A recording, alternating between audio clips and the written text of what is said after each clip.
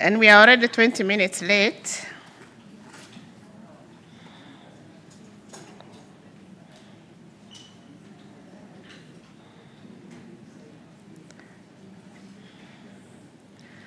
And the theme for today is driving transformation in STEM. We are going to have four presentations. Innovating for Change in STEM by Professor Gatare, who is here. And when the speakers come, I will ask you to briefly introduce yourselves because I don't have your bios here.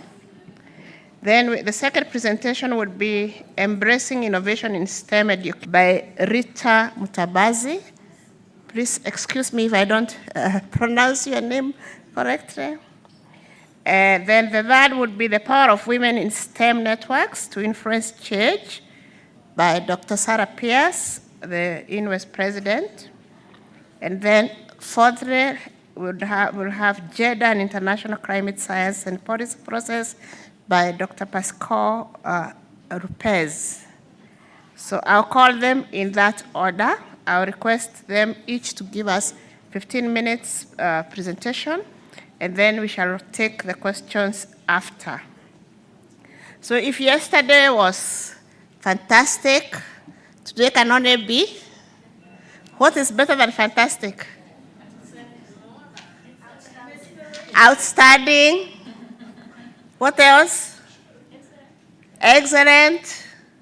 So yesterday was fantastic, and I understand today can only be outstanding or excellent. So let us be all yes, and I would like to, it's my honor to invite Associate Professor Gatare to give us his presentation on innovating for change in STEM. Thank you very much, Prof, and welcome.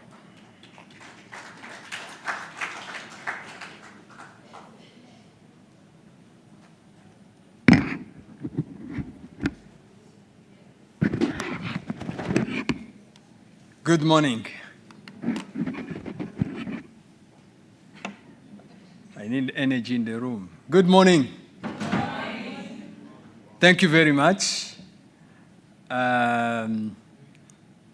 As they said, I'm Ignace Gatare, principal of the College of Science and Technology, and also I teach in the Department of Electrical and Electronics Engineering. My background is telecommunication engineering and photonics. Photonics being using lights for communication, like fiber optics communication. So I'm a passionate teacher and lecturer, and also a very passionate supporter of STEM, particularly STEM in education, but also girls in STEM. So that's why we have a very good and strong background story with Rawise, which we are pleased to be on the same site. So I don't know if they can upload the presentation.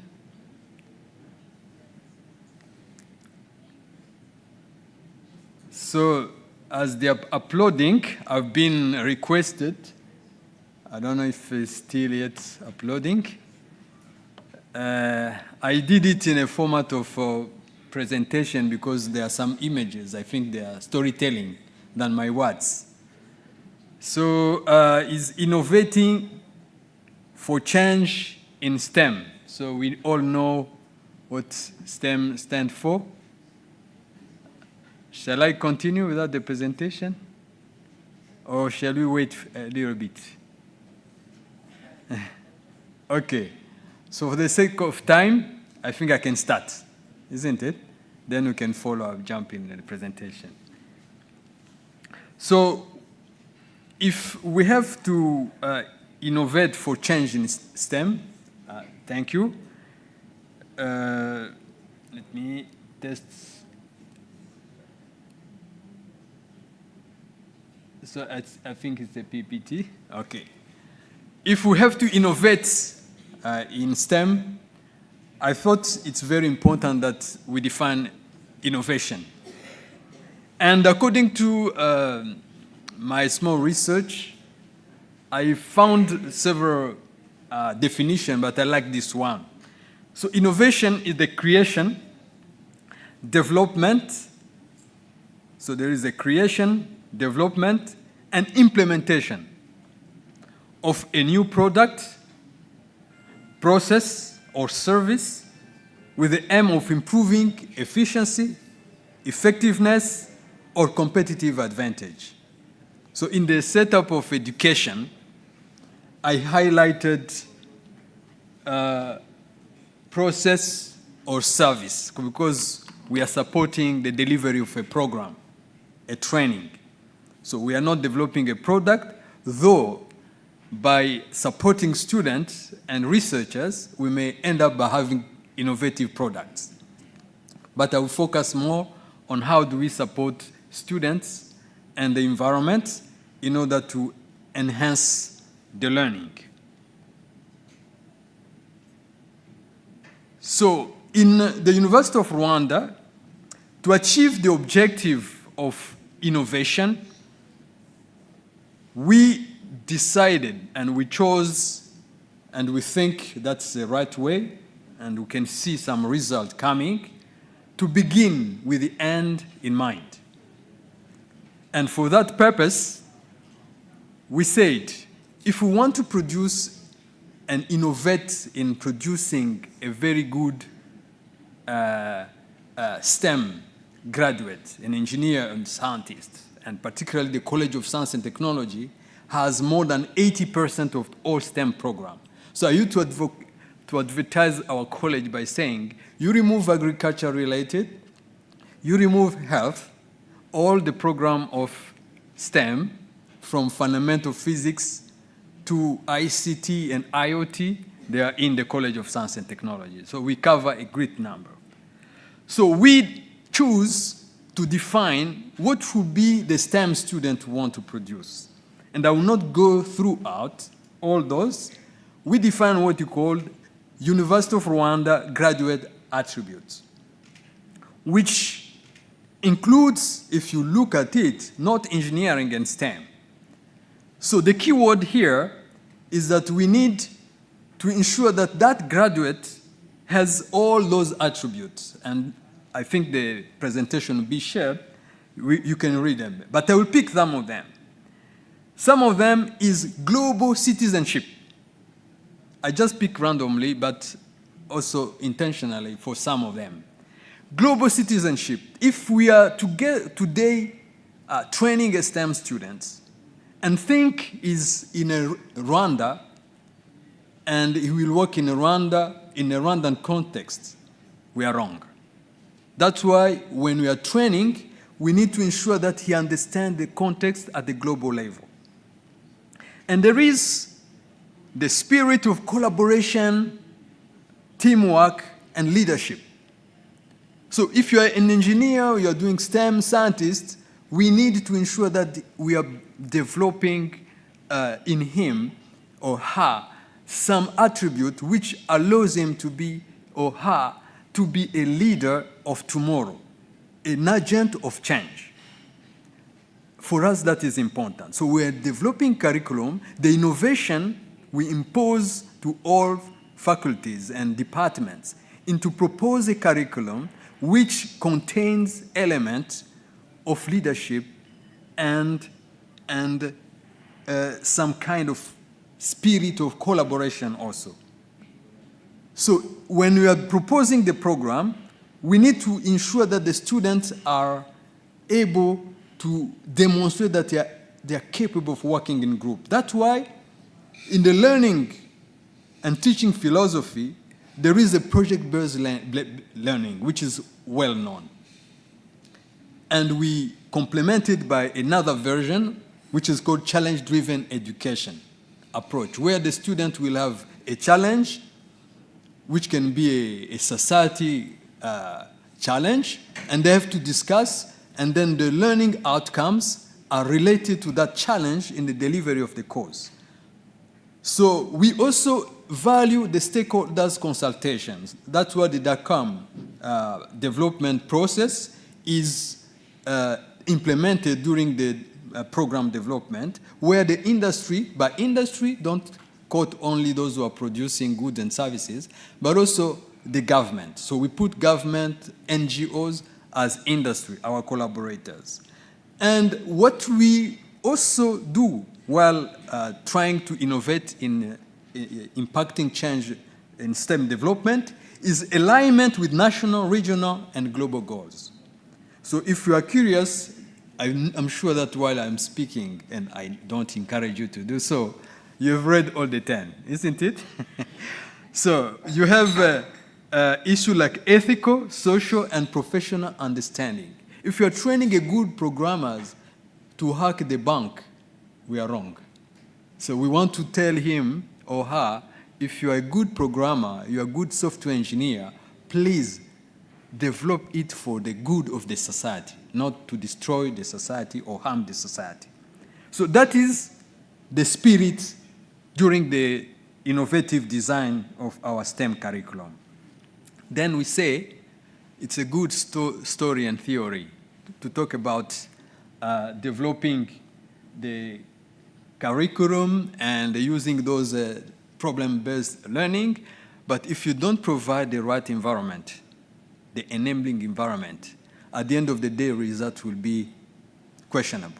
So that's why, with the support of the government, we're a public university, but with partners, we try to innovate by adapting to the change and providing the enabling environment in terms of infrastructure.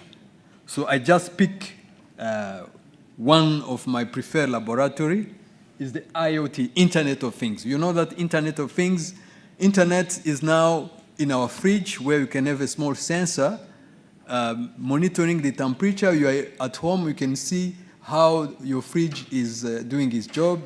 You can check the room, you can watch your security camera, CCTV. So IoT, agriculture, application in environment, air pollution, IoT is pervasive, is everywhere. So we establish a new program, which is very innovative, which is Internet of Things, and the most important component of it is innovation. So students are able to innovate, and all the electronics, product development, up to the packaging is done in that laboratory. So we are proud of it with the support of partners, government, and other funding agencies. Then we say we cannot have all the infrastructure as a university, and the resources are constrained. So sometimes, and then this is my publicity, and I picked this because you see one of my best students working on this platform. Is called optical time domain reflectometer. For those physicists, is a device which can allow you to test the default in the fiber without going to the field. So you send light, it will detect where the fiber is cut. And my students, each year, we organize what we call practical industry-led training in fiber optics. And you can see the passion my students are working. But ask me the question, this device does not belong to the university. And consistently, year after year, 12 years, I'm teaching this course of fiber optics communication for 4th year electrical and electronics engineers. This is provided by the company. They provide their engineers who come on site, train our students, and give them some knowledge I do not have, even if I'm an associate professor. You have to be humble. So you have to develop humility. There are some concept and capacity which are from knowledge from the industry. So innovative in STEM requires partnership. And we know that SDG 17 is all about partnership. You can't innovate, you can't impact change without involving the large pool of partners. So that is part of my enabling environment, pooling resources even out of the box. The box, I mean my confined campus and laboratory. That is an element I recommend as a driver of change in STEM. Diversify the inputs, including pulling the input from, of course, there is a part of internship, which is another industrial attachment where the students go in company. So now, the other enabling environment is you have provided the laboratory, you have provided a good curriculum. Where do they live? That was a big headache in my campus. I could accommodate only 10% of my students. And the most pressing and urgent issue was girls. Imagine a girl coming, and in Rwanda we are lucky, when you're a good performer, you have automatic access to a student loan. So money is not a problem in terms of tuition fee. So I see a big number of girls wanting to come and start engineering, but we are in the center of the city, our campus, those who want to visit can come, but the problem is that accommodation is tough. And that was a recurrent problem, but I'm happy to report to you that we, this year, acquired a 100 girls hostel. Can you clap for me? Believe me, you know the condition. To be in that room, you have to be enrolled in engineering and science, meaning in College of Science and Technology, and you have to be a girl. I want you to pick this photo. Can you read that was the day of occupation. You can see this face. It's storytelling, isn't it? And I'm happy to say that this year, I could see the smile on my STEM girls students. And it's 800 beds, and students are very, very happy. We hope we can get more and more. The model, that is another innovation in STEM, that is not money from the university. So this very nice building, modern building, actually if you enter inside, it's as if you're in a hotel. Actually that building was built by a private sector. It's a build, operate, and transfer. So we may acquire it later on, but currently we acquire it, we operate it, but it was purely developed by a private developer. That is a concept we can do when we are in a budget-constrained environment. But I'm happy to account this as part of the enabling environment. You can innovate, but you don't provide the welfare is another problem. Now, my preferred slide of today is this one. I want to correct this slide. As you can see, we have 2018. I'm doing my own publicity, so it's not good, but I'm not shy because I'm in a women conference. If it was a general conference, I could hide it. I pick it intentionally because I want to take credit. 18, that's the academic year I was appointed. Okay? So look at this is undergraduate enrollment in a College of Science and Technology. Remember, we constitute 80% of the university STEM program. Look, the figure was 25.22% of female in undergraduate enrollment, all levels, all programs.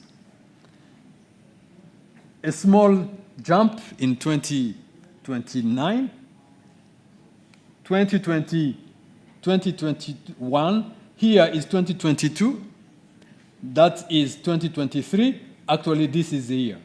You can see we are celebrating the 34.61% of percentage of girls enrolled in undergraduate.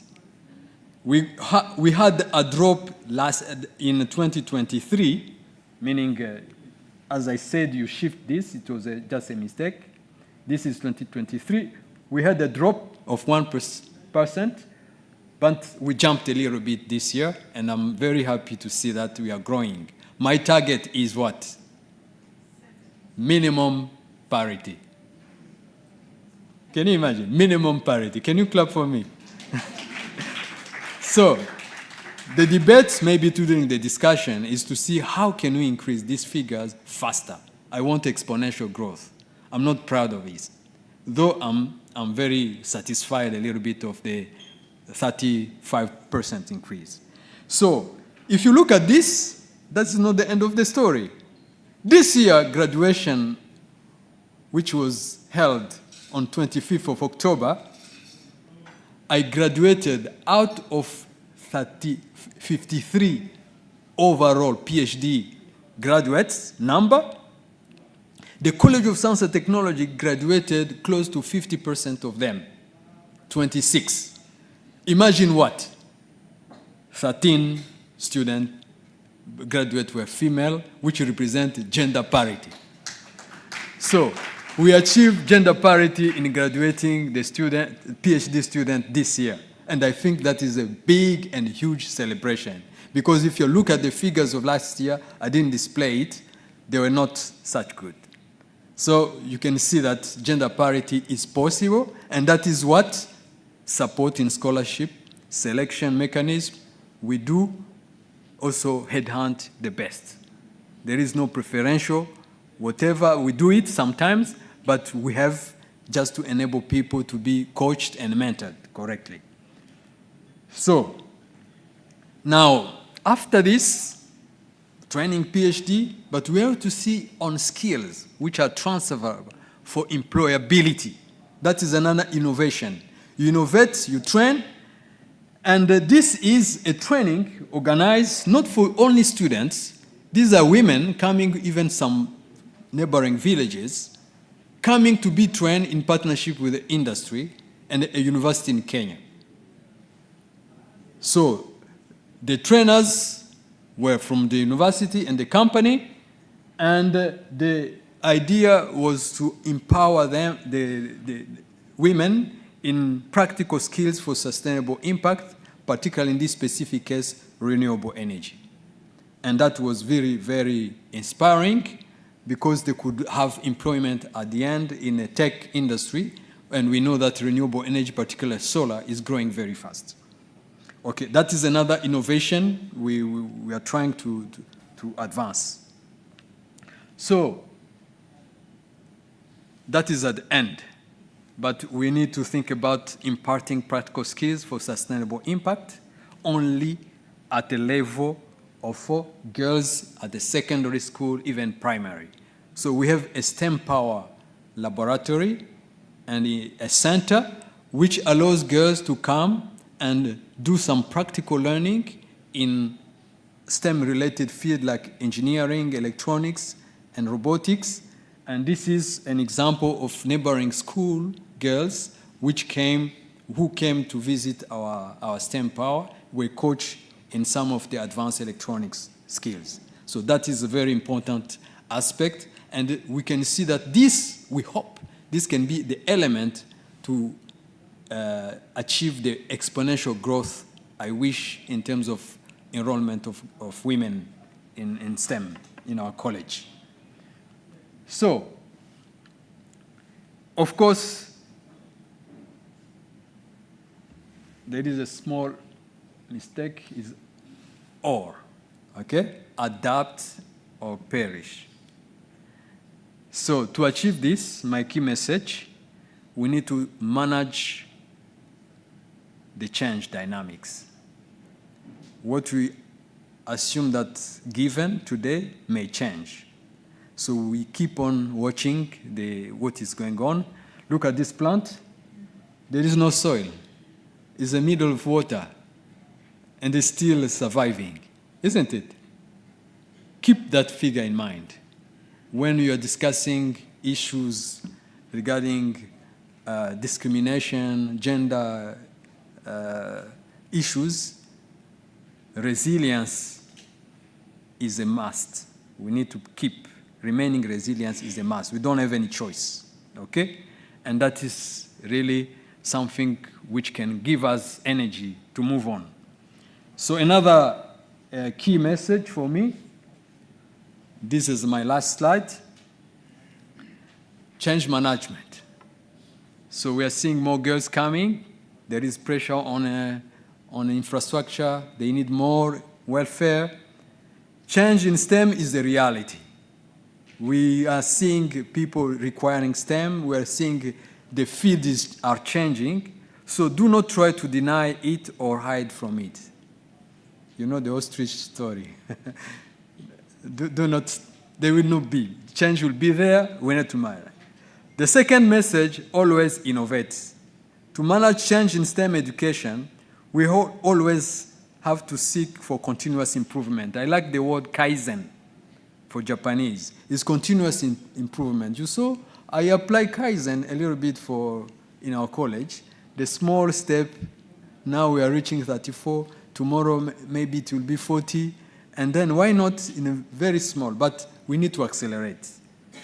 Put people first. We can talk about infrastructure, we can talk about giving a living condition, but if you don't listen to people, and before adopting any change for STEM education, we always need to have our client in mind. And our client, in our case, we consider them during our innovation process as our students.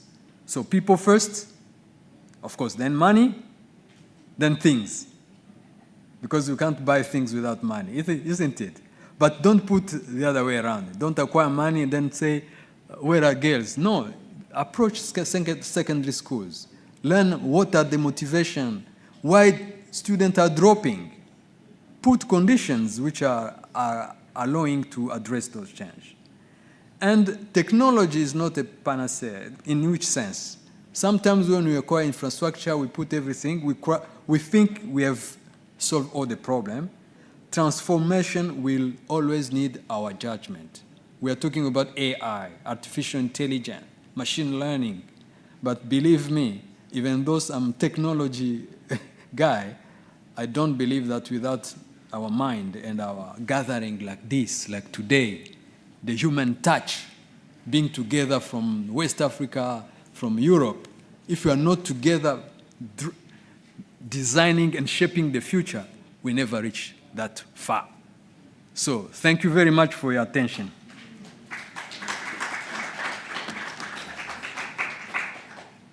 I feel like asking us to give him a standing ovation. Thank you very, very much, Prof, for all those impactful interventions that you have presented. I believe there are some questions that we shall keep to the end. And I would now like to invite Rita to make her presentation. So if you have any questions or comments, please keep them to the end of the presentation. Good morning. I can see now the room is quite half-half. When we came in, it was almost only the presenters, and I was a bit worried. I hope you had also a good night. My name is Rethinking. I'm the principal of Rwanda Polytechnic, Tumba College. A bit of the story of Rwanda Polytechnic and University of Rwanda. If you are not Rwandan, we only have two public higher learning institutions. You have University of Rwanda, where Prof. Gatare comes from, and you have Rwanda Polytechnic, where I come from. So I read one of the colleges in the north, and we have 8 colleges. I have been in education for more than 20 years. This is my 21 year. So I started my journey in 2003, and I am a proud graduate of where Prof. Gatare reads, the former KIST, where the story of engineering, you had it for the first time. After genocide, that's when the engineering things came in. Next. Maybe even, we assume that we all know STEM. Do we? Yes, because we are in STEM. So when I joined my undergraduate at KIST, I didn't even know what is engineering. I was given a scholarship, and I had to go there. And I was to attend engineering courses. They asked us, where do we go? We had computer engineering, we had electromechanical engineering, and we had, civil engineering. So we had the pressure. We were few girls, of course, it was in 1999. We were few, and we had to deliberate, where do we go? That time, my drawing skills were too low. So I said, I can't do civil engineering. Then I was like, I can't do computer. Although I loved it. That's a story for another time. So I ended up in electromechanical engineering. And I had to know what is engineering by then, to know it by learning. So when we talk about STEM education, some of the people see us as, if you are in STEM, you are superhuman or woman or whatever, but really STEM is the core business of the world. So if you are talking about the SDGs, anything that we have there, it can't be achieved without STEM education. I want the girls here, who are here, to understand that properly. You are the ones, because of what you are doing, to make this world better. If you do it, we will be able to achieve, we will be able to achieve the different SDGs. But again, if you look at how the STEM education is done, if I recall my past and I'm still in education, we need a lot. That's why we need to innovate in STEM education.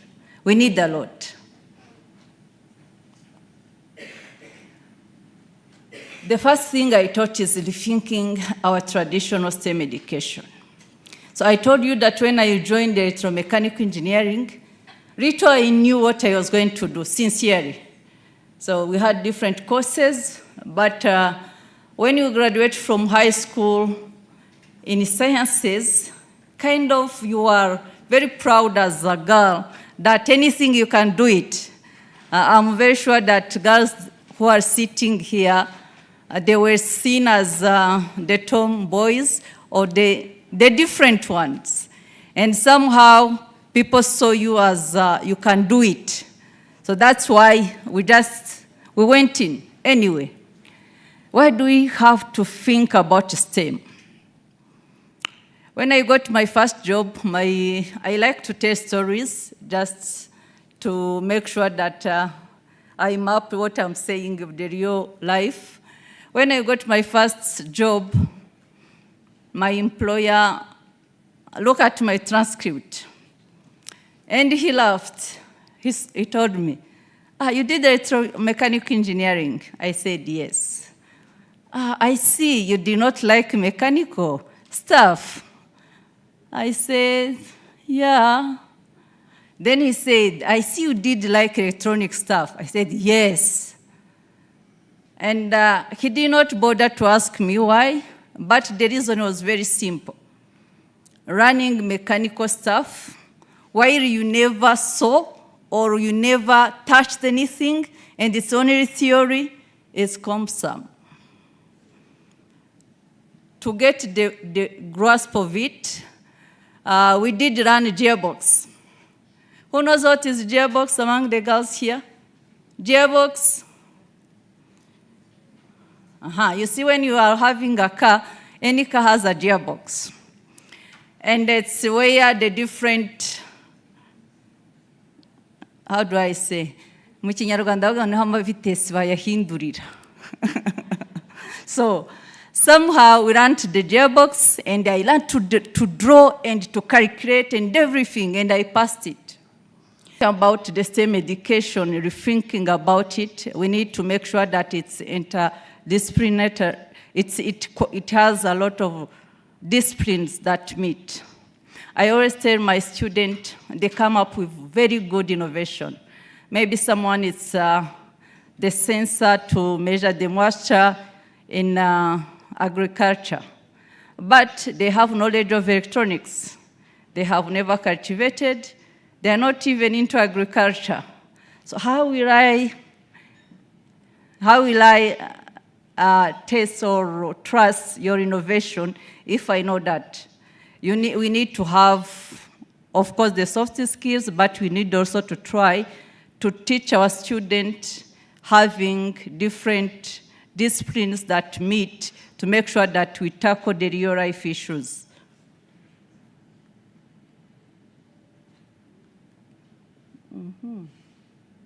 Yes.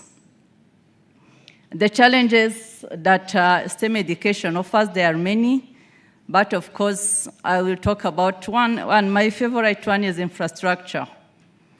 Who have ever been taught chemistry without a lab? And you had to memorize all those chains. And who have ever been taught physics without any lab? That's I don't know even how to say it. And as a woman, as a girl who went through that, I know most of us lose interest because of that. Because women, we love to see, to touch, to feel, to know what is going on. I would always say that when I failed, there was a course I failed, I think it was in thermodynamics, maybe, I think so. And one lecturer was an Indian guy, and he would give us a question where you have to do 6 pages of calculation. And I failed it once, I failed it twice. Because I was a Christian, I went boldly to tell him, I don't think I will pass this. He said, why?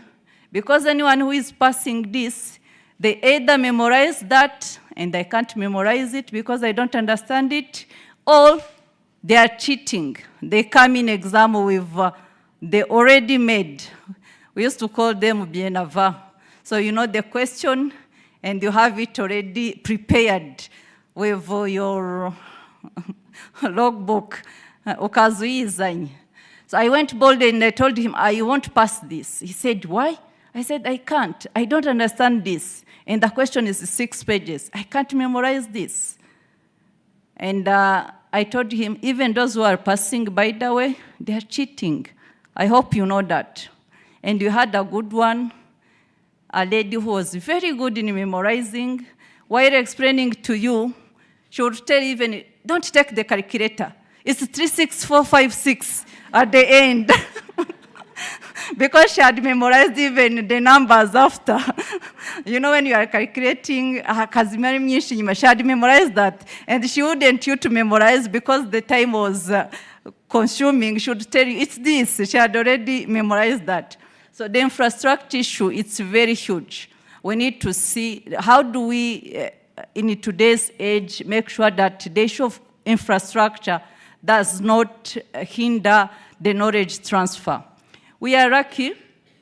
I always tell people that we have so much online. We have so many labs that are there. Before Prof joined, maybe he did not know, I was teaching electromagnetics at KIST.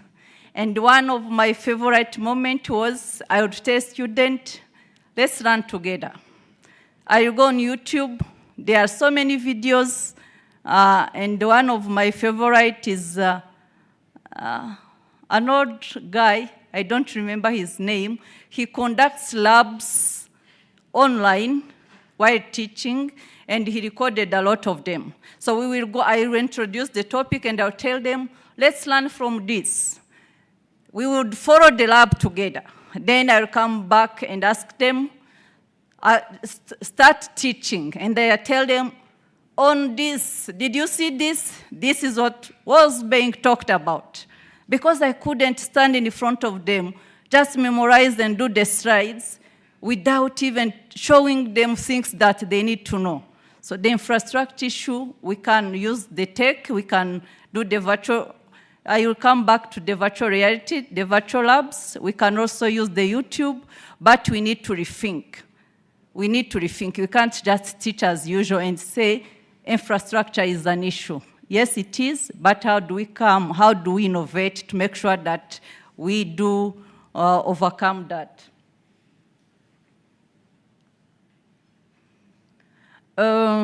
Something else that we need to do, it's already trending, creativity and critical thinking, but how do you make sure that your student or you are teaching in STEM and you are empowering people to have a creative mind and a critical thinking?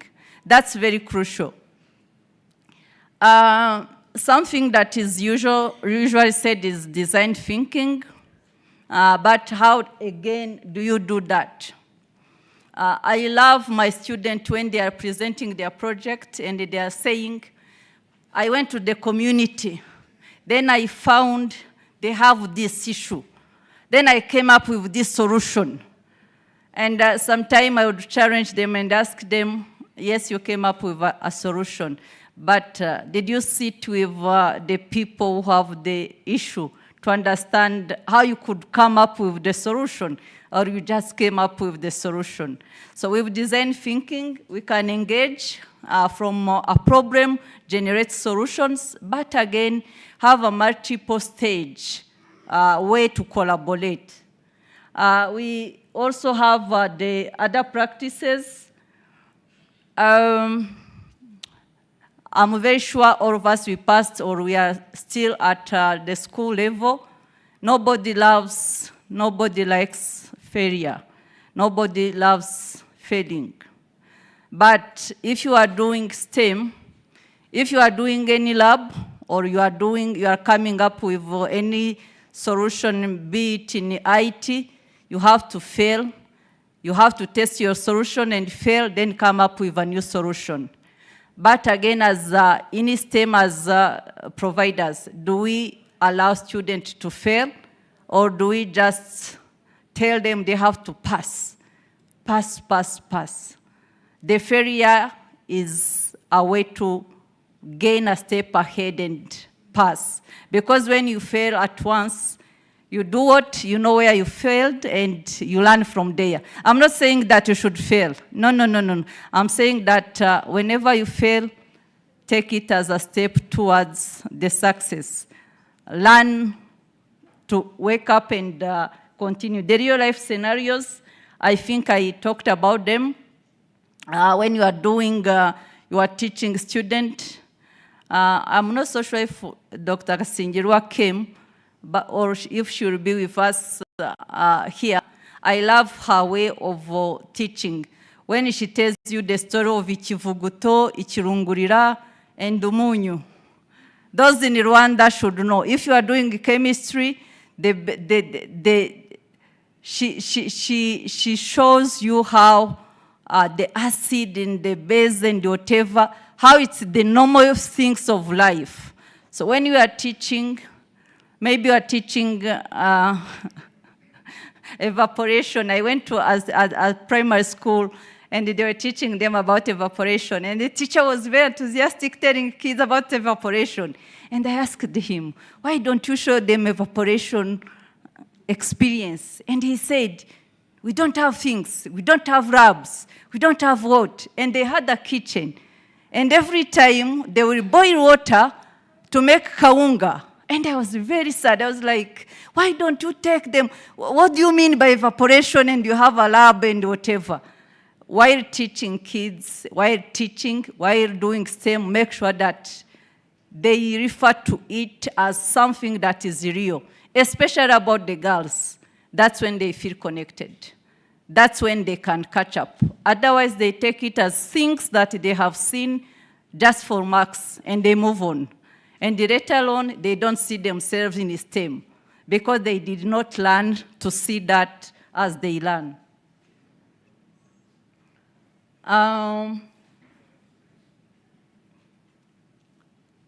There's a beautiful picture there of career fair and innovation, and that is at my college.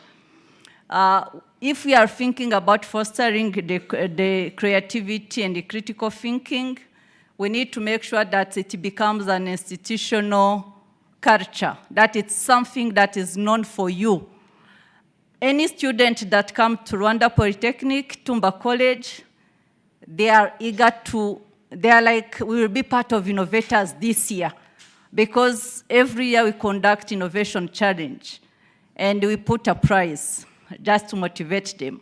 We put a prize, we have a call, they apply, they undergo a series of training from our business incubation, and at the end they present their solutions. And because we are hands-on, they take their solution, it's something hard, palpable, that we can't see. If they are improving a wheelchair by making it automatic, or if they are doing what, they have to make that and you have to see it. So the culture is something that usually it's not one-time thing, you have to create it. And if you are in an institution that have STEM courses, make sure that your students have that culture. They are not only looking forward to just learn and go, but they are looking forward to put into practice what they learned, and they are looking forward to have innovations. They see themselves as innovators while they are still at school level. Otherwise, it's hard to bring that when they are done with their studies. It's not only at my institution. You will see in Rwanda we have many platforms. And when a student comes at our college, of course, they know they have at a college level innovation competition, but they know also they participate at country level, even international level, because we open up those opportunities for them, we share with them, and we mentor them to apply. This hunger, who knows Hunger Pitch Fest? The girls who are here, who have ever participated? Very good, she's there. You will ask her the experience. You will be amazed, in at least the 2 I attended, the winners were women. The first winners were women. That's not always the case at college level. We are struggling to have the girls to apply, and I will come back at that in my last slide. But I'm telling you, those are opportunities to test your knowledge, to test your skills. You are setting an idea, later to become maybe a product or to improve a process as the innovation definition, but that's an opportunity that you should just get out of your comfort zone and do. I'm seeing many girls here, and I challenge you, this year it's already on, next year, be part of Hunger Pitch Fest. Just have ideas, and your idea can't be bad, because it's it's your idea. Nobody else has it. Even if it has happened, I always tell people, we have the Samsung, the Nokias, whatever. Why do we have many types of phones, makers? They all do the same. But why do you choose to buy one or you don't buy the other one? Many factors. But this to say, if you have an idea, it's your idea, and it's different. It's unique in itself. So we have also the Youth Connect. It's going on. That's also a platform for competition, innovation competition. Again, this is your time. If you are still young, because it's youth, you understand myself, I can't be part of that. But looking at the audience, I see many can be part of that. And we have also many versions of competitions. We have arts, we have what? We have so many. If we want also to innovate in STEM education, you have to look at the technological integration in our STEM education. I hear many people, especially teachers, saying, ChatGPT, students are using this, are doing what? We will never put the technology aside if you are doing the STEM. So embrace it. Embrace the technological integration. Put it in your research. Use it in your class. And encourage students to use it. I always tell people that You may Google something, you may do what. The ideas you have, they are everywhere. Make them unique to you. If you ask ChatGPT, put it in your context. Make sure that it is relevant to what you are looking for. Don't just ask, how can I be smart? No. Make sure that you ask a relevant question and you put it in the context. I love the virtual reality. I told you that I'll tell you about it. The picture on that side, it's, we have a STEM, we have a STEM fair, and we had girls having a snapshot of virtual reality. And school leaders who are here, let's challenge ourselves to bring the technology into classroom. It's something that is not really, it's affordable. If you look at what it can do. Sometimes we say things are not affordable, and we go away from that. My last slide is about, we need to ensure that diversity and that we are diverse, and we look at the inclusiveness. Why? I have a short personal story to conclude on. Do you think women are innovative by nature? Who does think so? Everyone. Do you think, I'm going to go on another step, do you think they are more innovative than men? Who think so? Be bold. If you think so, be bold. Yes. You know the reason why? Imagine from the birth, we have innocence that does so. I have a baby of 1 year that I got after 10 years gap, and I had again to take care of a baby. And I am always surprised when she's talking, she's running to talk, and she says things, and she tells her dad, "Daddy, daddy," and the dad is like, "Honey, I don't understand what you are saying, but I'm with you." And I translate. I say, she wants you to hold her. Every mom who is in this house understand. We have that inner thing to know what is needed and how it could be done. And that's innovation. That's innovation. So thank you, all of you, for listening. I hope I clarified a little things, but talking about innovation, into STEM, it's not easy. But the good thing, the majority of the audience, you did agree that women are more innovators than men. So let's keep it. Thank you.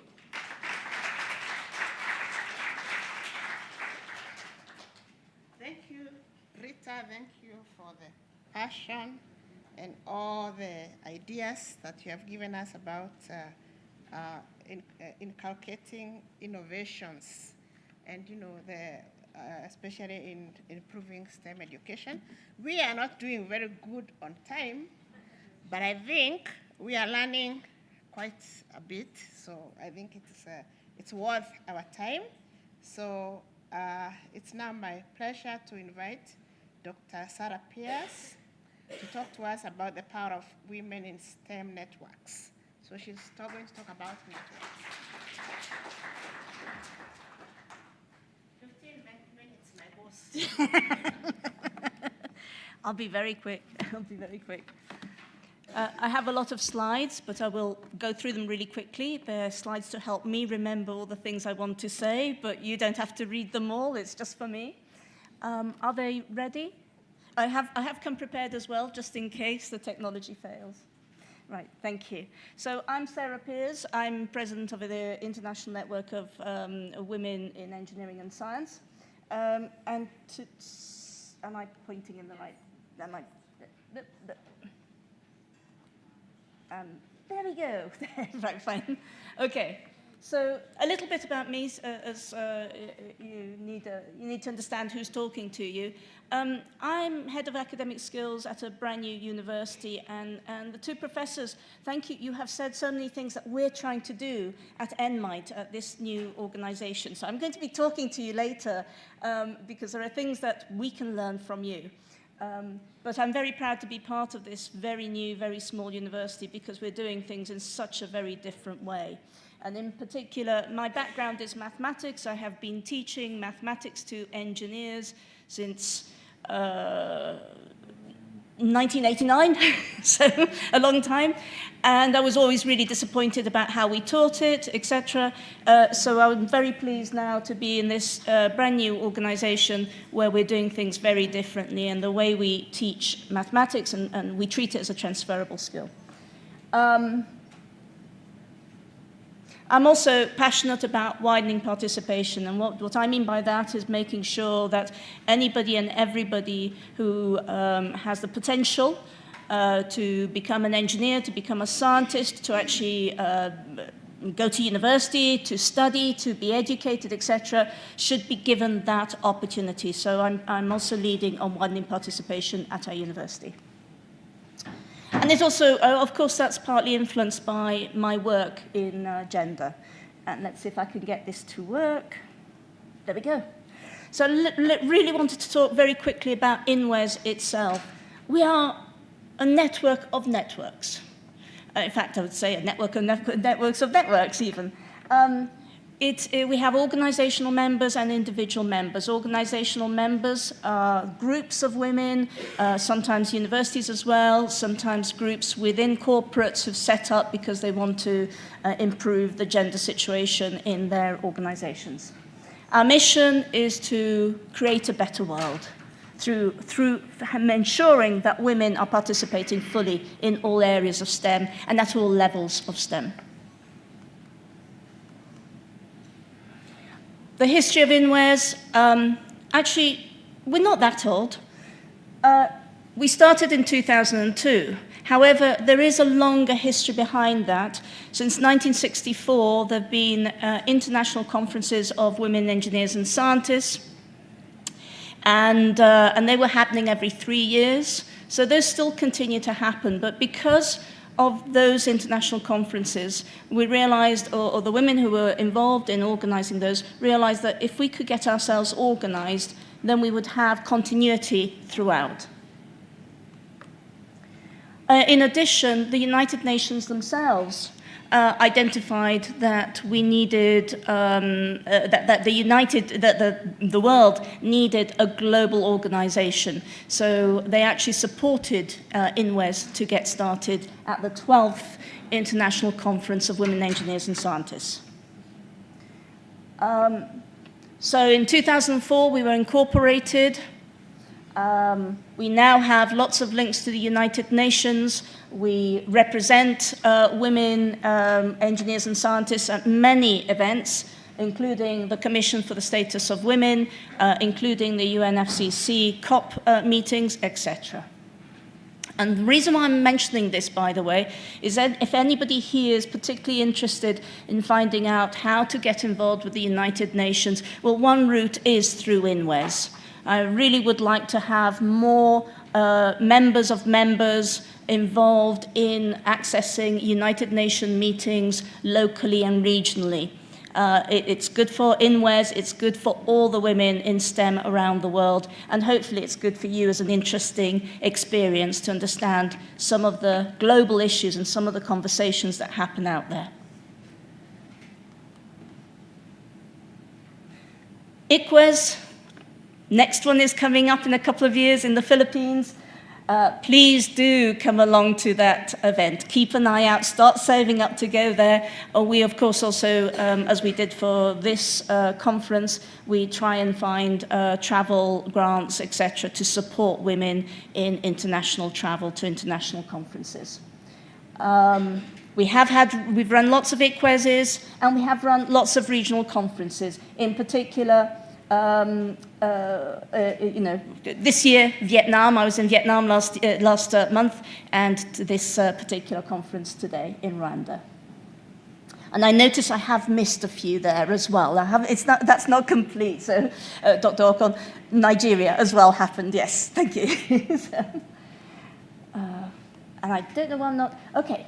So INWES is needed because we are needed to address, we're 50%, women are 50% of the world population. We're needed to address the SDGs. If 50% of the population are not involved in the decision-making, in the thinking and the process of deciding what are the actions to be carried out, well, that's not going to give us a solution to all the issues that are coming up.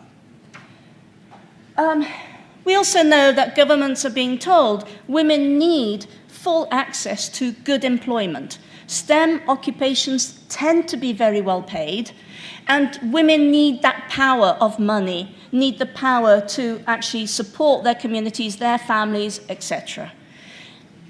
But still, in 2024, we still have big issues around access to STEM. I'm not going to go through all of these, but these are some things that the UN have highlighted, and we have heard of many of these issues. Not just the United Nations. In industry and in research, people are identifying that without women, we can't have innovation. Okay? These are really important business questions. Okay, so this is about money in companies and corporations. So whenever companies tell you, oh, we're doing our best for women, no, they're doing their best for themselves. They actually need us there. Okay, so don't be afraid to to believe in yourself and your worth. So we're all agreed, women need to be participating fully in STEM. Many countries have agreed this a long time ago. Since 1984 in the United Kingdom, there have been huge pushes to have more women involved in STEM education at all levels. But no country has gender parity in STEM. Not yet. Not even Iceland.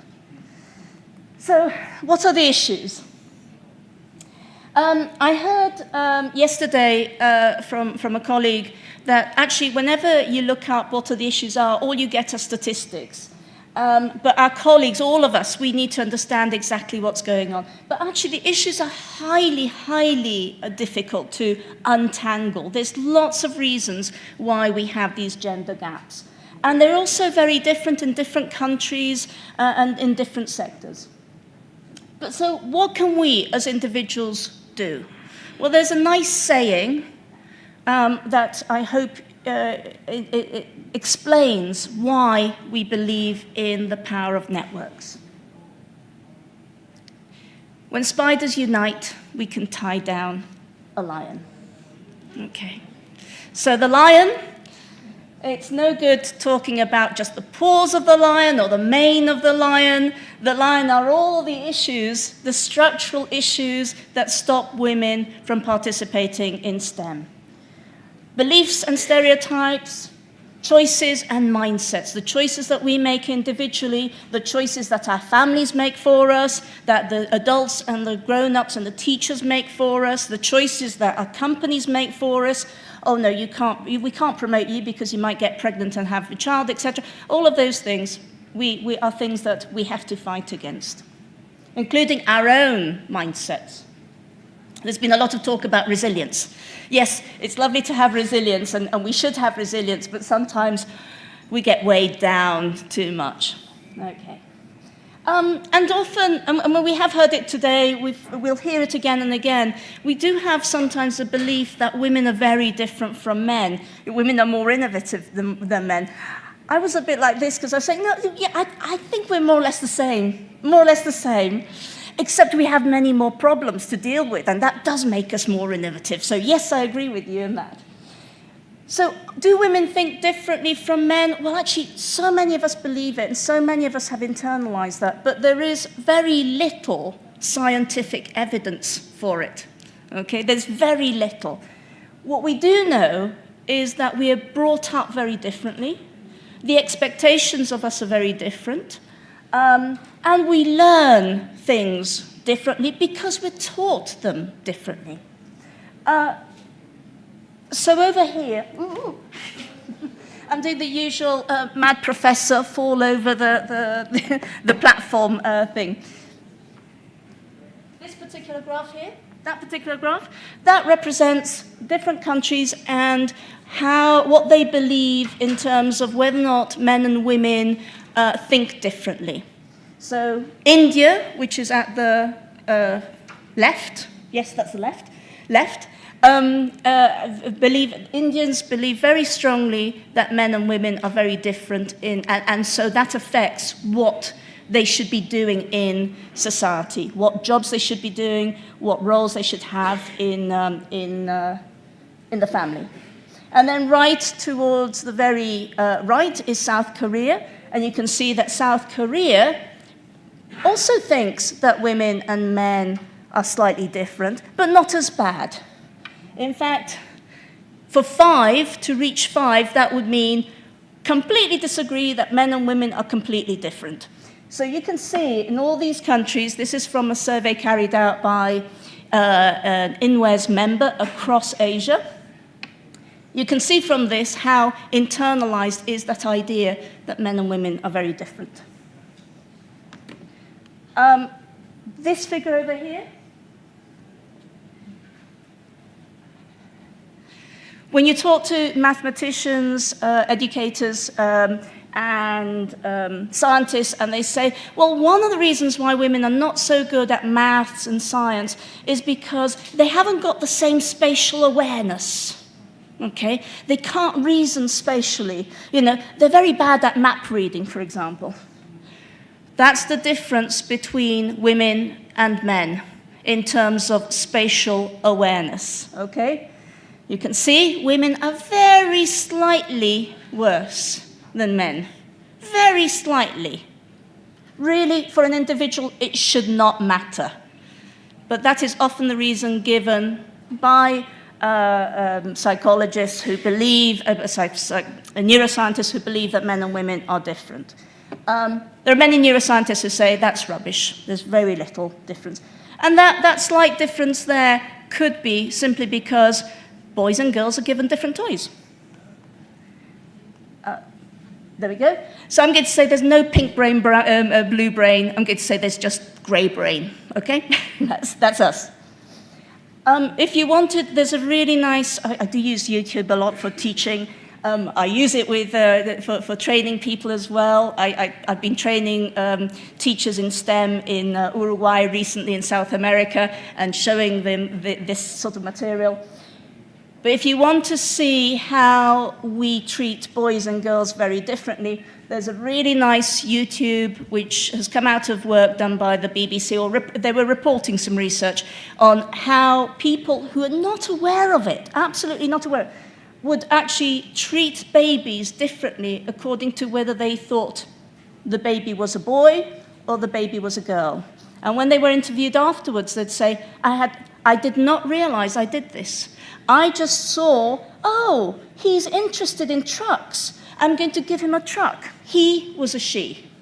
She's interested in toys, in dolls. I'm going to give her dolls to play with. She was a he. They assumed things that weren't there. Other things are ways in which we look at how women are very different. In the US, there was when the CRISPR technology first came out. This is gene technology, gene editing technology. There was a lot of excitement. The articles that came out were all about, oh, these experts, they know what they're doing, etc. One journalist suddenly realized that all these articles were talking about male experts giving their opinion on CRISPR technology. And whenever they were interviewing women, it was their personal story. How would it affect them if they had gene editing? Big irony, the CRISPR inventors were women. They were hardly ever interviewed. It was all the other men who were experts in the field who were being interviewed about this new technology. Worse than that, Ed Young is often, a man, is often quoted as being an expert on imbalance in gender and science news. But guess what? Oops, see if I can. In fact, if he was actually reporting on a woman's work about gender and science, an imbalance of gender in science news. So he's quoted as the expert, not the original woman who's first reported on it. So this is something that happens to us women simply because of biases and prejudices. I'll try and be a bit faster now, if I can get this to work. Here we go. Just very quickly, there's something called GitHub. How many of you have heard of GitHub? If you're a programmer, yes, a few of you have heard of GitHub. If you're a programmer and you want to sell your code out there in the world, you would upload it onto GitHub. Well, guess what? If people recognize that the code has been developed by women, they're less likely to say that's good code, good programming. If they don't know that it's developed by women, they're more likely to say that's really good code, and they're more likely to buy it. So women's work is higher quality, but less likely to be bought, okay? So the effects that you might say, well, actually, all of these things are very small anyhow. But I'm just going to very briefly tell you a little bit about the effects of unconscious bias. Australia is really interesting because they have to do a lot of public record keeping about recruitment. So in Australia, they do a lot of research around this. So one particular study, they sent out 1,000 resumes, 1,000 transcripts to 1,000 different recruitment agencies. And on half of them, they said, oh, this is Simon, a man. On the other half of exactly the same resume, they said, this is Susan, a woman. In very large organizations, managers were much more likely to select Simon than Susan. Okay? Oh, and the managers were a mix of men and women, so it's women as well. We're biased against ourselves. Then you might say, that's companies, but universities are so much better. In the US, they did a similar exercise where they sent a CV, a resume, to different science departments and asked them, who are you most likely to recruit? John was always considered much more competent than Jennifer, the woman. And not only that, he was going to be offered more money. So I don't know about you, but I'd be furious. I'd be furious to find out that my resume, if I was a man, meant I could have more money. It matters. That slight bias matters. This is a simulated study, just pure maths, pure what if there was a slight bias, what happens after 8 years if every year somebody's trying to assess how good you are in your job. And you could start off with 50-50 populations. By the end of 8 years, then the group that is slightly biased against, let's call that group women, then that number of people who might then become executives and who might be considered as leaders drops to 30%. That's assuming a 50% start. And we know that in STEM, we're not even starting from a 50% start. So, well, I'm going to say, actually, you know what? I don't even care if men and women are different from each other, because we need different people in science and engineering. We need more spiders, okay? Yes? So our objectives as INWES then is how do we actually become really influential? How do we give a voice to women in STEM across the world? How do we ensure that we can increase women across the world? So these are our objectives. Oh, have I skipped something? No, that's it. Some of it, maybe I have. Yes, I have. Here we go. So we carry out lots of advocacy activities. We do a lot of communication across our members and beyond our members too. We need your news, by the way. Anybody who's an INWES member, please send us your news. We encourage new women in STEM networks. We support with travel funds for international travel when we can. We have to find the funds to do this. So if I can get this to, oops. Some of the recent projects, The Giza project, that's beginning to be quite influential because that is about the reported gender barriers, the perceived gender barriers, and how it affects people around the world. One of the things that has come out of that is an index of metrics to try and identify the gender issues in a region, in an area, etc. We've run webinar series. We're preparing for a new webinar series in 2025, which are going to celebrate collaboration and action. One of the newest pieces of work that we're very excited about is Her Stories, which is how do we highlight all the hidden stories of women, ordinary women in STEM. Not necessarily the best, just women who just have jobs in STEM, who've suffered STEM, who've celebrated STEM, who've enjoyed STEM, who've studied STEM. Let's see if I can, oh, here we go. Right. So spiders work together to create webs. It's those webs that tie down the lion, that try to then solve some of these problems. We collaborate, we share. When many of us come together, things happen. We focus on collaboration and sharing. We partner with universities on research. We share programs with some other international organizations. We work with corporations sometimes when they ask us, can you come in and talk to us about career development, about mentorship, etc. We share resources and provide know-how and support to our members. Okay? So if you're a member, you could do things like use our Zoom, for example. That's something that we're very keen to do. We try and support all women in STEM. We have regional networks. The African Regional Network is obviously a very important regional network for us.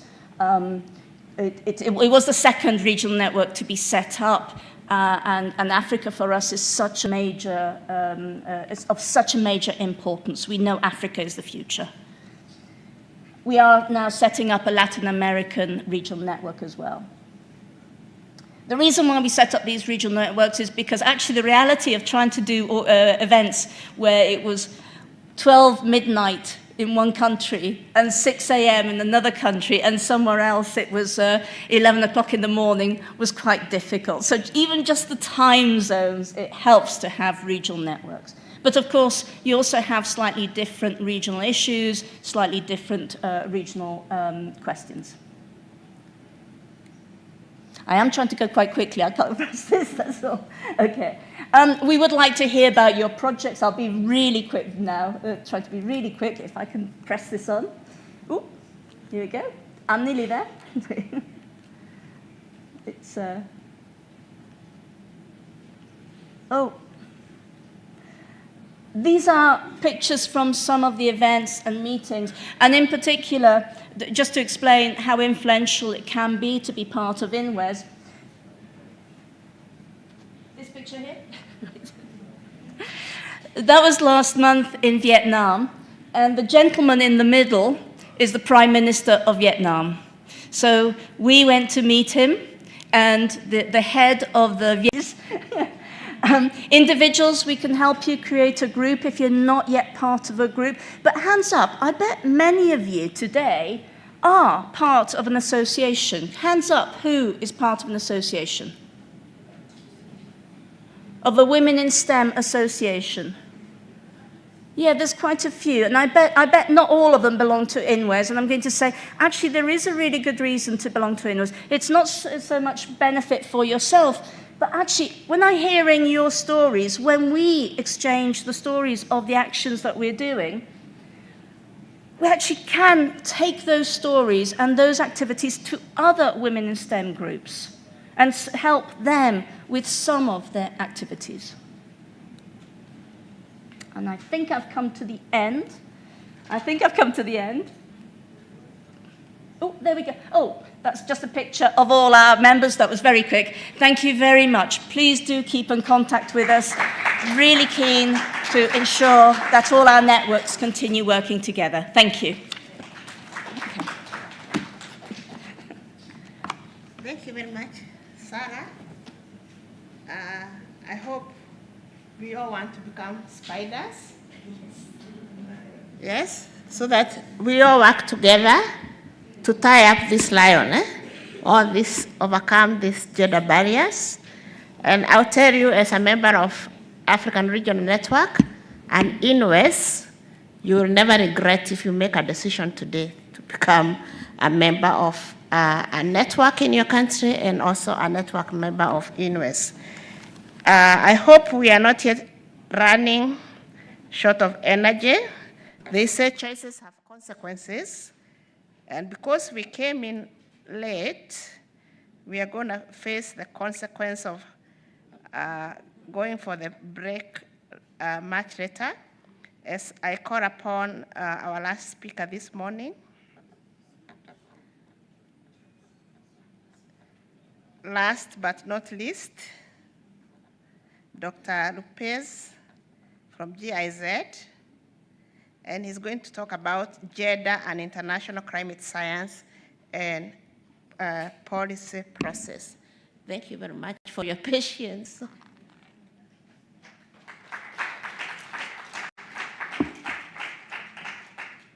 Thank you so much. Good morning once again.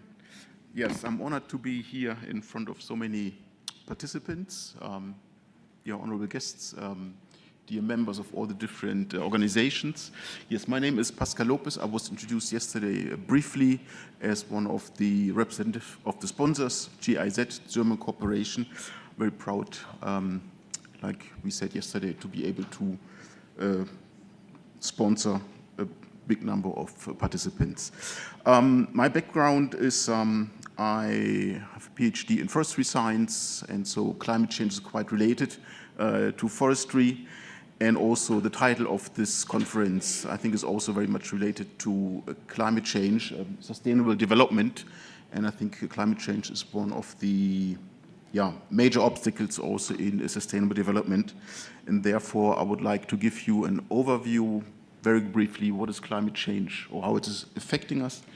Let me just...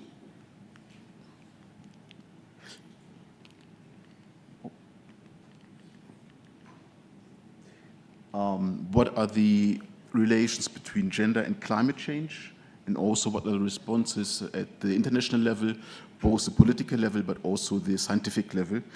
And I also believe that STEM, or the subject of STEM, play a big part in both combating climate change and finding solutions to a better future for the climate.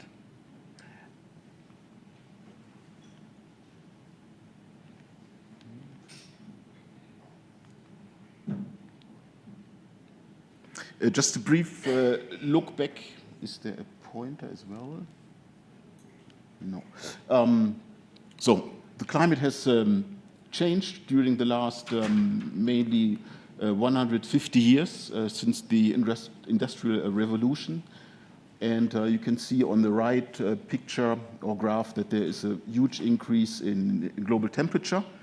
And this, so far, the scientists are sure this is based on human impacts, mainly the emission of greenhouse gases. Scientists, they also develop different scenarios in terms of emission of greenhouse gases. And on these colored graphs, you see different what they call socio pathways. So the lowest one is like with reduced emission of greenhouse gases if all the policy are in place and implemented. And the graph at the very top, this is projected until 2100, is a scenario with increased emission of greenhouse gases and what impact this will have on the global surface temperature, which would then go up to more than 5 degrees with a reference levels of 1850. And in terms of distribution of this temperature increase, it's not evenly distributed. So you can see that land masses, they tend to have a higher increase because they heat up more easily than the water surfaces. And you can see that the different regions are differently impacted by different scenarios of global warming. but in all the cases, it's getting more warm, and there's not any point where the surface temperature might get a little bit colder. So we are currently on a pathway or at current rate at 1.4 degrees of increased temperature compared to the pre-industrial times. And we tend to go to the 2 degrees with the current ambitions. These are projections I've just shown. These are the facts from Africa and some of the projections. This then has impacts on the temperature, but also on sea level rise at the coastal regions, but also the intensity of extreme weather events. And for all of these impacts, the science community calculated a high confidence that this has, or these are the consequences of human-made climate change, and that it's not a natural variability of the climate, which is also an effect, but this is overlaid nowadays by human-induced greenhouse gas emissions. Gender and climate change, I think also my pre-speaker clearly said that the perception of men and women are different, and so are responses to climate change are different, or might be different if you ask men or women about their opinion. But what the main effect is that the vulnerabilities of women are usually, this is like a global average, are higher than those of men. And this has different reasons. I'd like to show you a risk model. This is a theoretical model, but this is quite useful. So the risk of being affected by, let's say, climate change depends on the hazard. So how high is the flood you are having, or how intense is the precipitation or heat wave. And then you have a different second component. This is the vulnerability. So how vulnerable are you as a person or as a community? And also, what is your adaptive capacity? So how are you able to react to both the hazard, but also ability to react, but also their personal vulnerability? And so why are women affected differently? On the household level, women are often let out of decision-making and given fewer resources, so their adaptive capacities is lower. Women have disproportionately burden of caregiving of vulnerable family members. This also impacts both their vulnerability, but also their adaptive capacities, and they have less access to education and decision-making, so also how to react to a certain situation might be impacted. Another big topic also is gender-based violence. There are many studies that indicate that in times of crisis or weather extremes, that there is an increase in gender-based violence, and this also affects then, of course, their vulnerability indirectly because of climate change. And then also in the institutions, I will go into institutional aspects within the next slides about the UN FCCC policies, but there are also the representatives of men and women are different, same as for in education. So this also makes a difference on their vulnerabilities. So if you talk about climate change and climate policy today, you often, then you indirectly you talk about also about the United Nations framework to combat climate change, or the Convention on Climate Change, UNFCCC. There will be the next conference of parties next week in Azerbaijan. I think this will be highlighted everywhere in the newspapers. The UNFCCC process, this is the space by the member parties to negotiate an agreement to limit climate change. And the major step was done in 2015 with the so-called Paris Agreement. So this conference of parties was held in Paris, and the conference of the parties, so the member states, they agreed on a mechanism on how to reduce climate change and to have a binding agreement. And this was let's say, the biggest challenge, but also the biggest success, to have a binding agreement to reduce climate change, the impacts of climate change, and to reduce greenhouse gases. And the political objective is to reduce it below 2 degrees. So if you remember the pictures I've shown you before, but ideally also not to increase above 1.5 degrees of global warming until 2100. But as I've said before, we're already at 1.4, because not all the mechanisms that are planned and there are implemented as it should be. But the UNFCCC, this is the body to negotiate on climate change. And one important element of this Paris Agreement are the so-called National Determined Contributions, or NDC in short. So all these member parties, they submitted their NDCs, so their national climate targets, what they want and how they want to achieve the reduction of their emissions in the country, but also how they want to adapt to climate change. This is the example of Rwanda, you see on the right side of the picture. And currently there is a process ongoing to submit a next phase, or next phase of national determined contributions, the NDC 3.0, and all the parties, they are invited, or let's say obliged, to submit new climate targets for the next decade by 2025. So there is an ongoing process here in Rwanda, but also worldwide, to rediscuss climate targets and also rediscuss how to reduce the emissions and how to adapt to climate change. As I said before, of course, there is a gender-specific impact of climate change, and then you would wonder maybe also how is this integrated or taken up in these UNFCCC processes, but also in the different NDCs.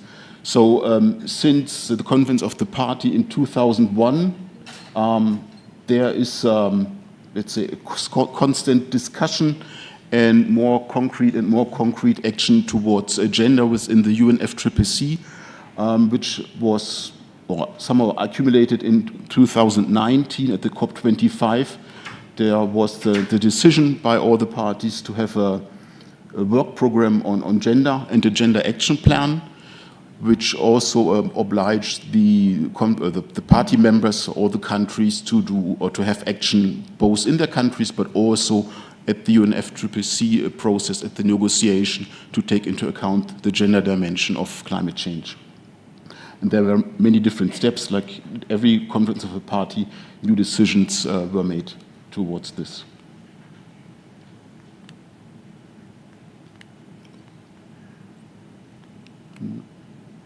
And one big element is the gender action plan. As I said, this was decided in 2019, and this is due this year in 2024. Though, so there will be a big also evaluation assessment of the implementation of the gender action plan beginning next week in Azerbaijan at the COP. It has 5 components or 5 priority areas. It's capacity building, knowledge management, so to inform the party members, but also on the country level about the gender impacts of climate change, to have gender balance in the different entities within UNFCCC, gender responsive implementation, a means of implementation, so that climate change measures take into account gender, and also a component on monitoring and reporting, also to measure the progress.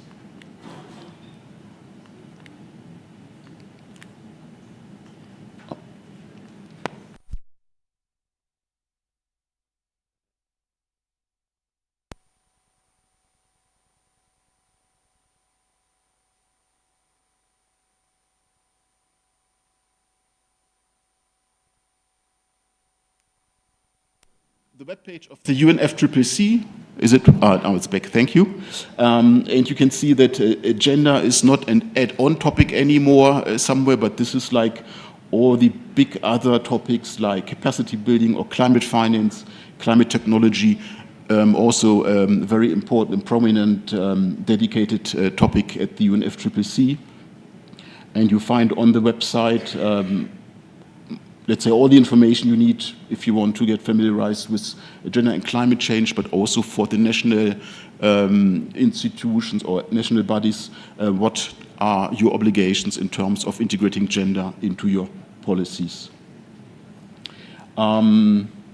Gender is still also a cross-cutting topic. I just highlighted some of the major topics here. As I said, capacity building, but also finance. If we talk about climate finance, it's now also mandatory not just to develop a program to finance climate action, but also to have the integration of gender aspects into this climate financing. So how are women impacted? How is the climate finance money also used to lower the impacts of climate change on gender, etc.? Mitigation, so this is about reduction of greenhouse gases, technology, etc., but also adaptation of the impacts of climate change. They all have to integrate gender.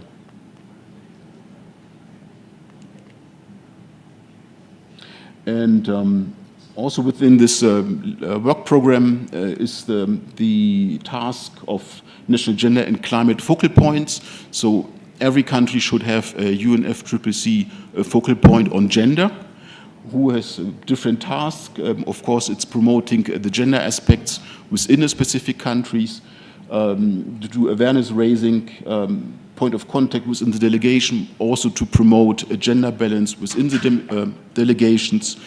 Like for the next week's Conference of the Parties, all this almost 200 countries, they will envoy their delegations. And you hear it from the news that there's, I don't know, maybe 20, 30, 40,000 participants, and all the delegation members, they should also try to have a gender balanced participation. So not only like 9 men and 1 woman in this delegation, but in the ideal world to have like 50-50 representation of both men and women. One of the priority areas, I said, was also the monitoring and gender balance.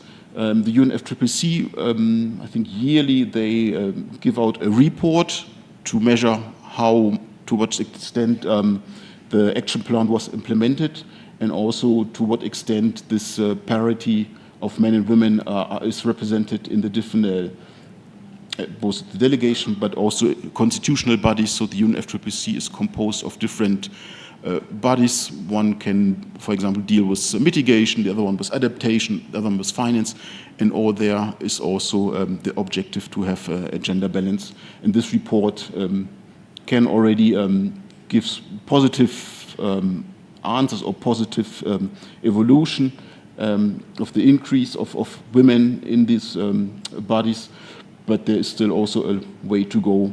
This reminds me of the presentation this morning also at STEM fields, at CST. It's done step by step, but the trend is positive.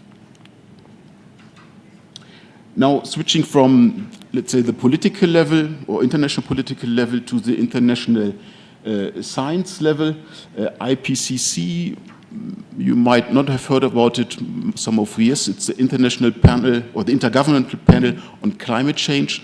So at the international level, this is the body that deals with climate science. It's not an entity that does climate science itself, but that assesses findings from, let's say, the researchers worldwide and gives advice to the different bodies like the UNFCCC, but also UNDP, etc. So this is, let's say, the scientific voice of climate change at the international level.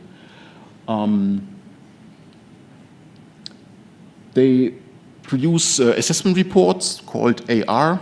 We are now in the cycle or beginning of the cycle of the 7th assessment report.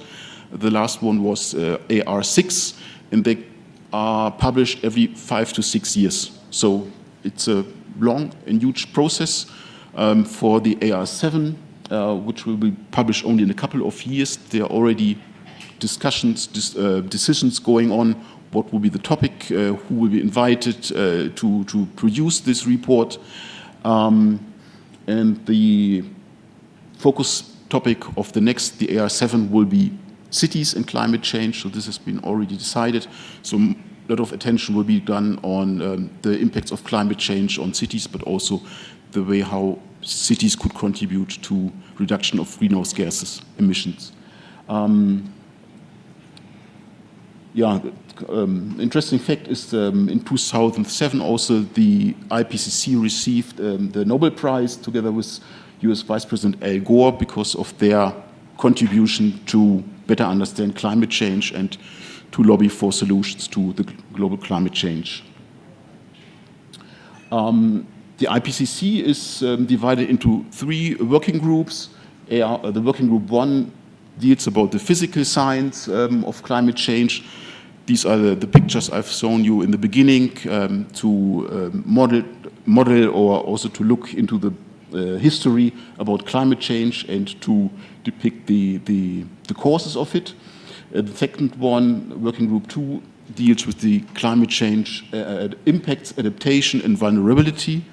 And the third group works on the mitigation of climate change. So technologies, how to reduce the emission of greenhouse gases. These assessment reports, as I said, they are an assessment of current literature. So the IPCC authors, they can conduct also research themselves, but the IPCC itself does not do research, but they review thousands of articles published during the last assessment report phase. For an example, this climate change 2021, which is shown here, there were 234 scientists from 66 countries working on it, and they have reviewed more than 14,000 scientific papers and produced a 4,000 paper report.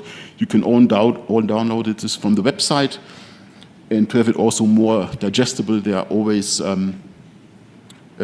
summaries for policymakers and also technical summaries so that you don't need to read through 4,000 pages. And the summaries, they are quite easy to read and understandable. Same for the IPCC as for the UNFCCC. Gender becomes a more important role within the IPCC on 2 levels. So one level is also the participation of women in the IPCC as contributing authors, or let's say in the management board of IPCC, but also in terms of the aspects or the gender aspects of climate change. You can imagine if, let's say, the climate science is dominated by men, then there is less science or research on the impacts of climate change on women. And so if there is more of a balance or even a balance, then also the aspects of climate change for women will be more investigated in research. Because this is also one of the findings that currently there is few evidence from specific countries about the impacts of, or the gendered impacts of climate change. But to develop solution, of course, then you need also the evidence-based to develop a sustainable solution. So there's also the gender policy at the IPCC and an implementation plan.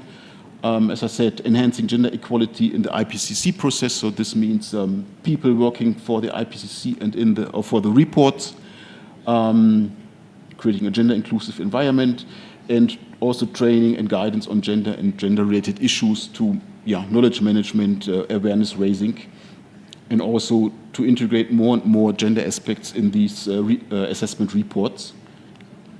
To give you, I think, also an example of the participation of women or IPCC authors. So the first assessment report, they started with 8%, and now the assessment report, which came out 2022, this increased to 33% of women as IPCC authors. So there's also a net trend towards not yet parity, but it's getting, let's say, better.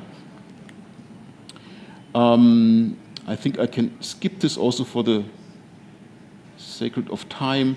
So different reports, they all now have chapters dealing with gender and women in particularly, if this is about impacts, adaptation, vulnerability, or also mitigation of climate change, and also the special report on global warming. And for example, this report on the impacts, like in all important chapters of this almost 4,000 reports, you have chapters where gender is considered in this report. So evidence is there, but as I said, not yet on a global scale and enough for all the countries. So in conclusion, climate change is a challenge towards sustainable development, and it has gender-specific impacts, and there's also a need for gender-specific approaches. At the international level and climate science level, gender dimension is taken into account with an increasing trend. And at the national level, both gender-specific evidence of climate change and approaches need to be improved. Thank you.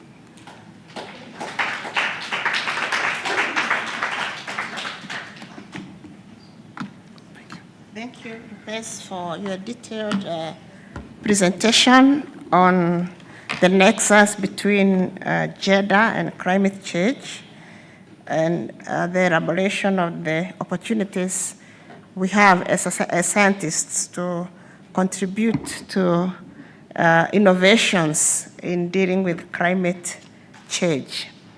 So I believe that the participants will be able to access the presentation and take advantage of those international interventions and opportunities for us as scientists. Now, we have come to the end of the first session this morning. We are 20 minutes late. That means you will have a shorter break, a shorter coffee break, before we can start the next session, the next breakaway session. So I'll give us only 10 minutes for tea break, and then we shall move on to the breakout sessions A and B. But before we do that, if you have a very burning question to any of the speakers, I will let you do that. Otherwise, I will let us interact with the speakers as we take the tea. Does that sound like a plan? I hope that the speakers can stick around until, I know you are very busy people, but we'll request you to stay around so that you can interact with the participants. But we really, really thank you for your time and all the information that you have shared with us, your personal experiences, your passion for STEM. And one of the things that has come out to me is how Rwanda is a leader in innovations and also towards gender parity. Last week I attended the World Food Prize, and two of the women that were in that World Food Prize speaking was the CEO of IFAD, is also Rwandese. And I asked myself, what is so special about Rwanda? And I think you talked about a neighboring environment. So I believe that as other African countries, we have an opportunity to learn from Rwanda. And I think we better clap for the Rwandese government. You have an announcement. So before we leave, we go for tea, I think Eva has an announcement. Thank you very much for all your patience.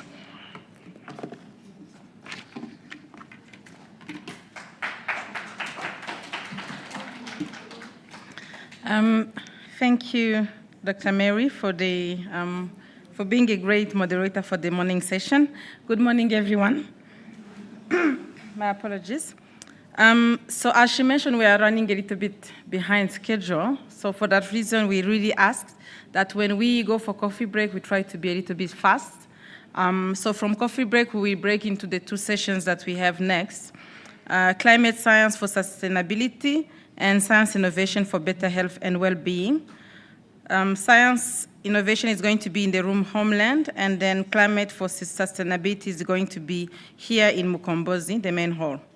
So the few announcements that I had are related to registration and signing for today. As we mentioned yesterday, we would like to have everyone who got a scholarship to sign for the sponsors. So outside we have someone from CMU. If you have a scholarship from CMU, you got a flight and accommodation and registration from CMU. Please, as you exit the room, just come here on your left, and you will see the person from CMU. Please interact with them and make sure you should sign. Anyone who is in Rwanda and received a registration fee waiver, that was sponsored by GIZ. We would like to make your way to where we took the photo yesterday. So when you exit, directly go there. We want to take a group photo for everyone who got a fee waiver, and then you will sign for the GIZ scholarship, and you will have a very short discussion with them. And then the last group is the people that are staying here that were sponsored by UNESCO. So if your scholarship was UNESCO in West Rawise, for your flight or accommodation, you can look for Lidivine where we were signing yesterday at the registration desk, again to sign for that scholarship. Yeah, I think that's all for the announcement. Again, please remember, we want to be very fast as we have the coffee break. Thank you, everyone. Enjoy your break, and see you in the other rooms.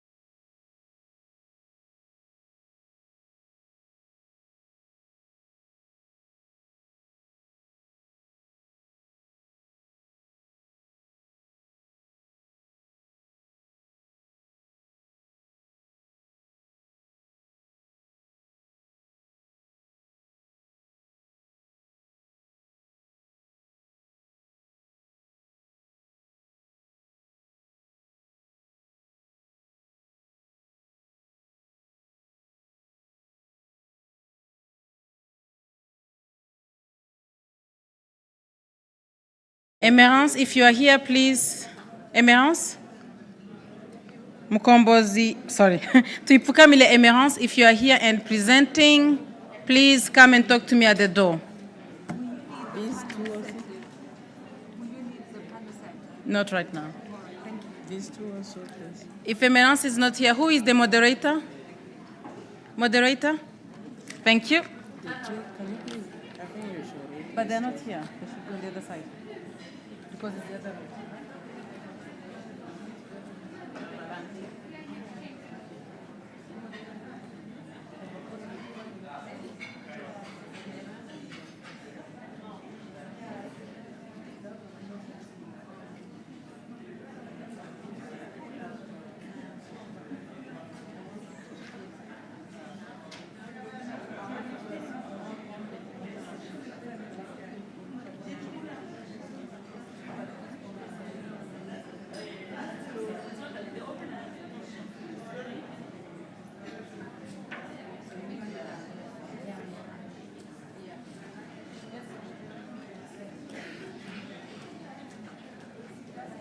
Good morning once again. Good morning. I welcome you all to this session, Climate Science for Sustainability. My name is Valentine Iradukunda. My background is in water management. I finished my master's currently in Addis Ababa University. I'm going to be moderating this session. I would like to call upon Tuipukamile Emerance. Is she around? Emerance?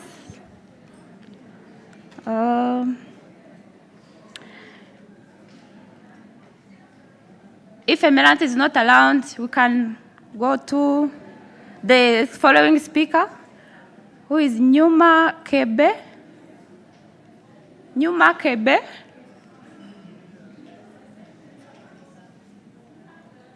Nyuma Kebe is not around. Okay. Please kindly welcome.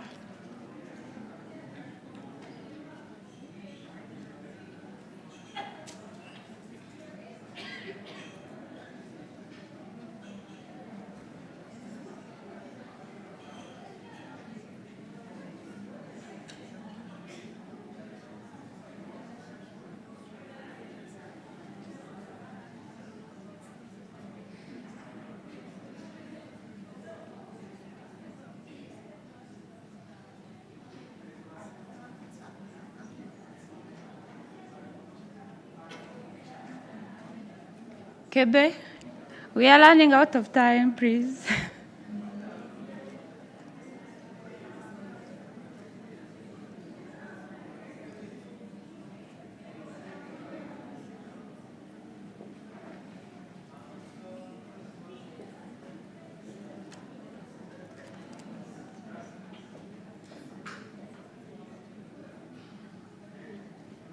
The presenters will be presenting, and then after two presenters, we'll be having a short question and answer session.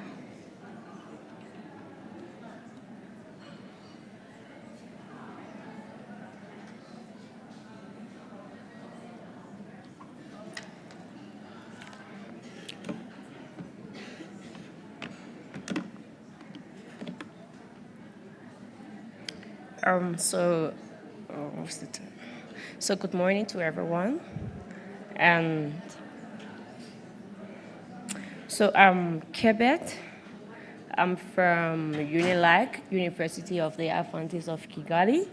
So I'm going to be presenting to you on the topic, the impact of human activities on forest degradation in Rwanda. So it's going to be very short. So firstly, why did I choose this topic? Why did I choose the topic? Is because the impact of human activities in Rwanda is very critical, because we all know that human activities have affected a lot of countries. And for example, we have lodging, we have deforestation, we have afforestation going on, we have industrial activities taking place also. So one main reason I chose it is because I want us to know how human activities have been affecting country, most especially in Rwanda.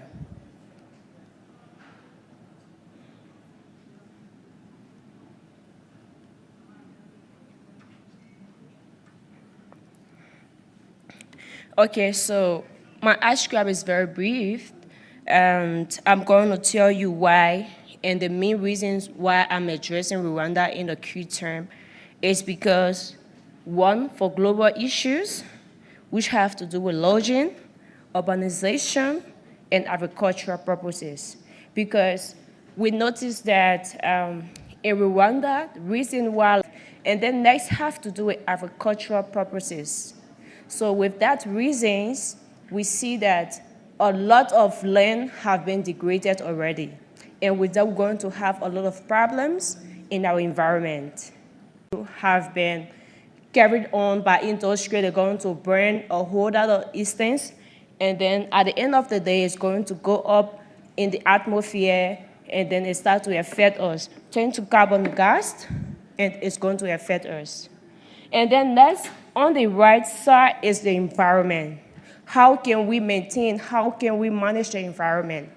We have to manage the environment by putting into place mechanisms that we use to at least control our environment. So with that, if we can understand the difference between industrialization activities and that of the environment, we're going to know how best we can organize ourselves, we can organize the environment, and see we have to work hands in hands collaboratively so that we be able to do away or mitigate at least deforestation and lodging activities in the environment.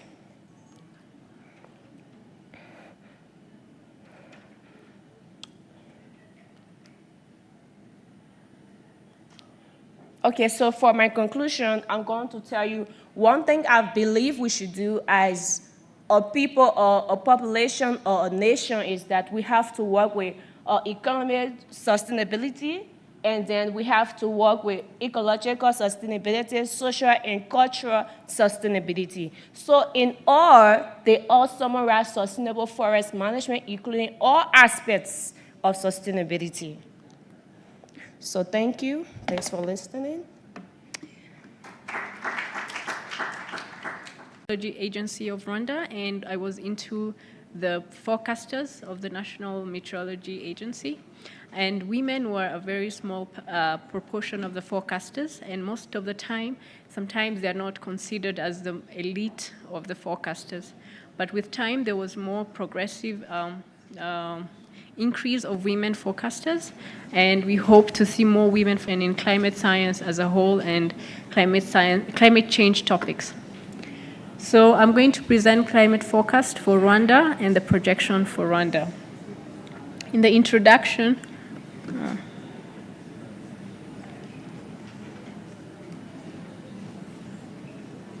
we're going to talk about Rwanda's climatology, trend and variability, climate projections. And for climate projections, we're going to be talking about mean projection, and we use the model of CMIP6, which is the recent global model that was downscaled into the national level. We're going to talk about the trends and the variability in the change. And then we're going to talk about extreme weather or extreme events and historical natural hazards. So this is a small introduction about Rwanda. Rwanda is in Central Eastern Africa. It has a population of about 13,246,396 people, and a size of 26,000 square meters, 338 square meters. The rest are pretty standard. The topography is a mountainous and a hilly topography. And that means sometimes the variation in temperature and forecasts are more variant.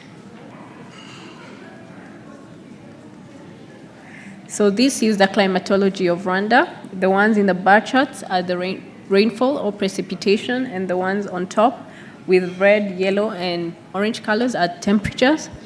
So the variation, you can see we have long rains and short rains. We have long rains in March to May, and then we have short rains from September to December. And if you can see the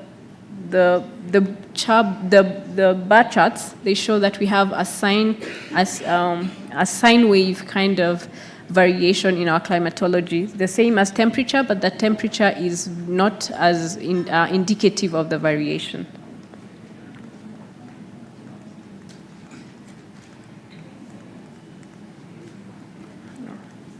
Not moving.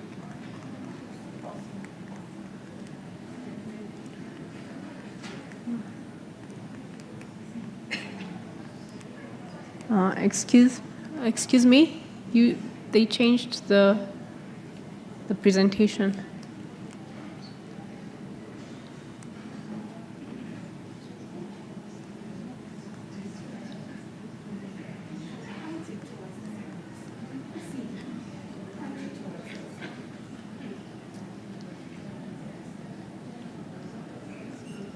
Okay, so this is the precipitation, the annual precipitation of Rwanda. You can see its variability is quite, it's normal. There's no anomalies in the variability. We have a sine wave that is moving, and in the annual from January to December, and we have the short rains and the long rains within the variability. And we also have the sunny season, which is usually called summer, but it's not as much, and the temperatures are also variable. As I said, for the trends and for the variability, we have rainfall in an annual scale of that range between 900 and 1,500 millimeters. And as I said, you can see from January to March, we have a small rise, and then it goes down from March to April to May. Then June, July, we have the lowest point, and then the higher point comes again in September to December. So it's a sine wave kind of variability that we have. So this, we're going to see the change in average variability, and in the scenarios that I took, we have two risks. We have physical risk and we have transition risk. And this time we're going to talk about physical risk because it's involved into climate hazards. For the variability, the PDF chart is a probability density chart. It shows the change or how often the rare numbers occur during a period of analysis. And you can see the yellow one is the climatology that we had. And under the scenario of 8.5, which is the extreme scenario, you can see that the changes have come towards, as we go towards the years, it has come towards the front. So it's not as prominent as the yellow one, and it's coming into the orange ones. And if you go to the right, we're going to see the incidence of how intense the rainfall is, or temperature, how intense, and their frequency. And you can see the bigger circles are showing how it is becoming intense or how frequent they're becoming. Before we had small ones, you can see they're on the top, but with recent years, we have more frequent extreme weathers.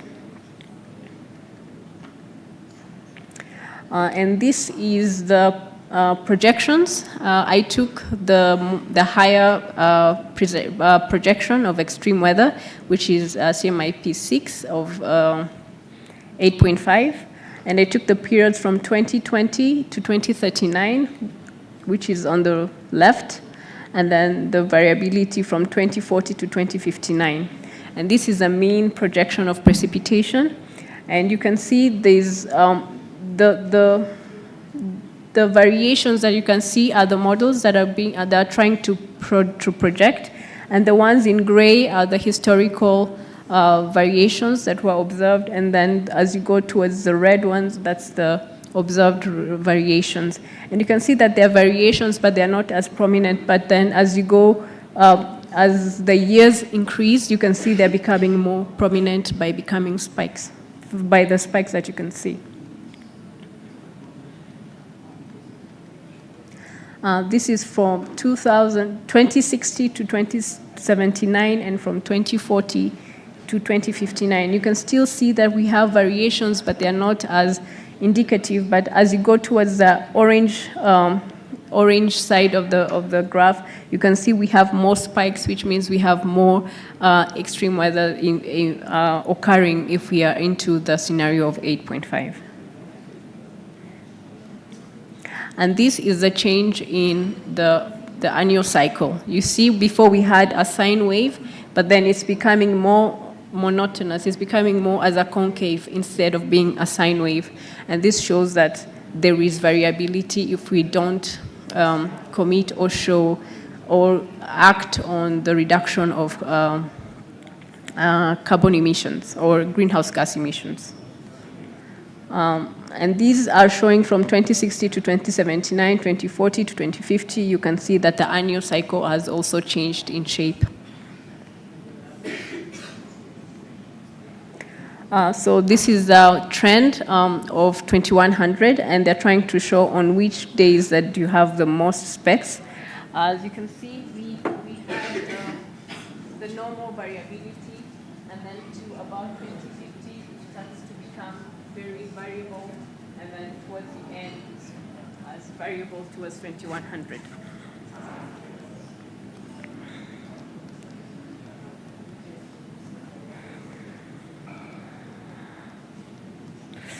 And this one shows the variability in natural variability of, that means the natural variability is the climatology that we have, and this is the final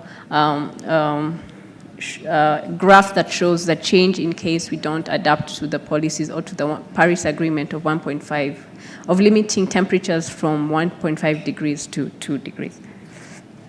So what does the graph mean? It means if we don't have changes, we're going to see more frequent precipitation or extreme hazards or floods or heat waves, and these are the occurrences in real life of what can be happening. The graphs show what you're doing in analysis, but this is what is happening in real life. So if you adapt, this can be regulated into the normal climatology, but if we do not adapt, these are the incidents that we may be seeing more of. Thank you.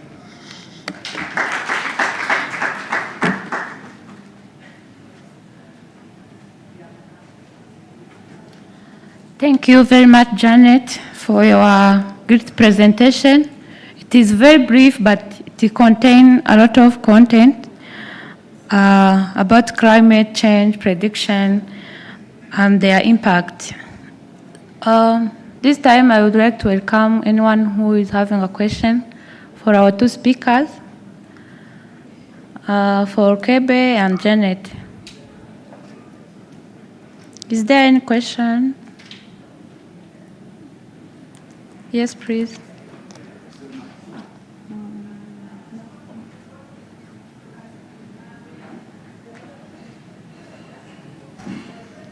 Thank you to both of you. So actually, it's not a question, but I just want to highlight the importance of this networking event. So to know who is working on what topic, particularly for me in terms of climate change and forests, also very much related. And I think it's a very good opportunity to briefly present who you are and what are you doing, and give a short highlight of the research, even if there are no findings yet, but what you're working on. I think this is very valuable for connecting and knowing what's going on either in the country or in the continent. Maybe just a little promotion of our own work. We also want to, as GIZ, in cooperation with the Ministry of Environment and other agencies, want to set up also a climate change network. And it would be also very helpful to know more who is involved in, let's say, agriculture and climate change, in disaster risk reduction and climate change, all the technologies, STEM, like form it into a policy advice, evidence-based policy advice, because our constat is also that the government itself is not aware of all these activities that are going on and all the institutions involved in research related to climate change. And this is where we want to work on. Thank you so much. Yeah.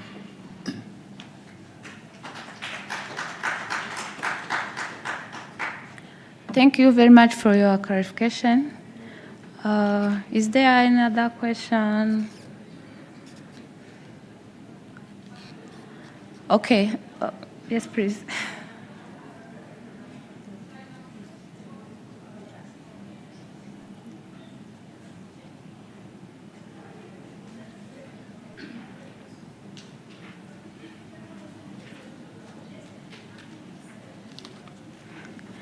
Thank you very much. I'm by the names of Moizere Efrosine.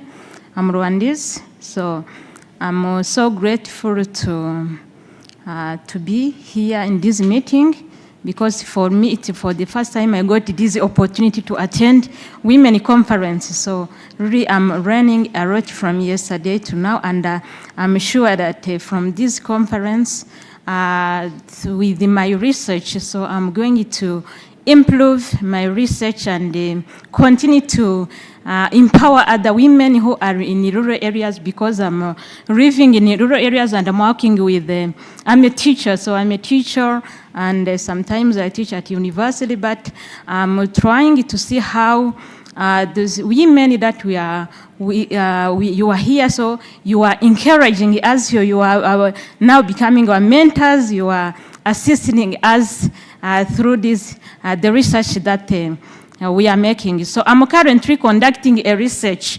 in climatology. My research topic is spatial and temporal trends and the variability of rainfall and temperature in the Amayaga region in Rwanda. So Amayaga, like those who are Rwandese, they know Amayaga. It is specifically areas which are having the same characteristics due to their climate features.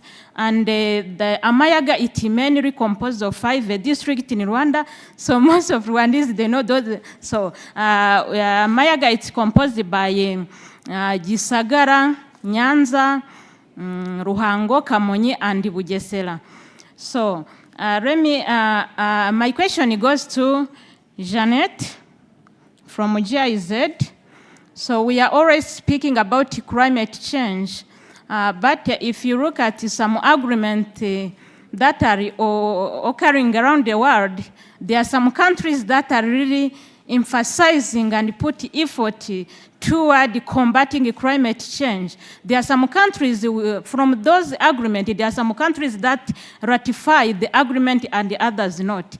So my question, I'm wondering about, so what are the, the rules or heavy rules that are you putting in place just to, for those countries that are really not needed to comply with the issues of or matters of climate change. So as you know, so the sky is not limited. So sometimes we have some biases which is saying that some developing countries are the ones that put measures to combat climate change, and developed the one are not. So I need really to hear from you if it is really a real information or it's really a bias. Thank you so much. The response to that is the IPCC is an international organization that that studies or carries out research on climate change, and especially in greenhouse gas emissions. So each country, or the ratified countries, the countries that have signed the ratification and others, they have to develop an NDC. NDC is a national determined contribution.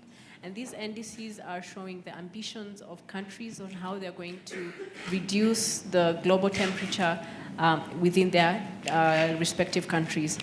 This is a big task for the international community and the national community, because different countries have different approaches on how they're going to approach this climate change issue and how their NDCs are structured. So we are all trying to reduce and curb the greenhouse gas emissions, and through the NDCs, we are trying to take strategies per country on how they are going to reduce the emissions, and this will in fact, as an effect, will reduce the temperature or increase the temperature depending on how different countries approach this particular incident. So in Rwanda in particular, I know Amayaga is in the southwest, and they are mostly, they have normal rains, but sometimes they can have depressed rains. That means they have high heat. So in some regions, if the carbon emissions, if we don't act on the reduction of carbon emission, or we don't comply with the 1.5 to 2 degrees Celsius, that means we can have either extreme weathers, as I showed, that means very high events of precipitation in a very short time, or we can have prolonged heat or increased heat. But then if we take the measures, or if we do mitigate them, we might have a small variation in country. And also, this depends on the topography of the country and the geographical position of the country. So for us, we're in the equatorial south, a bit southern of the south equatorial region, and we have rain in this case. Hope I have answered your question. Thank you very much. We are going to take one more question, and then we'll continue with our two speakers.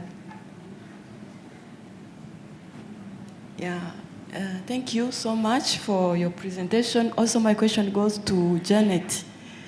There is a weather forecasting which is say that there will be probability of a below normal rain over southern Ethiopia, Somalia, Kenya, most part of Uganda, Rwanda, Burundi, Tanzania, where October to December season account for a significant share of yearly precipitation. Did you hear? Okay. My question, did your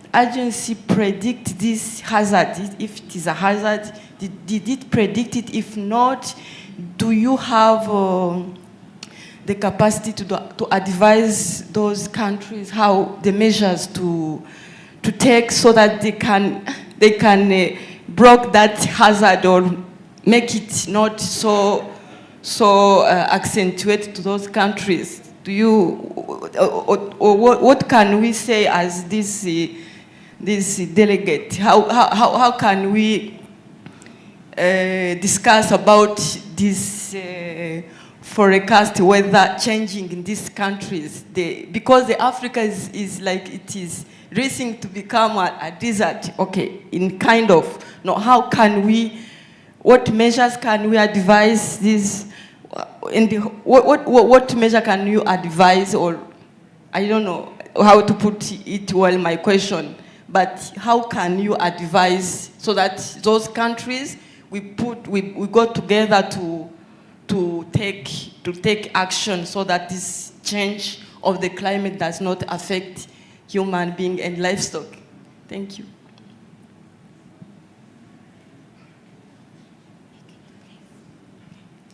So we have two types of predictions. There's the seasonal, monthly, and weather season. So that's a very short time, kind of from short time to medium term kind of prediction.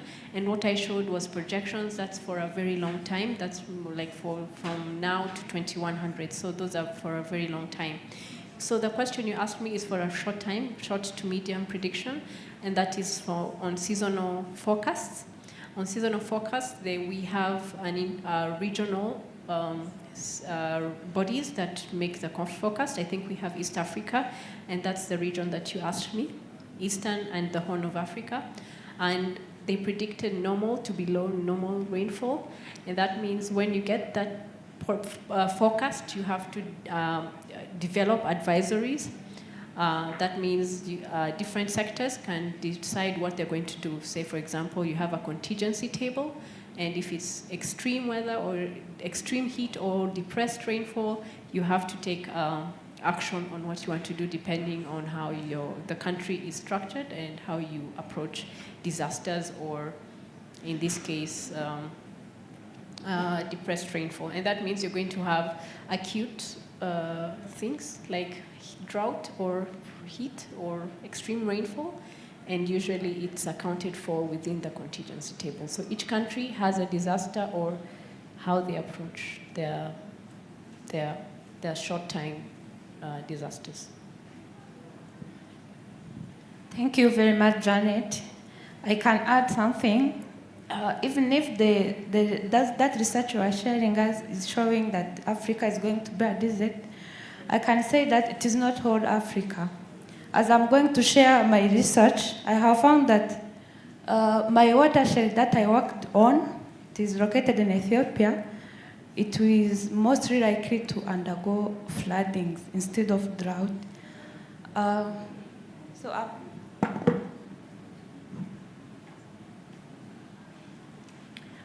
I am the next speaker. Can you please put the slide?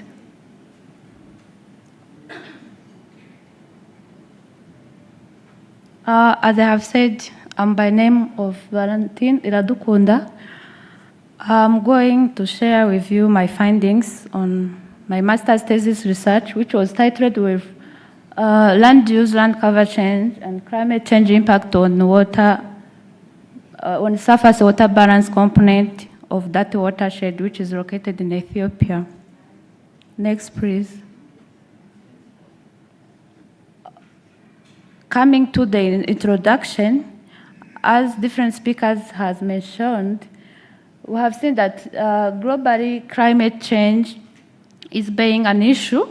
As you have seen that it is causing all marginalized people. It is not only for marginalized people, even the developed countries, they are having issue of climate change. So we are struggling to have net zero greenhouse gases by 2050, as it was shown in IPCC research of 2018. So it has showing the changes as it is compared. Can you please click next? We have, okay, next. Those two images are showing the impact of climate change. We are having drought, like you have said. Also, we are having flooding as an impact of climate change. It is the two facts which is as the result of climate change. Next. As I've seen, climate change is promoted by the human activities. They are the ones which are taking the high impact causing climate change, like burning fossil fuels, and the industrial emissions. All of those, they are putting an effect on climate change as we are observing global temperature increases. Next. Next. As the research of World Bank, in 2020 report, it shows that climate change, it is always a water-related issue. If we say water, it goes with the climate change impact. If you are having a lot of precipitation, it is the effect of climate change. Also, they have shown that our world population, they are living by using unsafe sources of water. Also, due to they are having the 30%, they are living without the clean access to clean water. Next. As you can see on the image and your light, there is a lot of emissions. We are learning with development. As we are getting developed, we are building a lot of industries. As we are building all those industries, we are increasing the greenhouse gases emission, which are playing a great role on causing climate change. Next. During my research, I employed that methodology. I used satellite images and remote sensing to process the land use, land cover change in that area. And then after I used SMIP6 and SWOT model to model the climate change impact on water resources. I considered water yield, evapotranspiration, and stream flow. And I did the prediction. If we are predicting for climate change or land use, land cover, it's better to predict for far future and then the near future so that you can know what is going to happen in the future period. Next. Coming to the result, this image shows my study area. I used to classify the historical satellite images for historical years, 1990, 2005, and 2020, and then by using Markov chain model, I projected them in 2040 and 2070. It has shown that agriculture has increased, and where I inserted also the SMIP6, which is the new version of climate prediction, and then I have seen that my model has performed well, so that I can come up with analyzing how the effects are being done. Next. This diagram is showing how our model was calibrated and validated during a different time. Our model was calibrated from 2000 to 2010, and then we validated our model from 2011 to 2016. Next. After calibrating and validating our model, we came up to analyze how the combined effect of land use, land cover, and climate change has been affecting the water balance component of our study area. We come to see that our water yield in dry season has shown a decreasing pattern.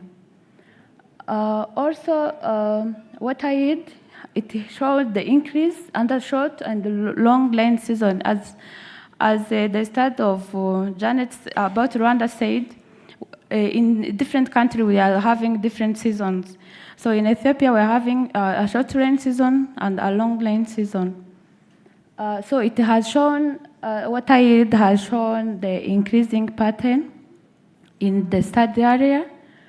Coming to the stream flow under under the medium socioeconomical emission of SMIP6 and the high emission, which is 8.5, we have seen the increasing of the stream flow. Also, we have seen the decreasing of stream flow during the short rain season. All those changes was caused by the changes in land use, land cover, as you have seen that the settlement has been increasing, which play a role in the stream flow increase. Also, the expansion of agriculture, it play a role of demolishing forests and grasslands, which contributed to the stream flow increases. Next. This flow chart, they show how during different years where I have projected my data, how the changes were done on stream flow, water yield, evapotranspiration, and the landfall. As you have seen that on the landfall chart diagram, it has shown the increases over time. Next. Coming to the conclusion, as I have been saying, the agriculture has shown the increase, and then the settlement have been increasing as we are going to the development. Also, climate change has shown the more significant impact on water balance component compared on land use, land cover alone. Sometimes we see our watersheds are being affected, and we can think of the land use, land changes. But the study has shown that the climate change is the one which showed the significant impact for our water balance component. So due to the increasing we have seen, as I have mentioned, our watershed are more likely to undergo the extreme event, which is flooding, as we have seen that the rainfall will be increasing in the future. Next.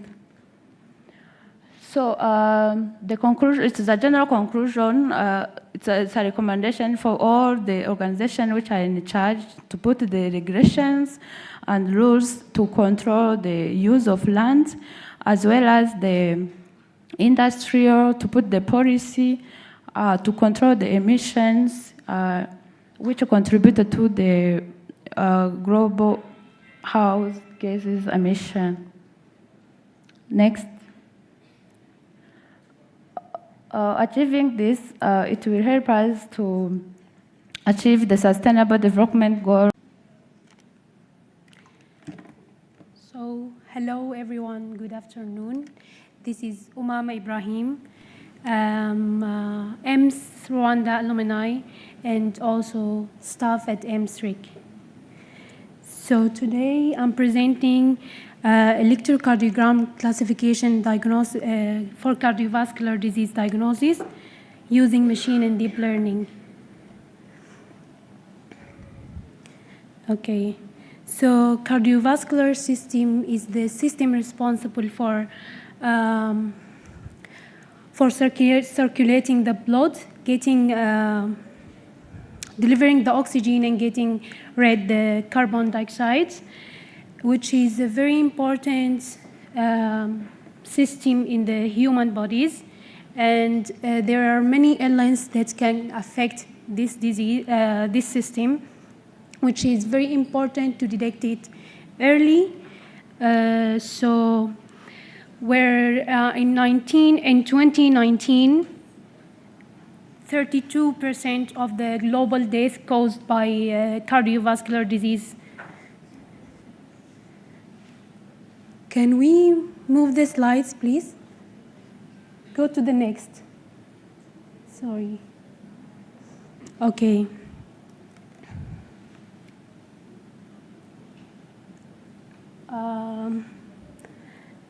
The motivation of this research is to detect, to find the tools and use the AI tools, machine and deep learning, to detect and classify the cardiovascular disease as early as possible and with accurate where the doctors used to identify the disease just with looking to the ECG paper, where it's electrocardiogram test. It's a medical, ECG is a medical test used to diagnose the cardiovascular diseases, whether it's heart attacks or any other heart diseases. So the traditional ways to detect the cardio diseases was using this ECG, but my research will focus in giving the ECG more accurate, because human can make mistakes. So in terms of machine and deep learning, I used 4 models, where 2 of them was machine learning models and 2 of them was deep learning methods. For the machine learning, there was a logistic regression and support vector machine. For the deep learning, I used MLP, which is feed-forward neural network. And the last model for deep learning was LSTM, long short-term memory. So those are the models I focused on in this research. Can we go to the next slide? Okay, for the methodology, starting with the data sets, I used MIT, which is MIT PIH, which is an online data set. I got it from Kigali. And this data set contains, sorry, I will be back to the data set later. For the data pre-processing, there was 2 steps for the data pre-processing. The first one was balancing the data, where the data contains many classes of cardiovascular diseases and the normal heart condition. I used 5 classes. One of them was the normal condition, and other 4 classes, which is abnormal conditions. So during the pre-processing, I found that the normal classes are higher than the other classes. So we had to balance the data first before starting the implementation for the models. And also for the ECG, there is RPIC, where when we look to the ECG paper, there is RPIC, which is the highest point in the ECG. So this is the area that we use to detect the heart. Next slide. Yeah, okay. So for the models,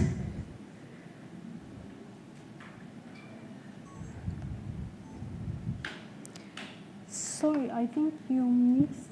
Before the models overview, can you go to the slides for the methodology? Slide 2 for the methodology. Okay.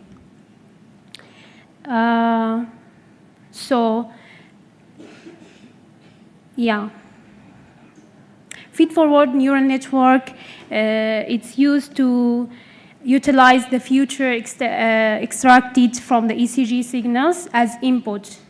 So we take the extracted the future from the ECG as input for the model, and for this model, we used 3 hidden layers with ReLU activation function. And for the output was a probability, whether the probability of this ECG, is it normal or other condition from the other 4 conditions that we are using, the classes. And for long short-term memory model, where this model, it has the ability to remember the future from the previous ECG, where it's trained the model using all the ECGs that's used in the data sets. So it's considered the previous ECG signals, not only the current ECG. Okay. Can we move to the case studies? Okay. MIT datasets include 23 randomly selected recording from 47 patients.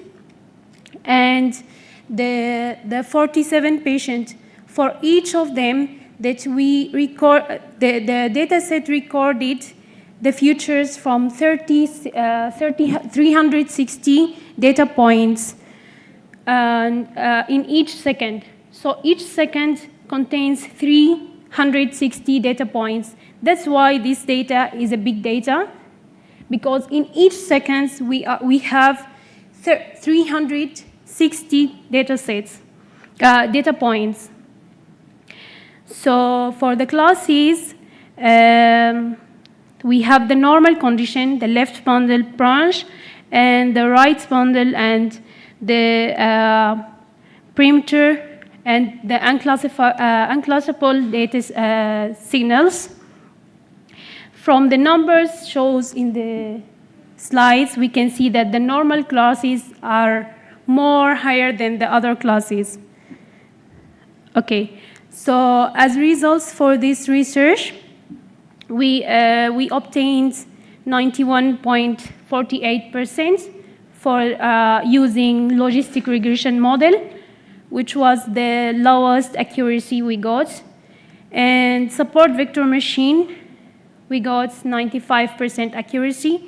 And for the feed-forward neural network, we got 99% accuracy. And the highest accuracy obtained using LSTM model, it was 99.8%. So as conclusion,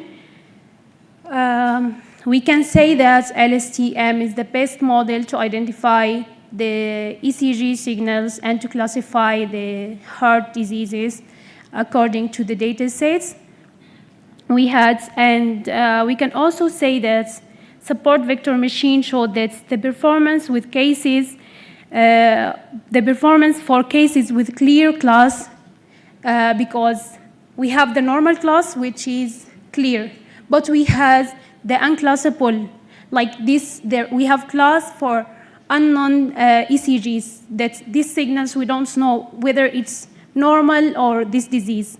And also there is some classes which is mixed. So support vector machine showed that it's good according only in the clear class. And the feed-forward neural network successful capturing complex features.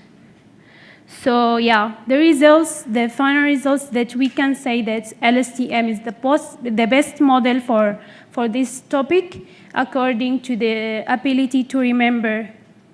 So thank you. This is the end of my presentation.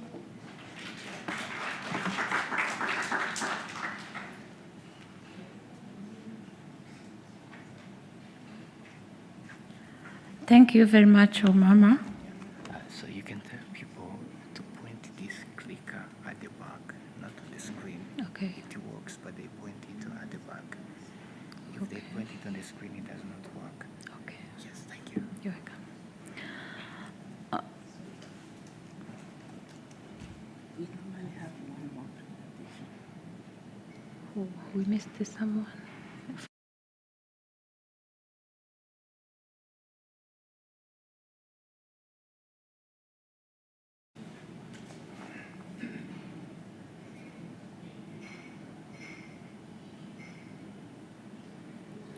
Is Merant around?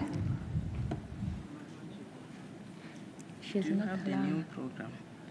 Yeah, this is the updated one. Can go can go online. Yeah, I downloaded it. It is the one I'm using.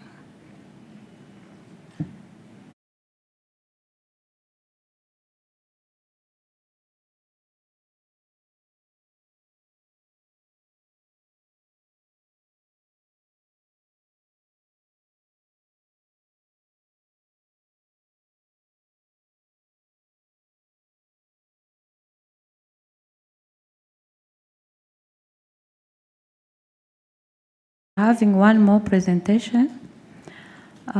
It is going to be by Prof. Colette. Can you please move forward?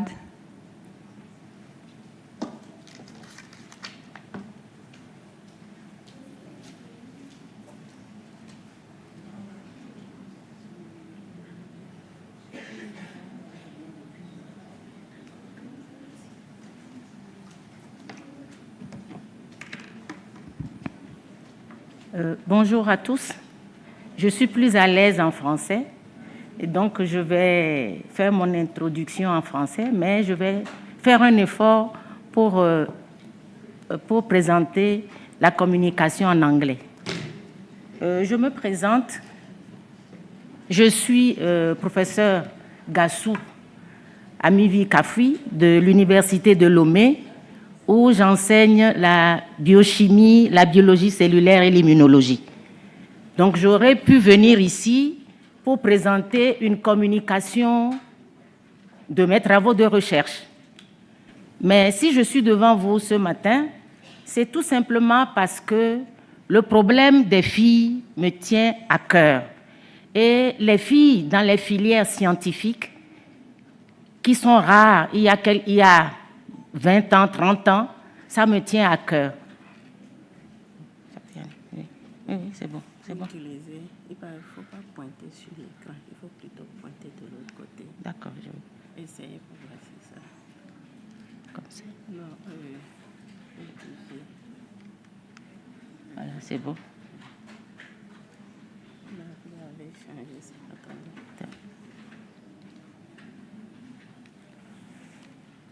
Non, c'est ici. Vous avez changé le titre de présentation. Non, je n'ai pas changé, c'est le mien.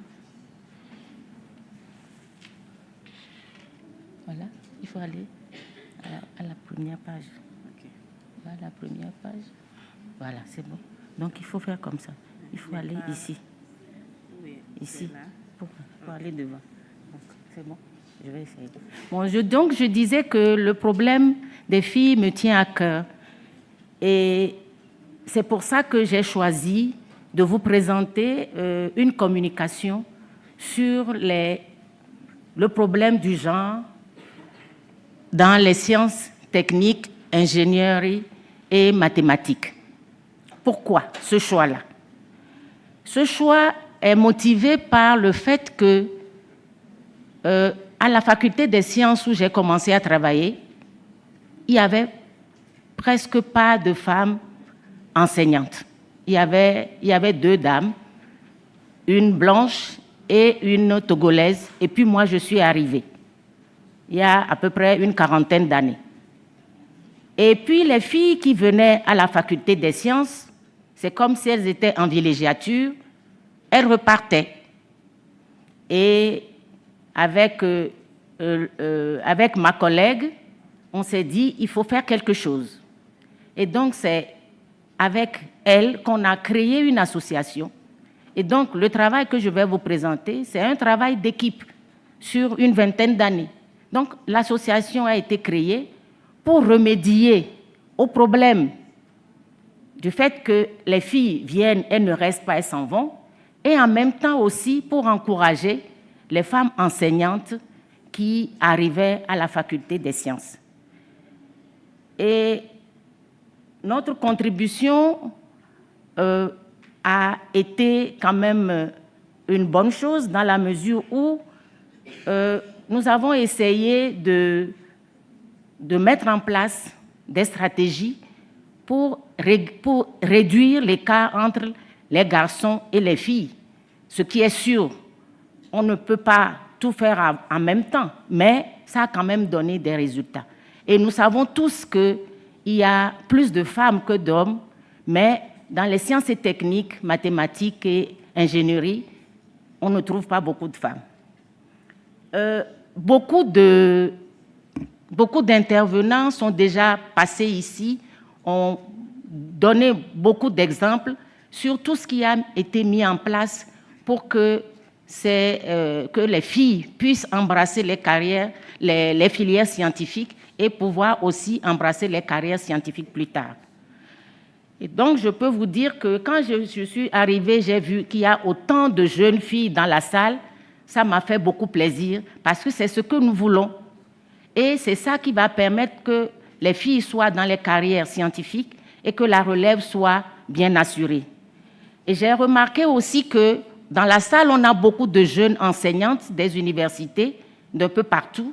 Et donc, ça réchauffe aussi le cœur. Et je salue aussi la politique du pays hôte, du Rwanda, qui met beaucoup en faveur des filles pour qu'elles puissent aussi s'en sortir. Alors, je vais vous présenter mon sujet qui est intitulé « Attractiveness of Scientific Field for Human Gender and Mentoring ». Alors, l'équipe, c'est Madame Glito, professeur Kwegba, professeur Dacosta, qui sont toutes des professeurs titulaires aujourd'hui et qui ont travaillé. Et c'est cette équipe-là qui a travaillé pendant une vingtaine d'années.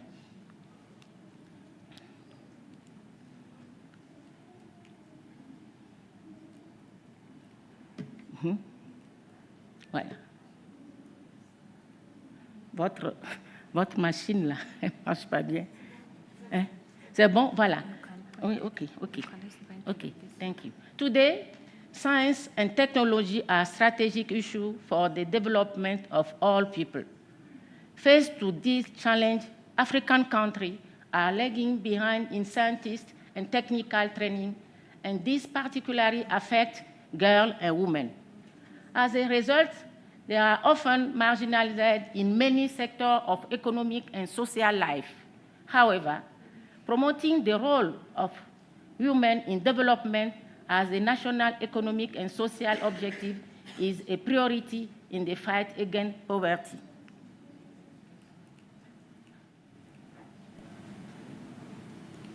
Oh là là. Vous pouvez le faire pour moi. Hein? Voilà. Non. Voilà. To this end, next. To this end, girls' education is unanimously recognized as a requirement for sustainable development, which can only be achieved if girls and boys have equal access to education, training, and employment. In Togo, despite efforts to offer equal opportunities to all citizens through the school curricula, the rate for girls is still lower than for boys at all levels of education. Girl proportion is 50% in kindergarten, 46% in primary school, and 40% in college, and 33.25% in high school. Next. No. Well, in university, the number of girls only reached 37% more than 50 years after the creation of University of Lomé. The aim of this study is to assess the impact of support given to women scientists and the different programs developed for girl students at the University of Lomé, tutoring, mentoring, scholarship, grant, and pedagogical support for master and doctoral students since 200 by the Association Femmes Togolaises pour la promotion de la science et la technologie. Next.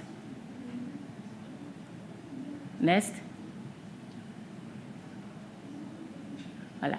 The association is created in 1995. It includes university women teachers, women engineers, high school science teachers, and doctoral girl students. What is the objective of the association? Promote women through science, promote women's place in higher education, raise public awareness of the importance of training women scientists, promote the culture of excellence for access to the decision-making and develop position in our country. Next. Where activity is promoting science courses at high school and university, increasing opportunity for girls to interstate in and improve their performance in the scientist field, training female students in complementary skills, exploitation of scientists' results for the well-being of rural communities, and promoting the association member. Next. Now we have the data of different activities. For the promoting science of course at high school, the association support for high school science clubs, organization of national competition for the design and production of teaching material by high school students with public prize ceremony for the winners. Revitalization of science club in Lomé by training workshop for the supervisor. Raising awareness among high school girls by conference and other ceremony. Next.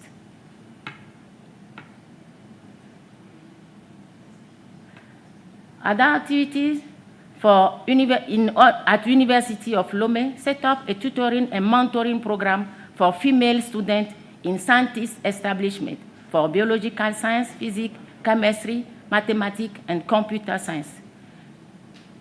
The association set up a creation of UNESCO Chair Women, Science, and Sustainable Water Management in West Africa, set up of Master International in Environment, Water, and Health, involving 5 countries in sub-region, Benin, Burkina Faso, Côte d'Ivoire, Niger, and Togo. Next. Tutoring and mentoring program. We have 2 pictures. The student, the girl student, are in have their supervisor to the activities of tutoring and mentoring. Next. The creation of UNESCO Chair for Women, Science, and Sustainable Water Management in West Africa. Next. To increasing opportunity for girls to enter, stay, and improve their performance in scientist field, we have excellence scholarship for female baccalaureate students, master and PhD students, financial assistance for master and PhD research projects, support for national and foreign scholarship, and pedagogical support for female master and PhD students. Activity to give to female students in complementary skills for preparation for interview, moderation of conference, participation in the science and your camp initiated by UNESCO or Peace Corps, and other activities in biodiversity and environmental preservation.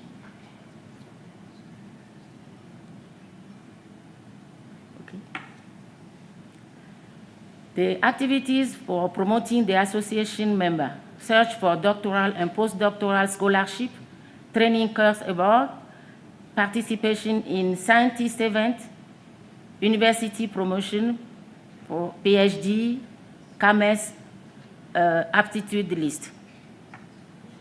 What is the result of these activities? Next. The promotion of science course in high school. It has helped to increase the number of girl students at University of Lomé.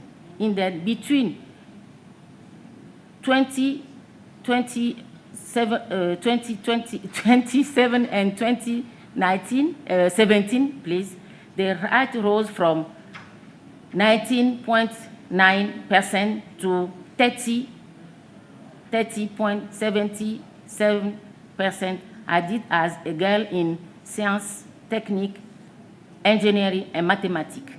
We have 3% to 5.25%. Next. The beneficial effect of the program initiated by the association has resulted in a 5.7 increase the number of female students in 5 years, 31.77% to 37.37% from 2017 to 2022. The number of girls in science has risen from 5.25% to 16.9%, as threefold increase. The tutoring mentoring program for female students in scientist establishment has involved more than 2,500 girls. Average success rate range from 85% to 95%, dependent of the subject, biological science, physics, chemistry, mathematics, or computer science and level.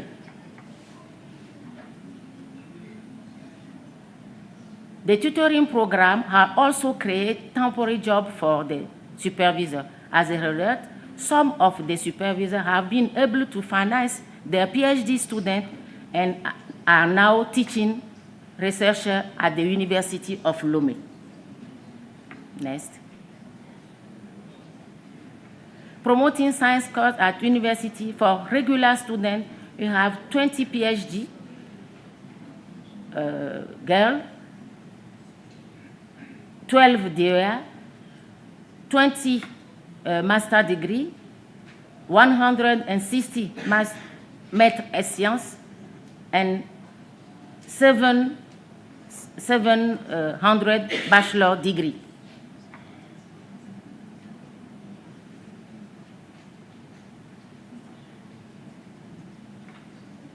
And at university, scholarship grant and pedagogical support for female master and PhD students enabled them 86.7% in scientific and technological field to prepare their degrees in good condition.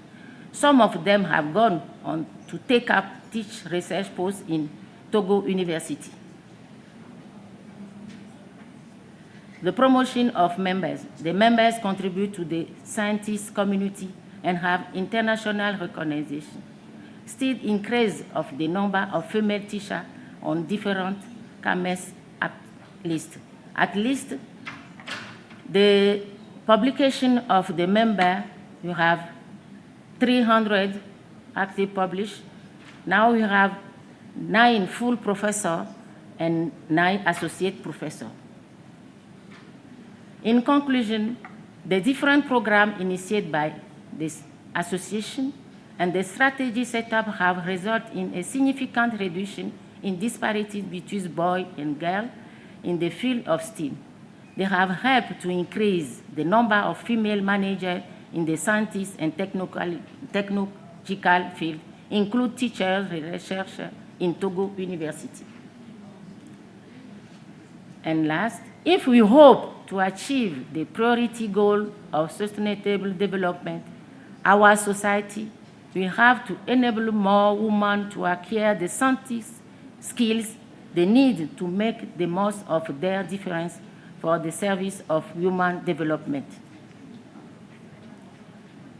For acknowledgement, the associate programs have been made possible with the financial, technical, and material support for SCAC, French Embassy in Togo, Total Togo, RAFESI, by UNESCO, UNESCO Chair, Women Science and Sustainable Water Management in West Africa, and University of Lomé. Thank you for your attention.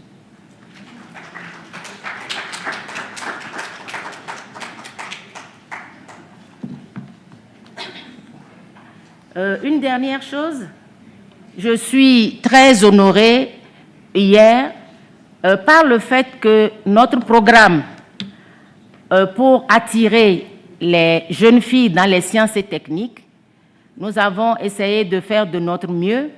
Et hier, dans la présentation de Marie-Chantal, elle a montré une photo avec une dame et 2 étudiants dans un laboratoire avec des instruments, et c'était moi. Et la Banque mondiale a utilisé cette photo depuis plusieurs années pour montrer que les filles aussi peuvent embrasser les carrières scientifiques et aussi peuvent être les meilleures en sciences. Donc, je suis très honorée que cette photo, qui date de plusieurs années, soit encore d'actualité et que Marie-Chantal a pu l'utiliser hier pour sa présentation. Je vous remercie.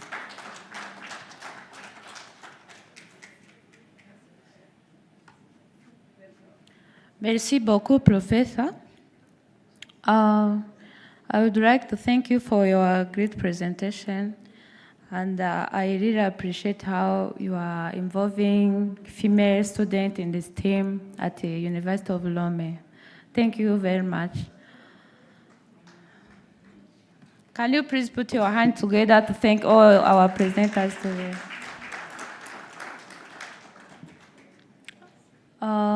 I think this is all the presenters I was having today. I would like to welcome 2 questions before we close our session.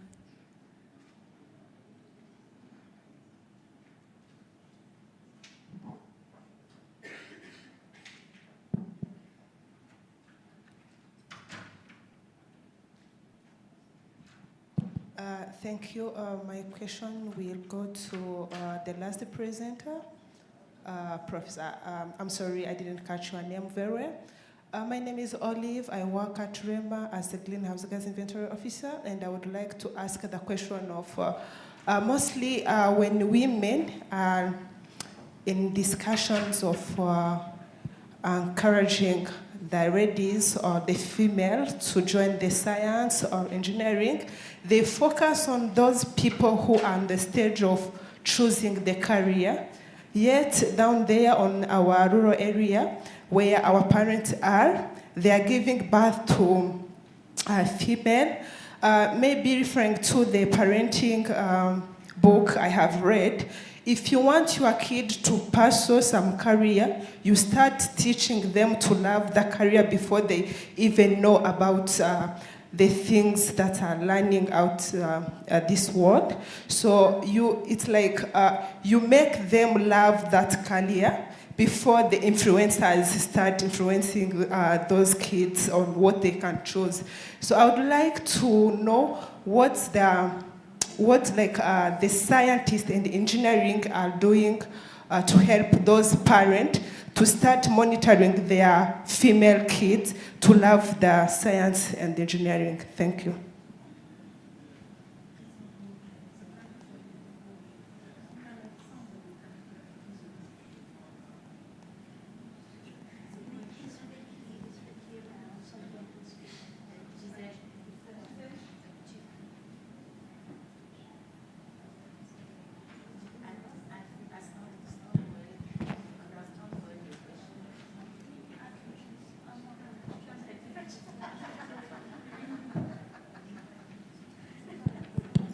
Peut-être que je vais parler en français aussi. Oh,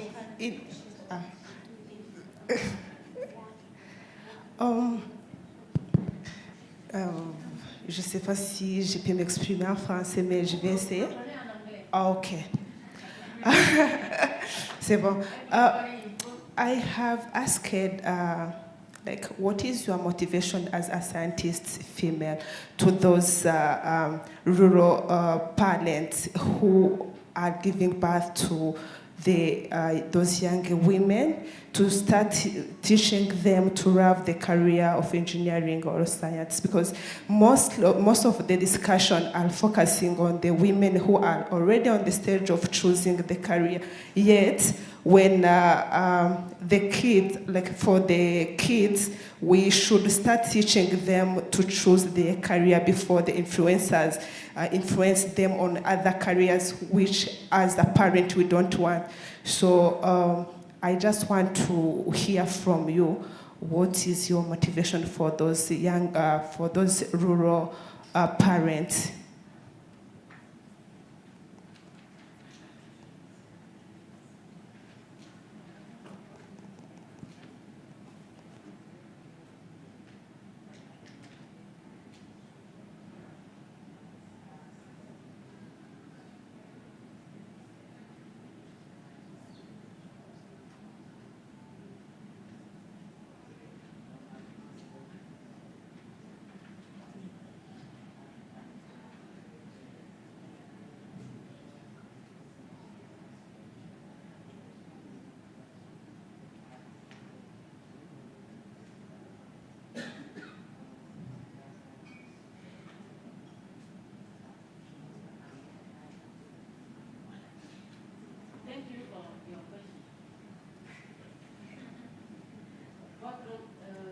notre motivation, c'est vrai que l'État va...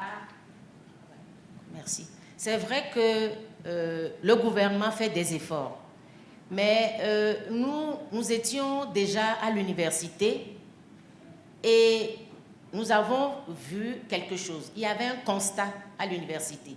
Donc, on a commencé à travailler en ce moment-là. Ensuite, nous nous sommes dit, il faut aller en amont. Donc, on est allé aussi dans les lycées. Et donc, dans les lycées, on a aussi travaillé avec les clubs scientifiques. On a fait des tables rondes, on a sensibilisé les filles, etc. On a contacté aussi les parents et on avait essayé de mettre un programme pour que nous puissions aller dans les collèges et même à l'école primaire. Mais vous savez bien que ce n'est pas facile. Ce n'est pas du tout facile. Et donc, on arrivait à travailler à l'université avec les étudiants, mais pour aller dans les lycées, on a essayé, mais pour aller dans les collèges et plus, ça a été plus difficile. Alors, la stratégie qu'on avait mise en place, c'est de sensibiliser les enseignantes des lycées, qui sont des femmes, et qui peuvent maintenant sensibiliser les filles et puis les parents d'élèves pour que ces parents d'élèves puissent aussi éduquer leurs filles dans ce sens-là. Parce que vous avez déjà vu ici, on a dit tout simplement que nous-mêmes, notre éducation, c'est qu'on donne la poupée à la fille et on donne le ballon au garçon. C'est jamais le contraire. Ça veut dire qu'il y a déjà un stéréotype dans nos têtes. Et on ne dira jamais au garçon, allez faire la cuisine.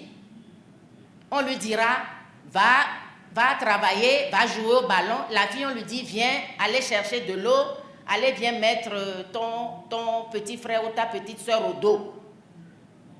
C'est ça. Donc, il y a un problème d'éducation. Il faut qu'on rééduque tout le monde.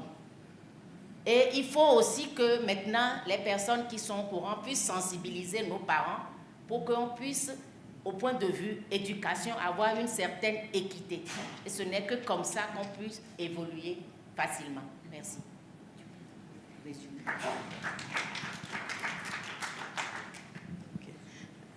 To briefly summarize what she said, that it's true that the government is trying its best to help improving on that matter, but she was at the university when her colleagues and her had decided, because based on the observation that there is really less female in STEM field, so they decided to start working on that. They're using different means, raising awareness, conferences. They even developed a program where they go and talk to young females. They also talk to parents as a way to motivate them to encourage their children to choose STEM fields. But she said it's a bit more complicated to go to the high school or lower level. So what they did now is to work with the teachers. So educate teachers so that they in turn can influence the students.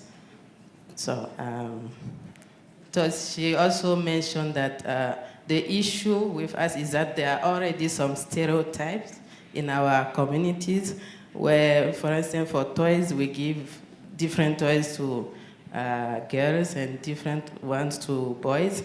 Or, for instance, we said boys cannot go to the kitchen. Girls are supposed to take care of their younger brothers or sisters. So there is a need to re-educate people so that we can make a change. So that education is very key. We need to do that so that we change behaviors among the communities. I hope I...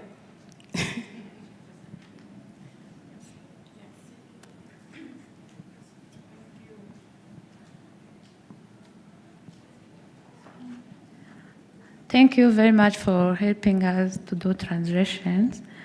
As we are heading to the poster session, which is taking place outside, I'm going to take one more question.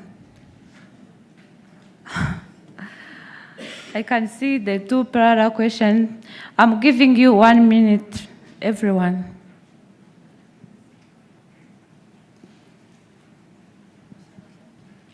Thank you to the presenters. My question goes to Ibrahim.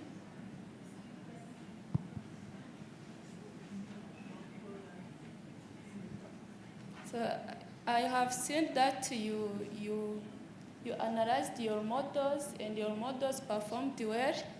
And the question that I have seen that you used the logistic regression for minimizing prediction errors. And I have also seen that also support vector machine can be used.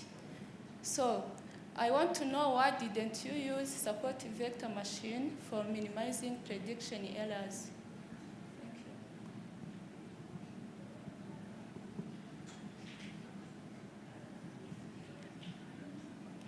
Actually, support vector machine also used for error minimizing prediction error minimizing. But the support vector machine works well more than logistic regression when the classes are clear. Did I answer your question? Okay, thank you.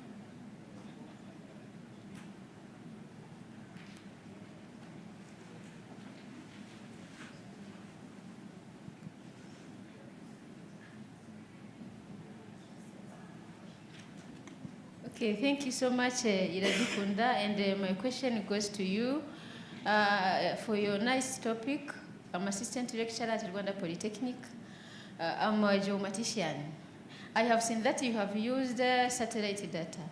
I want to know which satellite did you use? That is the first question. And the second, are there in Ethiopia some other factors that can cause that climate variability? Have you read about some other factors which can cause that climate variability, which can lead to flooding, as you told us? Thank you. Thank you very much. About the first question, I used satellite data from 1990 and 2005 and 2020. For 1990, I used Landsat 5. For 2005, I used Landsat 7 Plus. And then for 2020, I used Landsat 8. Okay, for the second question, about the climate change issues which might contribute to the flooding in Ethiopia. As I have said, there is a high emissions, like if you have been to, like, for example, I can say Addis Ababa, they are having like different industries that participate to the greenhouse gases emission. Also, they are having, like in the area I carried my study, because Ethiopia is a big country, my study was done in eastern part. That part is, they are having like mountainous area. So that also participate on that flooding. Like I have said, there is agriculture expansion. As agriculture is expanding, it is participating also to the like stream flow, which is increasing due to the cultivation of different areas. Also, when the rain comes, it is easy to have a lot of stream flow or runoff, which participate to the floodings. Yeah, thank you. As I have mentioned, I would like to thank you all for being with us to this presentation. I'm really sorry for that question. We are running out of time. The poster have already started. So, my sister, you can approach anyone who you want to address your question to. We are still all here, all the presenters. I'm really sorry for that. So, we are all heading to the poster session. Thank you very much. Let's put our hands together to thank ourselves. Thank you. The poster session is taking place outside. As you move outside, you will see the poster session. Thank you.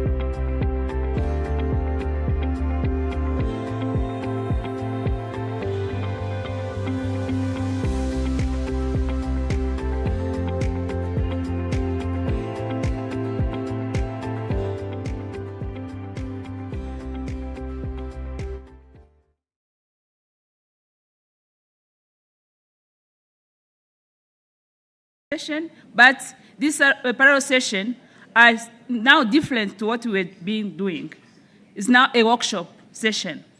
Remember, we said that we are going to also motivate, aspire, also teach the young generation which is in this room, like sharing in those small, discussion. So the first workshop is Leading with Purpose. Gender inclusive leadership in STEM for the next generation. And it is going to be in this room. It is a side event which was prepared by Rwanda Polytechnic. So I want people who are interested in that topic to stay here, and then I'm going to moderate this session with Dr. Emeline Umunoza. Another breakout session is on advancing women in Africa as leaders in energy. So there is energy group. Transition, need on opportunity for researchers, innovators, and entrepreneurs. It is going to be in Homeland. Homeland is the room next to us. Another breakout session is in Hilo. Hilo is in front of us. It is going to be on effective science communication and communication strategy. So I think now I'm with my people, and I'm going to tell you what we are going to do. As I told you yesterday, my name is Marie-Chantal Chiunyano. I am RAWIS president, and as I told you, RAWIS is a voluntary organization. It's not my full-time job. My full-time job is a science and technology foresight analyst at National Council for Science and Technology here in Rwanda. That's what I do. I have a background of physics. I have a PhD in physics, and I am also an honorary lecturer at University of Rwanda. Thank you, and I am happy to be the moderator of this the group discussion session. I'm going to tell the team to put out the question that we are going to discuss. I talked about it. I asked people if they are interested in those groups. Okay, Eva, can you come, please? So, before we start with the workshop that is here, I would like to know whether in this group we have people that would like to join the workshop on energy, on advancing women as leaders in the energy group. So the workshop is over there. If that's the workshop you would like to do, as a woman in energy, climate, or something like that, please make your way to the next room. In the small room, in the small workshop here, we only have 20 spots in that one. We have 2 workshops that are going to follow each other. The first one is going to be, it's on mentorship. That's going to be led by Professor Ruby.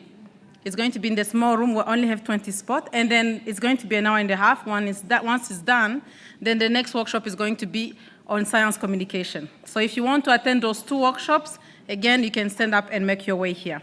And now the floor is yours. I apologize.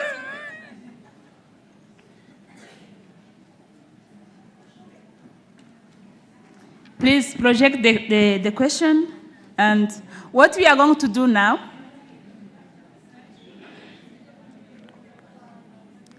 in this session,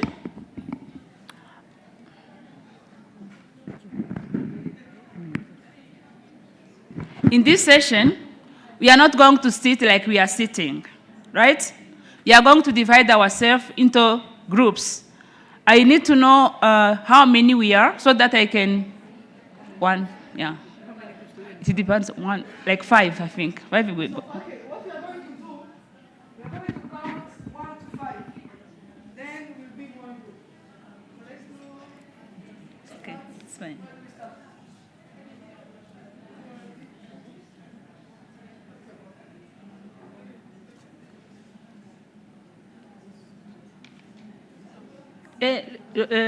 Le sujet, c'est Leading with Purpose. Comment on dit en français?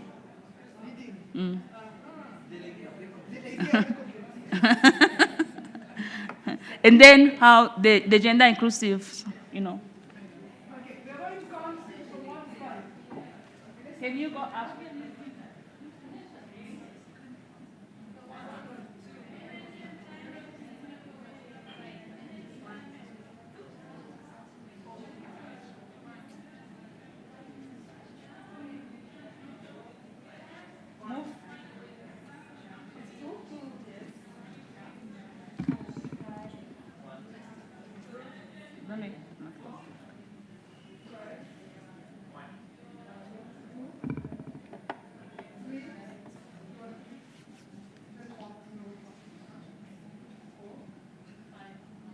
So I just want to give a little background about this topic. We know that leadership and gender inclusivity in STEM field are very crucial for the next generation. And yesterday when I was talking about what we are missing in leadership in higher learning education. Now we are having Rwanda Polytechnic. Okay. So all the ones you see here, all the ones. Everyone who said ones, come here. Twos, 3, 4, 5. So we have the ones here. Let's the ones here. Okay, let's have the ones here in front, and then the twos, 3, let's say 4, 5. Where are the ones? All those who said ones. So ones, follow Emeline.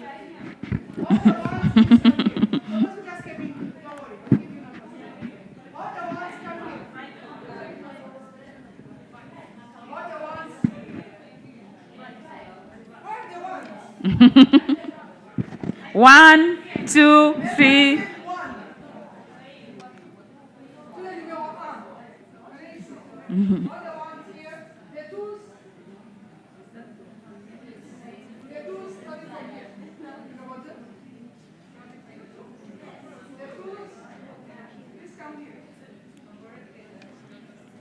Ones, twos, threes. Let me know what's what. Threes, please come here. Threes. All the threes here. And then fours. Yes. Starting from fours. I think we're starting from here. This one. All the fours from here. Number 4. And you can like make a kind of cycle if it is possible, because you are going to discuss. Yeah, yeah.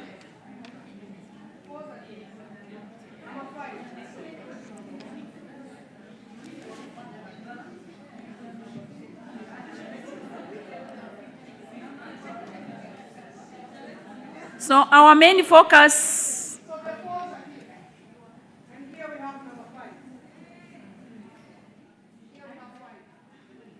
Okay. C'est bon? The last come, they are going to form number 6. Yeah. Or they can join any group that they want. Okay. So I was saying that the purpose of this workshop is we want to empower university students, because we do have different university students here, staff. I know we have different staff from University of Rwanda and also from Rwanda and other from different countries. We also want to engage early career professionals. We have also those who have already gone far in the professional careers. So we want to, this interaction, we need your inputs, what you think about the topic which are going to be discussed. So we have 10 topics that we want to discuss about in your small group. So we don't have much time. As you know, today's program is packed, and we have started late. As you can see, we are like 1 hour behind the schedule. So I'm going to ask you to use the time wisely, because in your small group, you are going to have one responsible person who is going to take notes, okay? And then one can take notes and present if you wish, or you can have one who is taking notes and someone else who is going to present your findings. So, as you can see, we have 10 questions, and I'm going to divide those questions into the group. Like, each group is going to have 2 questions, because we don't have to go in all 3 questions. It's going to be hard. Okay. As you can see, I think the first question, I'm going to go around and then show you the question, but group number one is going to discuss on how do you define, you can even write it down, how do you define gender inclusive leadership and why it is essential in STEM field. How do you define gender inclusive leadership and why it is essential in STEM field? That is question number 1 for group 1. How do you define gender inclusive in leadership and why you think it is essential in STEM field? Group number 2, question 2.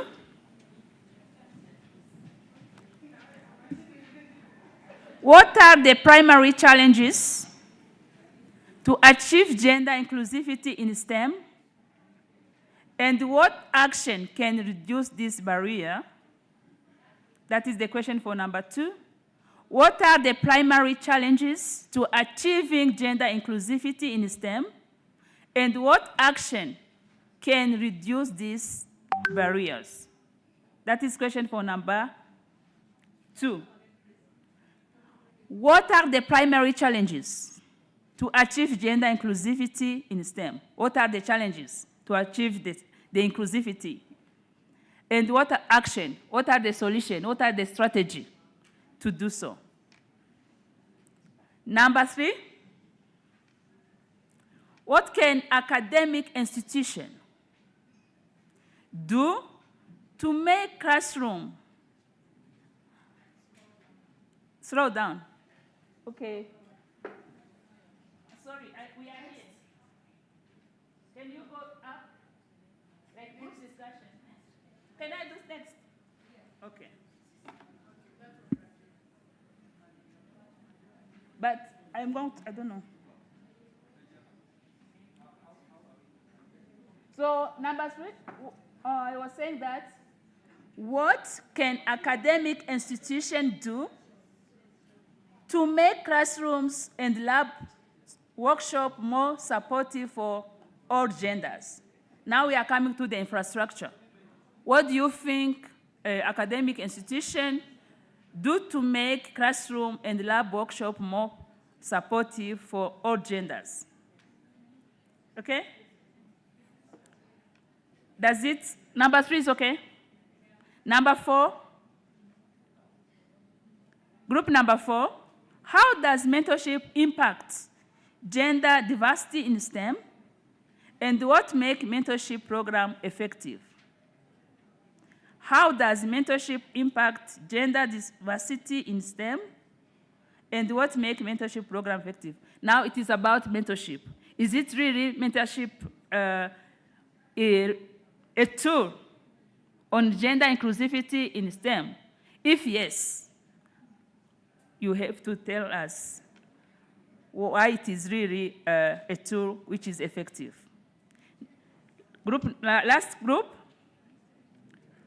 what practices and policies can STEM organization implement to create a truly inclusive workplace culture? What practice? Now we are coming to the policy. What practices and policies can STEM organization implement to create truly inclusive workplace culture? So we need to know what the policymakers can do, what the STEM organization can do to have inclusive workplaces. That is for number 5. What practices and policies can STEM organization implement to create truly inclusive workplace cultures? So, because we have to use the time wisely, I just want you to discuss this one question in 10 minutes, okay? After 10 minutes, we are going to see how we are doing with time, and then we can go for the second one. If you didn't get your question, please, you can come to me, and then I can give it to your WhatsApp or somewhere else so that it can be better. Sorry, I didn't put it in a big font. And make sure you have someone to write notes and someone to share. And you want to do both, okay? It's up to you guys.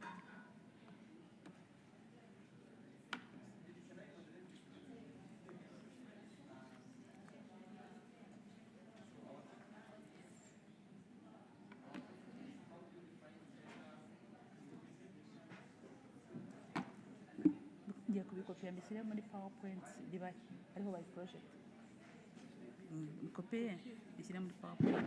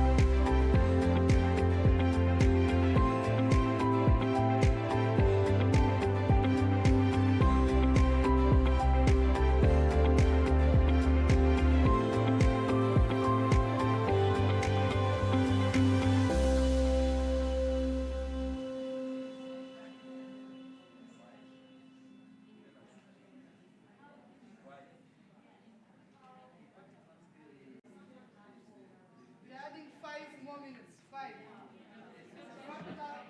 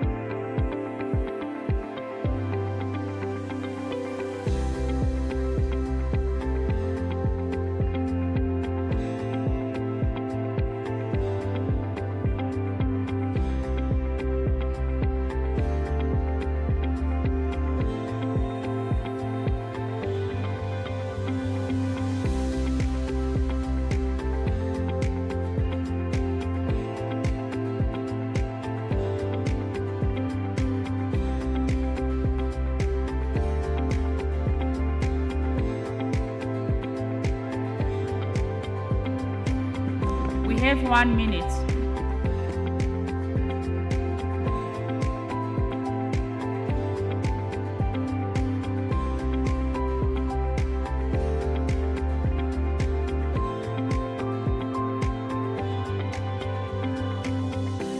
And be ready for presentation. We are going to hear from your feedback first before we go to the next set of questions, sorry. And someone who is going to present is going to stand here so that, yeah.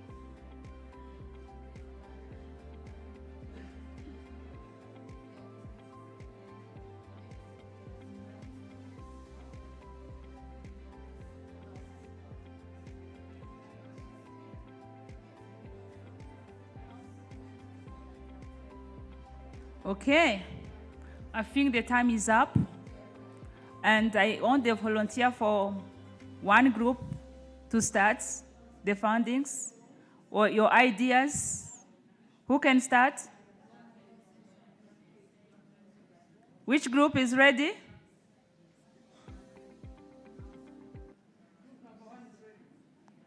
Okay, please come.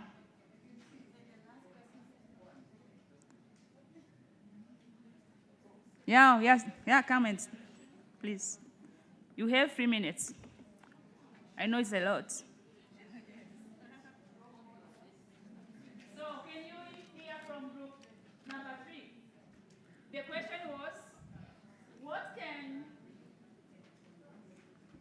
what can academic institutions do to make classroom and labs workshop more supportive for all genders? So, we are going to hear from group number 3. And feel free to add something that I forgot. So we are going to have 3-minute presentation and 1 minute for a question, like that burning question. Okay, thank you. Thank you. I think you all see our question. We are trying to look at, thank you, what academic institutions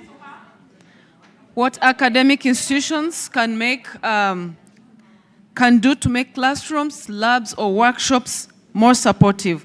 So for all genders. So this is what we came up with. First of all, I think there should be like availability of changing rooms. We had a case in our group where, like, let's say in a workshop, the men, after class, in class, they come dressed maybe in skirts and whatever. So by the time they want to go for practicals, there is this, they have to change. They have to put the overalls. So girls do not, or women, do not have that place where they will change immediately. So for a man, you just enter there and do it, but for girls, do not have that kind of facility. So there is need to have, to avail a changing room at the closest position. Number 2, gender-neutral restrooms. This also poses a challenge for women. When most of the times you find it, like in schools or whatever, it's like the restrooms are almost in the same place. So, girls have, they have, let's say during their periods, they want to change, they want to, to move here and there, but maybe you find like the place is not conducive enough. So there is need to have neutral restrooms, gender-neutral restrooms. Then we cannot only talk about the infrastructure without talking about the awareness, because the instructors, the lecturers, all those that are working in the labs or the classrooms should also be gender sensitive, so that they will support the female or the male, let's say, like at an equal, on equal grounds. And then integrate gender sensitive materials like textbooks, like resources, like for example, if I'm teaching and the only example I'm using is male, male, male, or female, female, female, this is going to pose a problem, this is going to pose a challenge. So I think the materials should be gender sensitive. Or most of the times you find, like, if we are talking about a pilot, they're going to display a man, and if they're talking about a secretary, they're going to display a woman. So this is going to cause bias. So I think the textbook should be balanced. So I think the last one is to foster inclusive classroom discussions. I welcome a question. Thank you.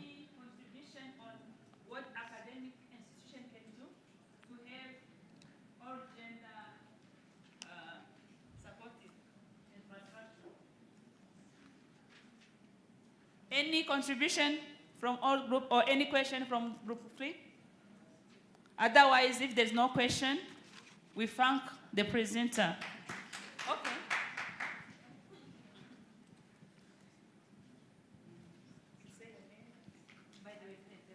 Oh, sorry, I'm Josephine from Unilac. Okay, thank you so much. I do hear your presentation, and I have questions. Okay. Did you talk about people with disability? When you say about inclusiveness, don't you remember people with disability? Yes. Did you work on it? Yes? Yes, we did. We thought about it. And the reason why we didn't take much part of that is because the government has really put in place the policies. But we were trying to look at the girls and boys, like the gender's part of it. Sure. Because this is what the question is talking about. Okay. It's talking about gender. Yeah. Maybe we have a gender expert in the room. Maybe we don't even understand gender. Can a gender expert help us to understand what is gender? I saw people here. Where are they? Maybe they went to the other room. Anyone know what is gender?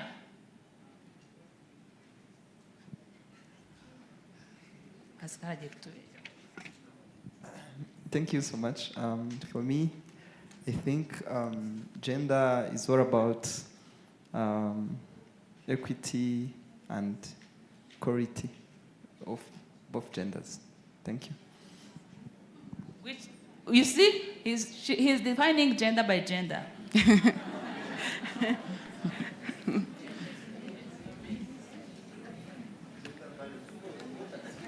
Thank you. Gender is a state of being a girl or a boy. Okay, so biologically, we have boys, we have girls. So when we are talking here, specifically, we are talking about girls and boys, men and women. So that is the gender that we are talking about.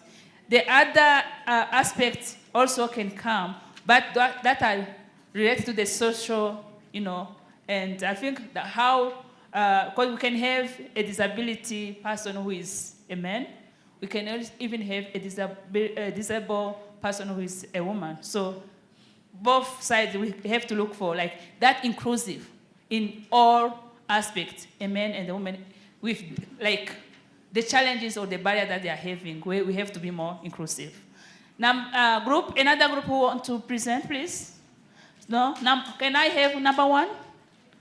So how do you define gender inclusive leadership?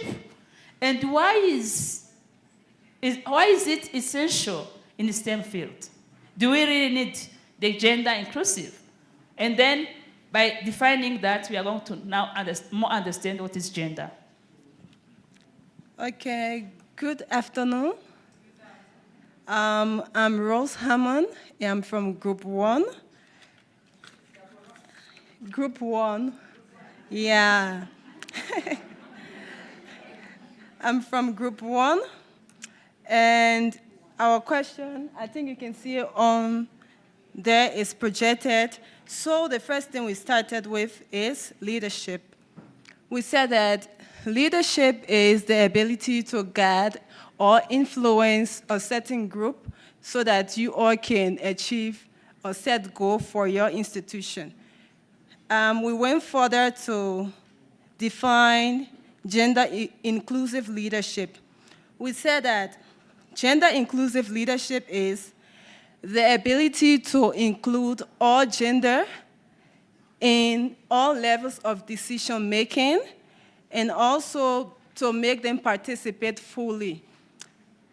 Next, we talked about how is it essential in STEM.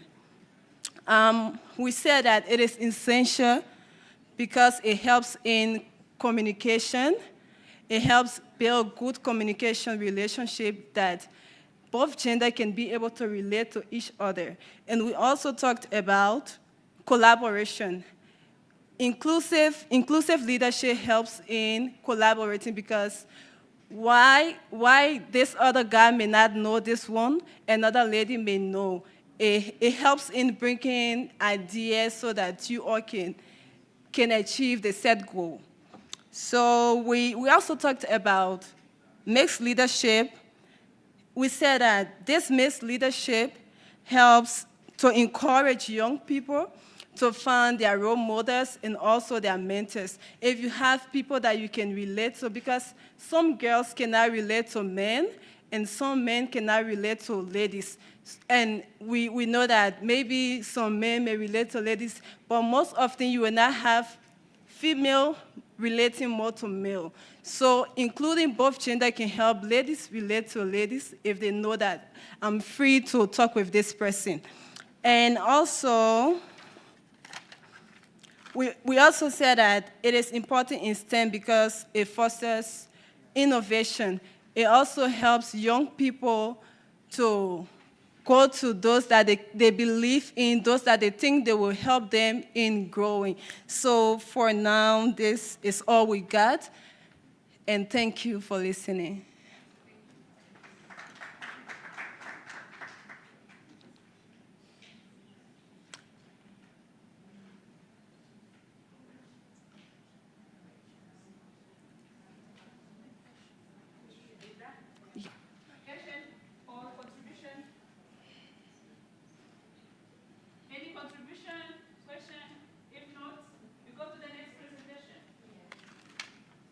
Thank you. The next question is, what are the primary challenges to achieve gender inclusivity in STEM? And what action can reduce these barriers?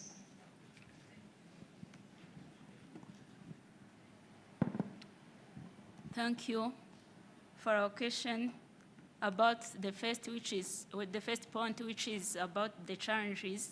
We have classified these challenges.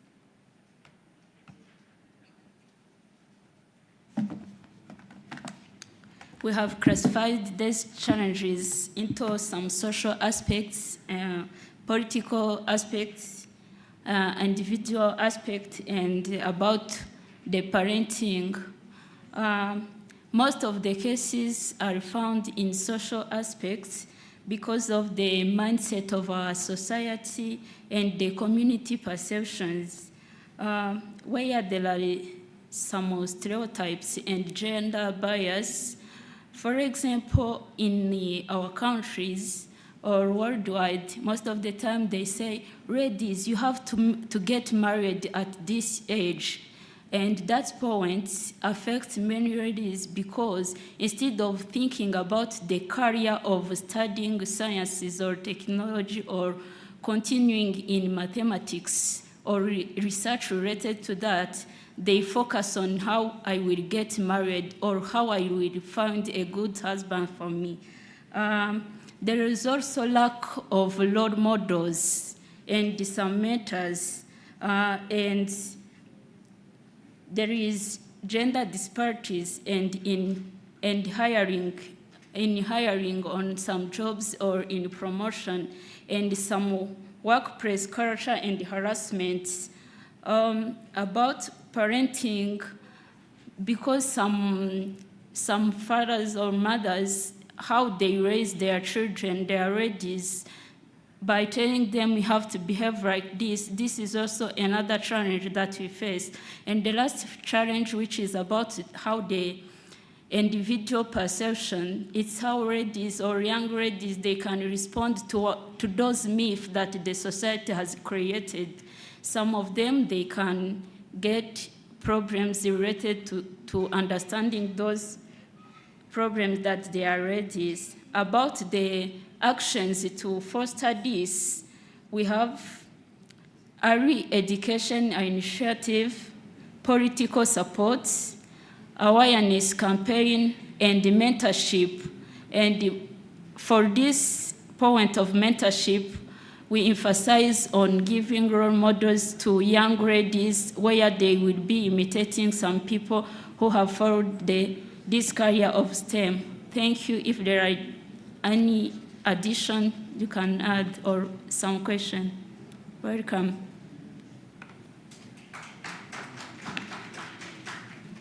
Thank you. Any contribution? Any contribution on the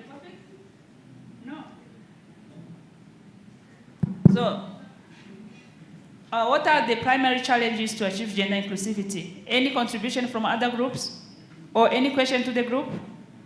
Okay, thank you. So we can hear from group 4.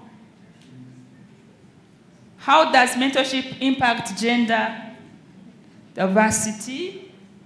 Who is going to present for group 4? Group 4.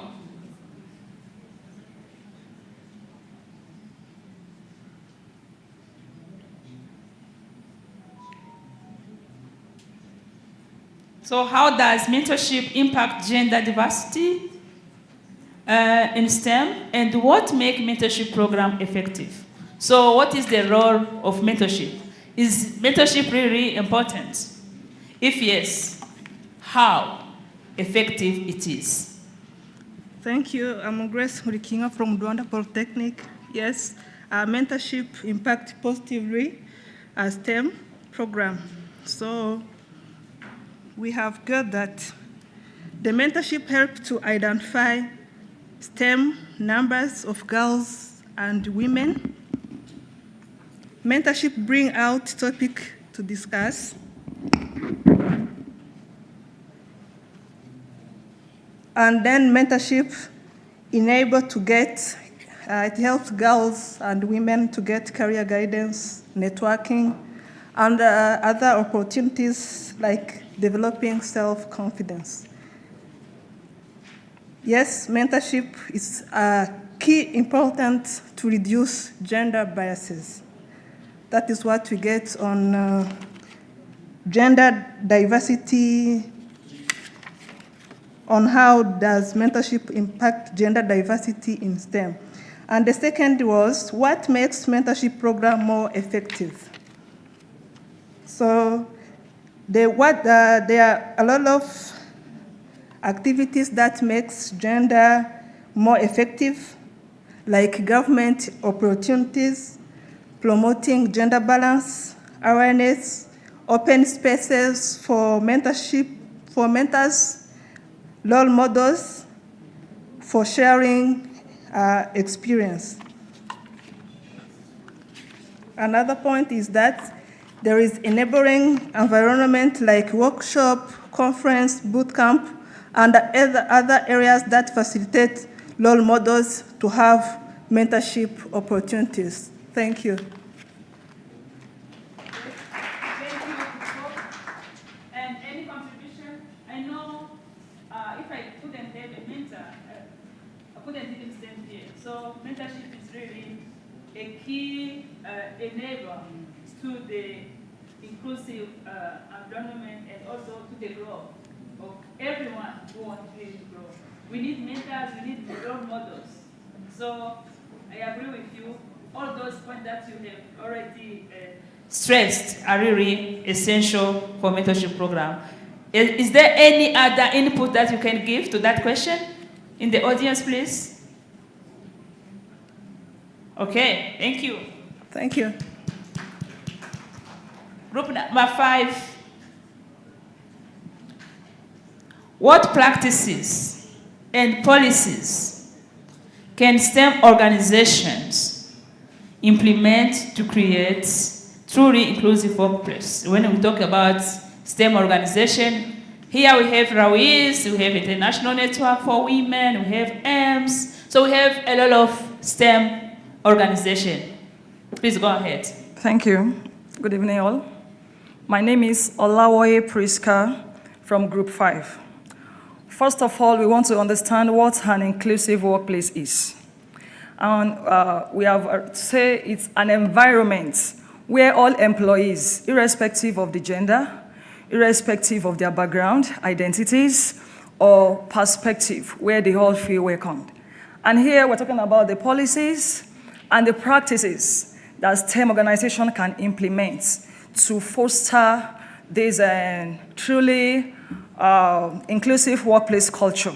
First of all, we're going to talk about the policies.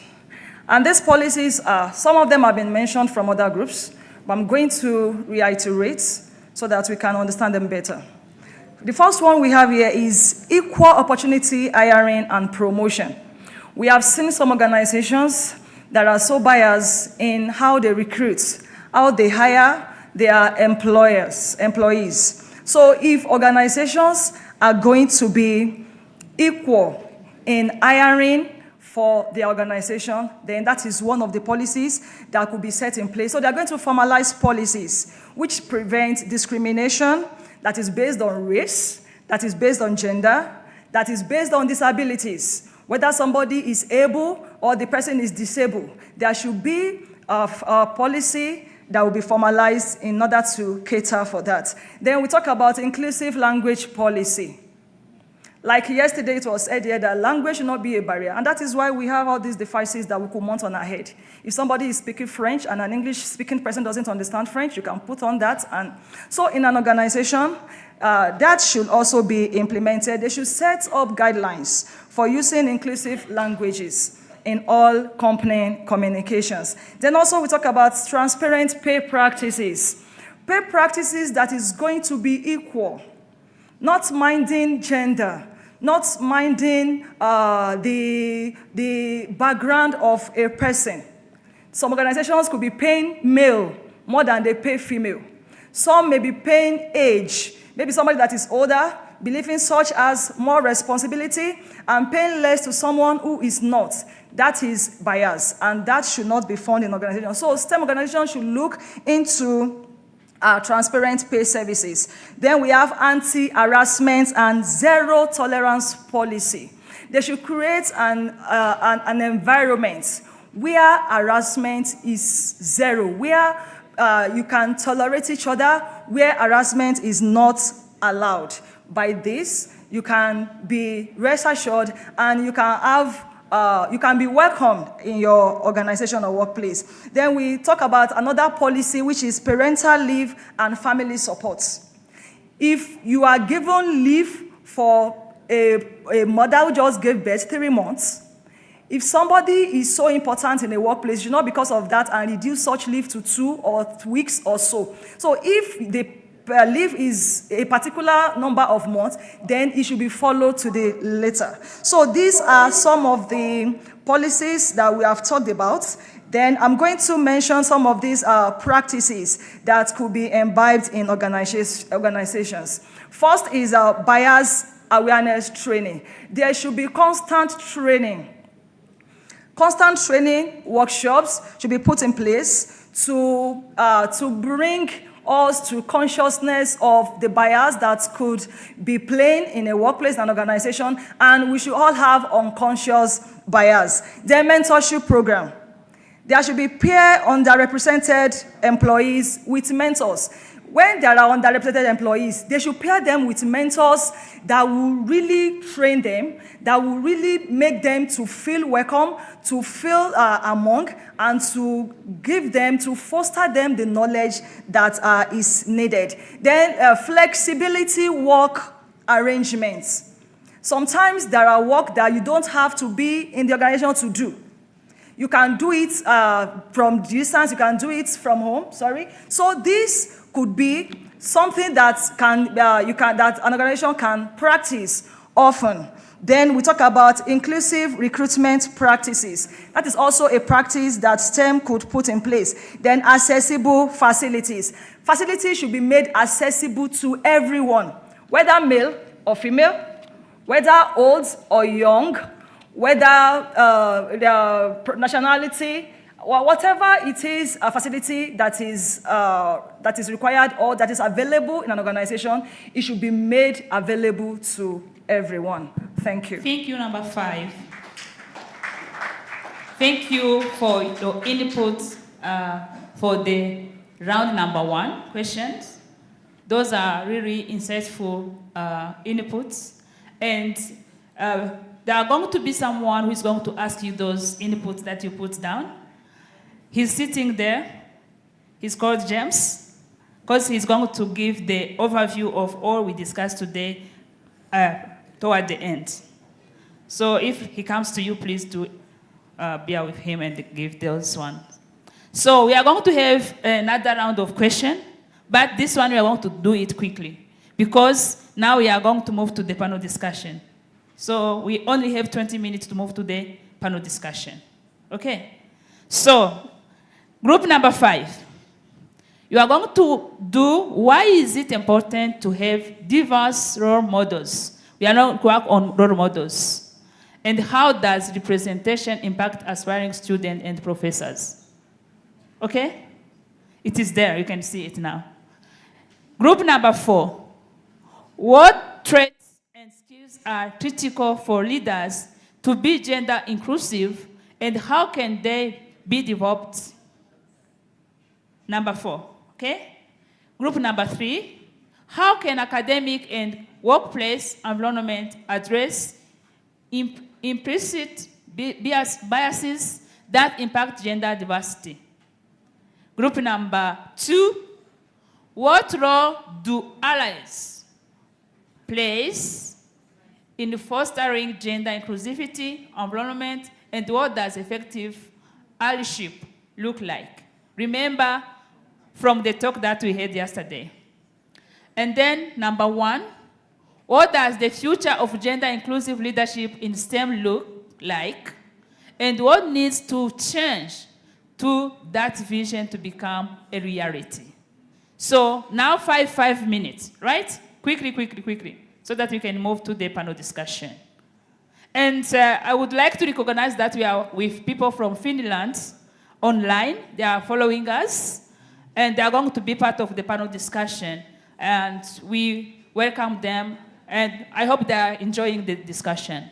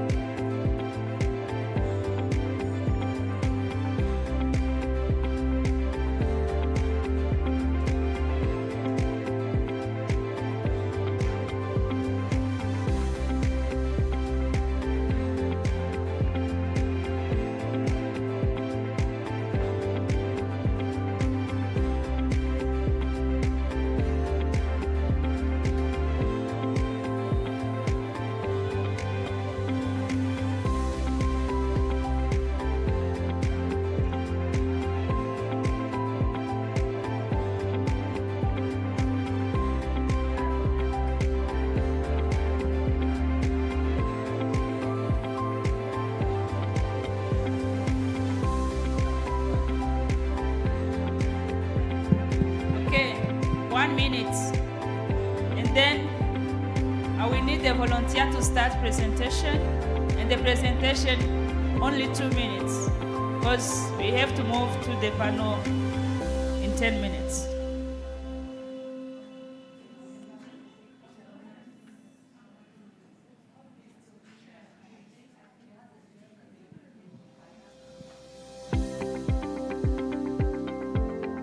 Can I have a volunteer from any group? Okay. You can, group 5, please.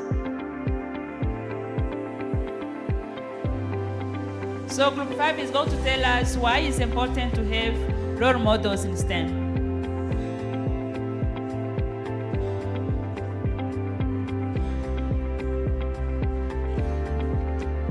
Only 2 minutes, don't go beyond that.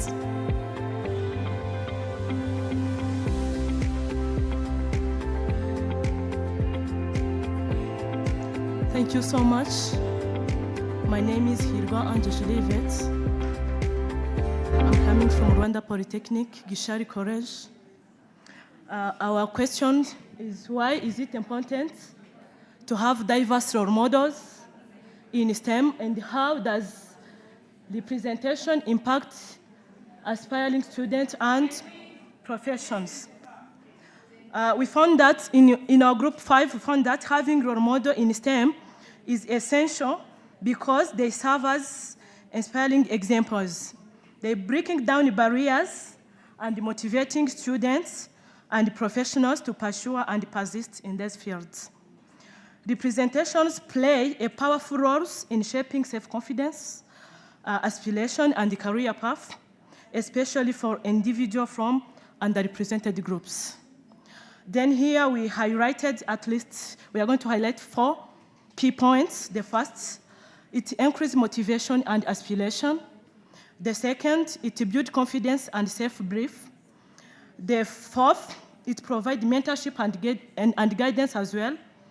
And the last one, it creates sense of belonging.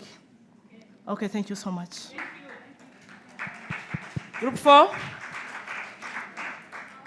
You can go, it's fine. Group 3. How can academic and workplace environment address biases? Good afternoon, everyone. So, first we'll look at the... Who are you? Oh, sorry, my name is Anna Denise. I'm from UNILAC, and I'm a librarian. So we are going to look at what is implicit biases. So, I'm coming. So implicit biases are unconscious attitudes or stereotypes that influence our perceptions, actions, and decisions without our awareness. So those are things that affect us, that we build in us, or that we have in our mind without our awareness. So yeah, key points to addressing.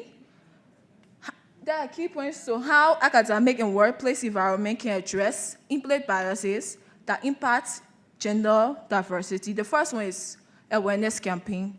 We should align the government with schools or carrying awareness everywhere to tell people what is implicit biases and how it can affect us. We should also have mentorship and coaching. For me, I suffer a lot from this, but then I had a coach which was my uncle, and he helped me, encouraged me to get involved in sciences. So we should help with mentorship and coaching. Another one is providing regular training. We should provide workshops, conferences to tell people about those problems and to address them. Another one is we should debate about stereotypes, the social and cultural norms. It is also a good way to address this problem. And the last point is gender clubs. We should include gender clubs in workplaces or academic institutions. Like for human resource, we should include human resource. When you want to employ people, you should have that club and tell people about it and inform them, or you can join this club to help in dressing. addressing in-play biases. Thank you. Thank you. Group number 2.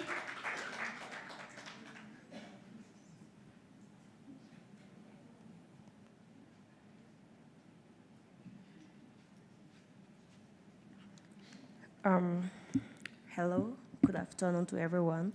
So again, I'm Kebet, so representing group number 2, and I'm going to be talking to you on ACWES, which is the 4th topic here. So firstly, we have to know what is ACWES. In our definition, we talk that ACWES are people who actively support, advocate for a group of people, and particularly involved with challenges or discriminations. So then we also aligned some points that have to do with the roles of ACWES play in fostering gender-inclusive environment.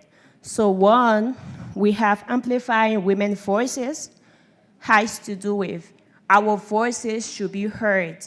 There should be no discriminations, there should be no gender equality, our voices should be heard. And 2 has to do with mentorship and sponsorship. We have to be mentor, we have to be sponsor as well. And 3, we have something called advocating for public challenges. 1, if we don't go out there to advocate for public challenges, the world wouldn't know what we are into, the world wouldn't know what we are challenging, the problem we face with, and nobody going to hear us, nobody going to know what we are facing in life. And 3, we have effective allyship. Like, we have to come together, we need to organize, we need to put people together, speak our minds, speak our problems, so that out there tomorrow we can find someone to go and speak for us, or our own self or ourselves can talk for ourselves. And we have learning and self-reflection. We have to know what we are saying, we have to be confident, we have to be sure of what exactly we are saying. Every problem we are into, we have to speak about it. We have to be sure, like 100% sure and confident within yourself. So then we also spoke about the othership. 1, we have consistency. You have to be consistent. It's not like you do it today, tomorrow you like rest or you're tired. We have to be consistent. And then we need humanity. Have to do with themselves, making assumptions. We don't need anyone to make assumptions for us. Do not allow anyone to assume for you. Do not allow anyone to make a decision for you. Your decision should stand for yourself, and you should not allow anyone to speak on your behalf. Speak for yourself. And lastly, we have accountability. So here, we have to give every outcome of everything we are going to say out there. You are to be accountable for whatever you're going to say out there. You have to be sure. So every voice you're going to speak out there, you need to be accountable for it. You need to stand firm. You have to stand and say, yes, I can do this, and this is what I self. If you don't have a self-confidence, you can be accountable for that. If you are not sure of what you want to say or whatever situation you are going through, do not speak. Thank you. It's either you pass through someone. Thank you, thank you. Group number 4. If you are not ready, I call upon someone else.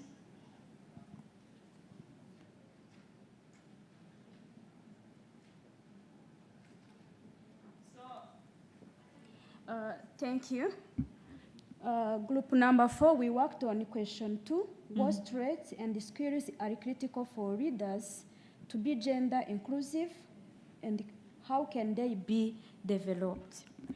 So we have seen that gender inclusive leadership involves creative environment where all individuals, they have to be valued regardless their gender, and also the critical traits and skills that are needed by the readers, they include the empathy, And the tray inside is understanding the experiences and challenges that are faced by people of different gender, and then trying to especially know the groups where they are working in different areas, and also how this tray can be developed. Leaders will develop this tray by being engaged in active listening, seeking of diverse respectiveness people, and also another tray is about self-awareness, okay, where people will develop it by taking time to reflect on personal attitude and behaviors.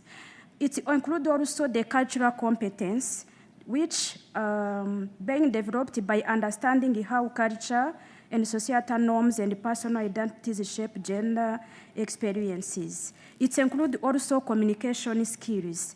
To these communication skills, the trait is the ability to communicate inclusively and sensitively about gender, both verbally and even non-verbally.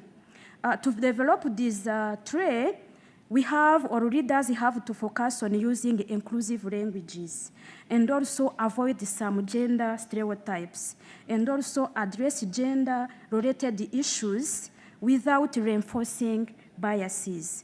It includes also commitment. There are so many traits and skills, include also commitment to equity. It includes also mentorship and sponsorship. It includes also flexibility and adaptability. So even accountability. So people interested may also search and see how they can be developed by leaders. Thank you. Who are you?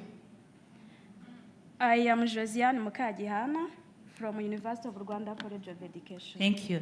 Thank you. Last group.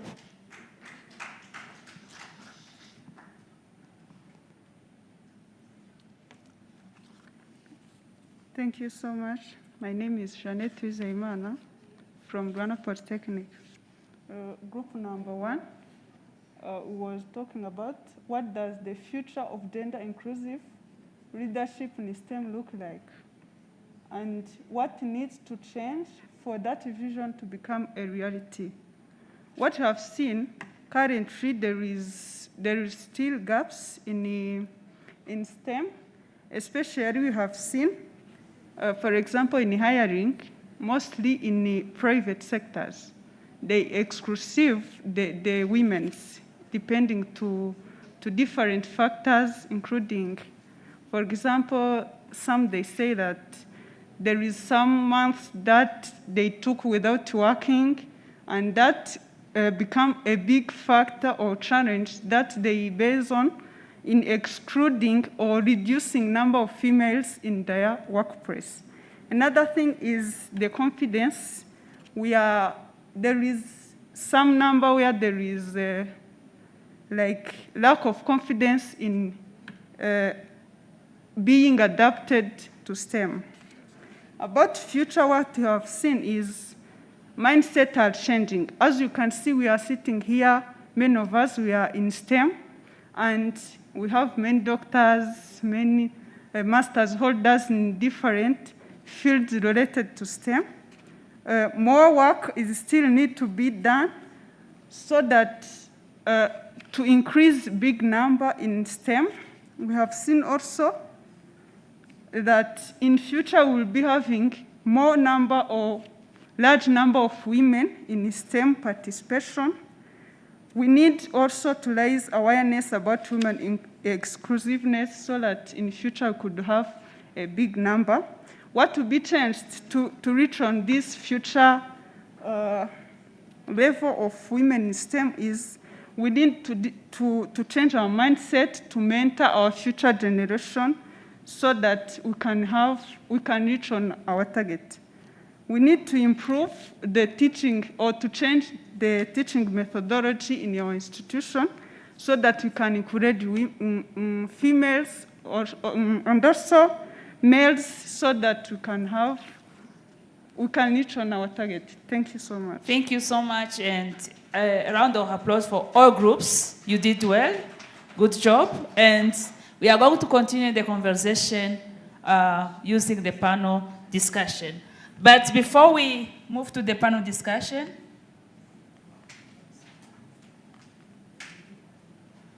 we have an online survey. This is a QR code. It's about what we were discussing. So if we are talking about talking to the policy, we need your ideas. So this is a survey which is anonymous. So you can scan it, and then complete the question. We are going to display it even after, and we are really hopeful that we are going to respond to those questions. So it is anonymous, there is no name. You just give your inputs. So allow me to call the moderator of the panel discussion, Dr. Emeline Munoza Gasana. She's a mathematician, and she's Rawi's treasurer. She works at the University of Rwanda in mathematics department. Over to you, Emeline.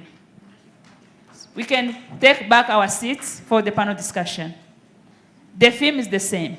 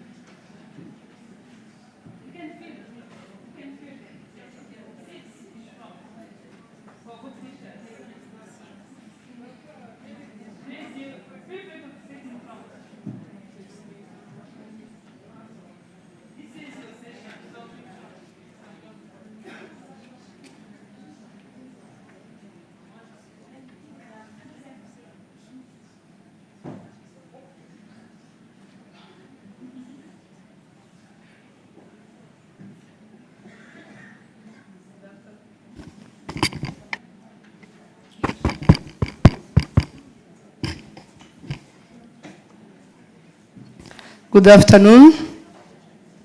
Good afternoon again. I know we've been in discussions, so we are used to be talking, but for this moment, let us let the more experienced and the theme, let's give them space to express themselves, and then we can learn one thing or two from them. As Dr. Chantal said, I'm Dr. Emeline Munoza Gasana, and I'll be moderating this panel. The theme is still the same. It's about leading with purpose, the gender inclusive leadership in STEM for the next generation that you are. So I'm going to welcome to the panel. We are lucky enough, we're fortunate enough to have a diverse panelists with different areas of their work where they do their role as leaders in STEM.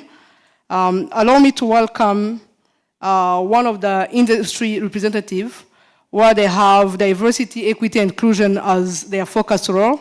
Allow me to welcome Kevin Vageneza from NATCOM. A round of applause.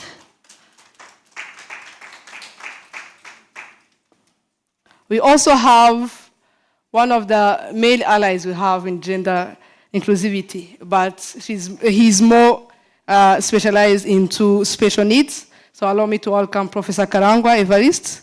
He's the Dean of School of Inclusive and Special Need Education at University of Rwanda College of Education. Prof. We also have a person with a lived experience of what we mean by marginalization in STEM. We have Dr. Irene Mihigo. She is the Director of Academic at Services at Rwanda Polytechnic College at Kigali. Welcome, Dr. Irene. This is not the only panelists that we have. We have others online. We have a diversity, equity, and inclusion leader from academia, Professor Sai Väyrynen from University of Helsinki. Can you hear us? Thank you. Yes, I hope you very well. Thank you. Thank you, Prof. Then we also have Elina Haldru from Tampere University of Applied Sciences, School of Professional Teacher and Education. She's a STEM educator. Can you hear us, Elena? Yes, I can. Good afternoon. Good afternoon. You can give them a round of applause as well, even if they are online. So as you can see, we have a very, let's say, diverse group of experts in the theme, and we will hear more things from them. But before we start, I would like everyone to just introduce themselves.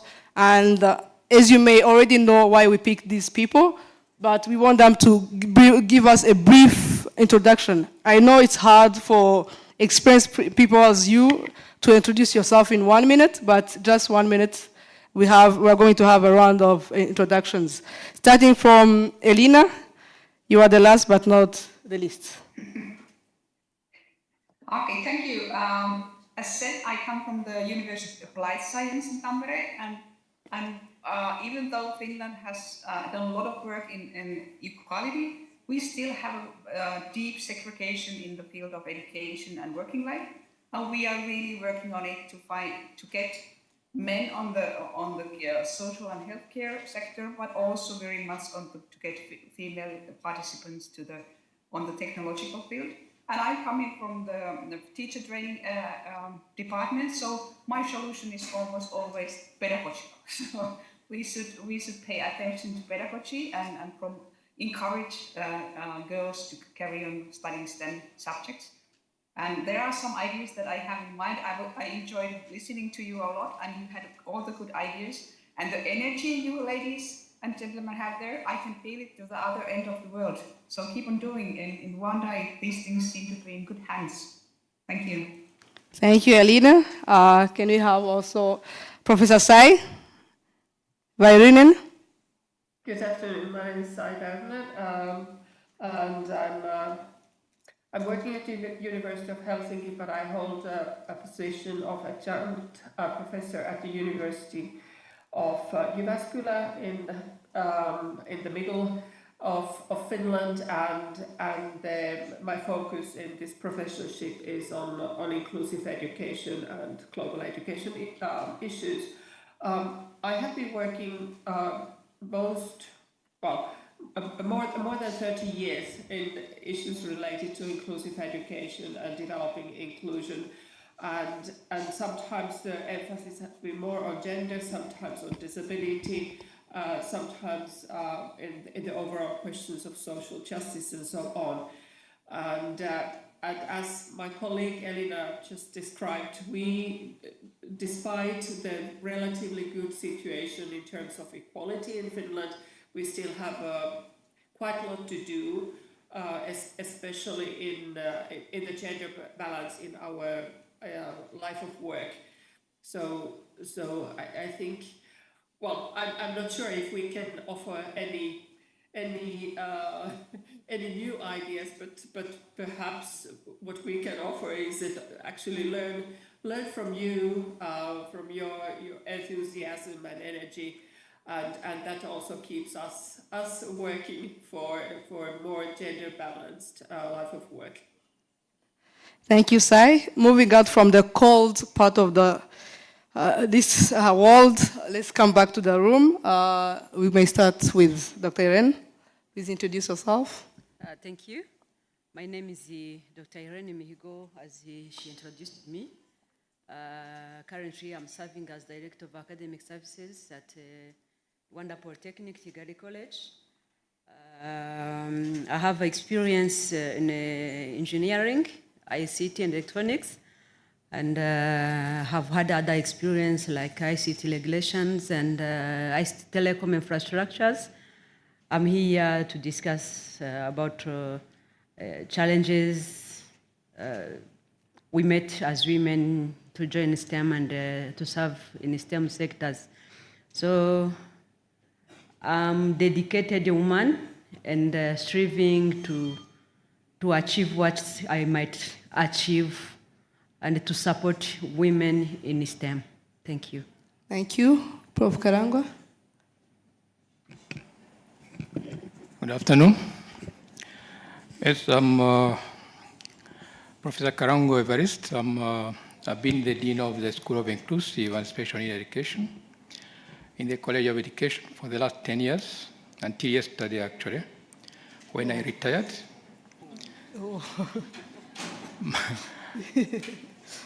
My work has always been around inclusive education and its wide spectrum, focusing particularly to those who are educationally vulnerable.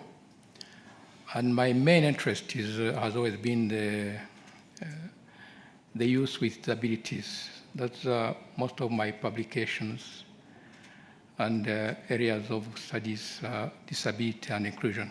Thank you. Thank you. Kevin? Thank you very much. My name is Kevin Vageneza. I'm the founder and CEO of an ICT company that called NatCom ICT Center. We train different people, different groups of people, mostly focusing on STEM and youth, fresh graduates and employees to acquire practical experiences in IT. So my background is computer engineering and information technology, and I have been a tech entrepreneur for over 13 years. Thank you. Thank you. Thank you all for your presentations. I would like to start with Prof. Sai. You've been in academia for long enough and in the leadership in academia. So I would like to know what are some successful strategies that you have seen in academia that promote gender inclusive leadership? Well, maybe I would just like to start a little bit continuing what my colleague Elina was telling me about the situation in Finland. As I said, despite we are relatively gender equal society, but some aspects of the society are very divided in this perspective, and this is shown in higher education. For example, we still have a very strong division between female and male disciplines in terms of students and staff, and this is also shown in the life of work. And I briefly looked at some of the statistics recently, and the statistics show that from 2015 up to 23, for example, female participation in ICT disciplines, which is considered as a male-dominated, has increased from less than 20% up to about 30%. But there are huge variation between the different sectors in technology. So some are attracting more women than the others. But overall, in our life of work, it is estimated that only about 10% of the workforce are actually engaged in professions that are gender balanced. So it gives a very, very different picture of the whole problem. And what we have realized here is that the surveys that have been carried out among youth, they show that youth are selecting their study paths at the age of 16 or so, based on very stereotyped perceptions of female and male disciplines. However, girls are increasingly entering areas which are traditionally or that have been typically been male-dominated, but the same doesn't apply other way around. So boys are not entering in those so-called female-dominated areas. And what is also interesting is that these gender-based selections seem to maintain large salary differences. So in Finland, typically male-dominated areas of work, the overall salary level is higher than in the female-dominated areas. And yet, there is plenty of research that shows that the diversity, including gender balance, in the work community increases the creativity, innovation, and increase the overall financial viability and production and the general well-being of our workforce. So we have all this evidence, and this is a kind of long-term process, and still it is very hard to kind of imagine how to work with this.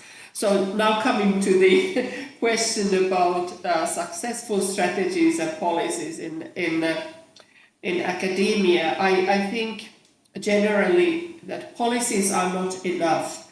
It is relatively easy to write a policy, but they really have to be accompanied with clearly articulated plan of actions that are really being followed up, and the leaders are being held accountable for the implementation.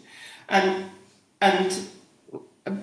very often we hear that there is a gap between the policy and implementation, but I think that in terms of gender, implementation requires support also from and interaction with the wider community, because the gender attitudes that are kind of impacting on these choices that the students, but also like the full lifetime careers we are making, they do not link themselves within academia. So we are living in a whole world, and we have these attitudes all around. So it is not only that we can deal with these in academia, but what we have realized, for example, in my own institution, is that the leadership has to be trained on gender mainstreaming, or more broadly speaking, diversity mainstreaming, talking about gender, background, languages, disability, and so on. And very often when we're talking about equity and equality, they are coming kind of top down, and in a way, yes, we need that the leadership takes the responsibility and enforce that kind of structural solutions that are sustainable and that kind of push us for the change, such as, well, now these are some examples, and like in all examples there are pros and cons, but for example, quotas might be useful at the beginning to ensure that they are a gender balance as close as possible. They might be legislative quotas or administrative within the institution. Rotation of the responsibilities and duties. There could be a system that if there has been there has been a balance between this rotation, so that it's not the one person who will be working the same position for 20 years, but maybe 5 years or 7 years at a time. And then also what seems to promote gender leadership as well is a kind of collaborative structures for management, so that we can also gain experience of the management and research management and leadership. And then we must build on the evidence and the research findings that we have. And what we know from the research is that often female-led communities are more flourishing and democratic. So I think that's a very, very good point for promoting gender balance. And then important is the sharing of good practices, what you have been discussing today, and very inspiring hearing that, communicating about equality, providing opportunities for different groups of people, and then affirmative action, selecting more women into important positions in academia. So I'll finish here, and I'm excited to hear other views. Thank you. Thank you very much, Prof. Yes, it's quite interesting for you to hear that you still have a long way to go, and Finland is one of the countries we all look up to when it comes to gender inclusivity and inclusivity at large. So, which means that we still have a long, long way to go then. Coming back to Professor Sai just talked about how gender inclusivity or different strategies we can use to ensure gender inclusivity in leadership or in academia. But now I want to ask in classrooms, so this question will go to Elena. In your experience, here in this room here, we have students, we have university educators, we have different teachers from different schools, we have students from different countries. So now I would like to see what would be the best teaching practices that can help foster a more inclusive classroom environment for students from all genders in STEM. What do you think would be those teaching practices that can help us as teachers, as students, to foster a more inclusive classroom environment? Thank you for a good question. If I would know that, we wouldn't have this problem anymore. But there are some things. The first thing is to get girls into those fields of study. And we noticed in the latest project that if we go to high school and we are sharing information about these interesting, very important fields of technology, they have decided they might already. It's too late, at least in Finland. So what we need to do, we need to see that in primary school, girls have possibility to do with their own hands STEM subjects. We call them STEAM quite often because we have at the A there, that is art. So that there is a design kind of things included, and more our teachers are also trained to be STEM or STEAM teachers, which are combining maths and science and engineering and this art part. I think that is the most sustainable thing to do it, so that we raise girls' capability of doing things. Our girls are good in math and science, STEM subjects. They are doing even better than boys, and that is rather rare in globally also. But still, they have these strong stereotypes or shallow knowledge about the things about the working practices, and especially on the fields of engineering and technology. So that is one thing, that how can we make it from the primary school on to be part of normal way to do. And our girls, they will apply for the fields that there is a bio, recycle, or eco in the name of the program. So, but in all our engineering fields and programs, we deal with those things. But they don't know it because we don't have enough information of these various types of trainings that we are offering in our universities and colleges nowadays. So that is one thing that we should really open up those contents and give them possibility to try out different things. Women want to save the world, so let's tell them that you are capable of doing it through these different fields of technology. And when we have been introducing or interviewing the female engineers, for example, we asked what was the thing that why did you choose this field? It can be that one teacher, my math teacher, said once years back that, oh, I can see that you understand this thing. Well, have you ever thought about the technological field? And that has opened it. Or the father has said that, I think you would be a good engineer. Come and work with me and do these practical things together. So with the girls, it seems to be very kind of little push that we need to be able to choose this, kind of make their own choice, so that people see that, okay, you are talented with that, why don't you think at least about choosing the technological field? So parents and teachers, especially STEM teachers, they have a lot of on their shoulders. How do they, what kind of careers they, I wouldn't say recommend, but they share the information and talk with their students or their children. And then one thing is what we use are student ambassadors. So when we have those girls in our technological field, they are the ones that go to the schools to talk with the future students of theirs. So we have tried all kind of things. But also, as a teacher trainer, we have paid extra attention to those when they are doing their teaching practices on technological field. And if the situation is as normal is that there are 15 boys and 4 girls in the classroom, does the teacher's behavior change when he or he is addressing girls? Sometimes it does, and those are those unconscious biases that they don't. They ask whether the girls need more help. Why would they need more help than boys? And they haven't noticed it themselves before we point them out. That did you notice what you did?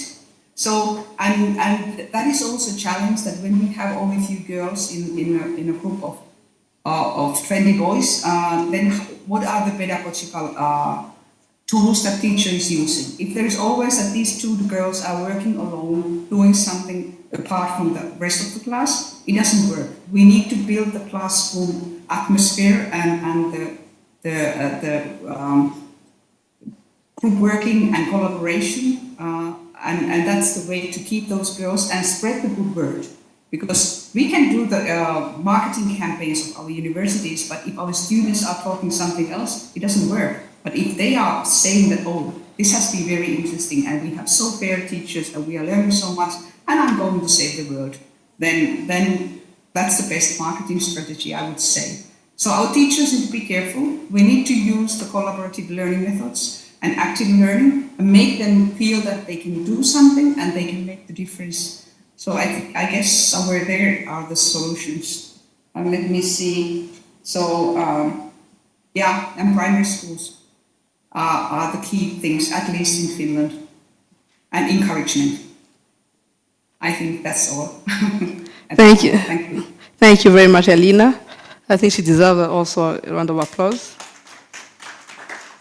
Those are good strategies, and I think it applies to many classrooms here in Rwanda, because, and also in other countries here present, because we usually have in STEM a small number of female students than compared to male students. So talking about, Elina has just talked about how it is, to begin with, we need to get girls to go in STEM. So now I'm going to ask my question. I'm coming to Professor Karangwa. You have an experience in advocating for communities with special needs, like students with disabilities and so on. So now I'm wondering, it's not easy enough to have girls attend STEM school. Now to have girls with disabilities to attend school. How difficult it is, what is your role in trying to promote inclusivity, not only in gender, but also in extending to communities with special needs? What is your role, and how important is it to have a more inclusive environment when it comes to not only gender, but to communities with living with disabilities? Thank you very much. I don't know where to start, but let me start from my recent project that we have been running for the last 2 years, in which we have been trying to encourage, to give scholarship to young people who are vulnerable in our university. This is a project which is sponsored by MasterCard Foundation, and to award scholarship to over 1,200 students. 70% of them are girls, 80% are those in STEM, 25% are refugees, and 10% of them are those with disabilities. We are focusing particularly to those brilliant students who have passed their exams, able to come to the university, and are supposed to succeed and participate in the society like any other. Now, what we have remarked, we have noted, is very interesting. Among the refugees, you hardly see girls coming for their scholarship. This year alone, in the last 2 years, we haven't seen any girl applying for this scholarship. It is open for them, there's a quota for them, but you don't see them. This year, 40 refugees who applied, only 5 are girls. Yet we are supposed to take 70% girls among that number. Among the 18 students with disabilities who applied and are all awarded scholarship, only 3 are girls. And the trend is the same. Fortunately, among others, who are nationals, without disabilities, who are not refugees, we see a good number of girls who are in STEM and are competing with scholarship, and it is quite encouraging. Now, you're asking what can be done. I don't know, it is achieving inclusion is very difficult. It does not only take sensitization we call grade 1 and grade 2. Those with severe disabilities, they don't go beyond primary 1, even primary level. Particularly those who are deaf, those with mental health problems, they don't go beyond primary. At the university, we see only 1 or 2 or none, and most of the time it is none. So what it takes is sensitization or making education as friendly, as encouraging as possible. And education doesn't mean just the school, but the whole system of education, the curriculum, the teaching approaches, the teaching resources, the support services from the community, from the families. Everything should be consistent and supportive of those who are vulnerable to access, succeed, and progress in education. I don't know whether I've answered your question. Yes, you did. And from what I can hear is that we all have to be involved to achieve to this gender inclusivity, especially within our communities. How do we talk about this gender inclusivity? How ourselves here, each and every one of us, what do you think about sending our girls to STEM fields? So do we still, I would say maybe those here, since we have women engineers here, they've already tried to overcome those challenges. But now I'm thinking about the broader community, the larger community at home. What challenges? We can think about the different challenges that we have faced in order to do any engineering school. So let's move out a bit from academia and come to industry. Kevin, I know you have been promoting. You fought so much about gender inclusivity in terms in STEM leadership. But I would like to know, as a tech woman and as a tech leader, but what do you think are the most, or what challenges have you encountered when implementing gender inclusive practices in STEM in terms of industry, and how did you overcome such challenges? Thank you. That's a good question. At the right time, yeah, there is still a lot of, challenges in terms of gender inclusivity in industry. We notice that we are still very few women, especially if I talk about the industry as business or as entrepreneurs. We still have really a gender imbalanced society in that sector.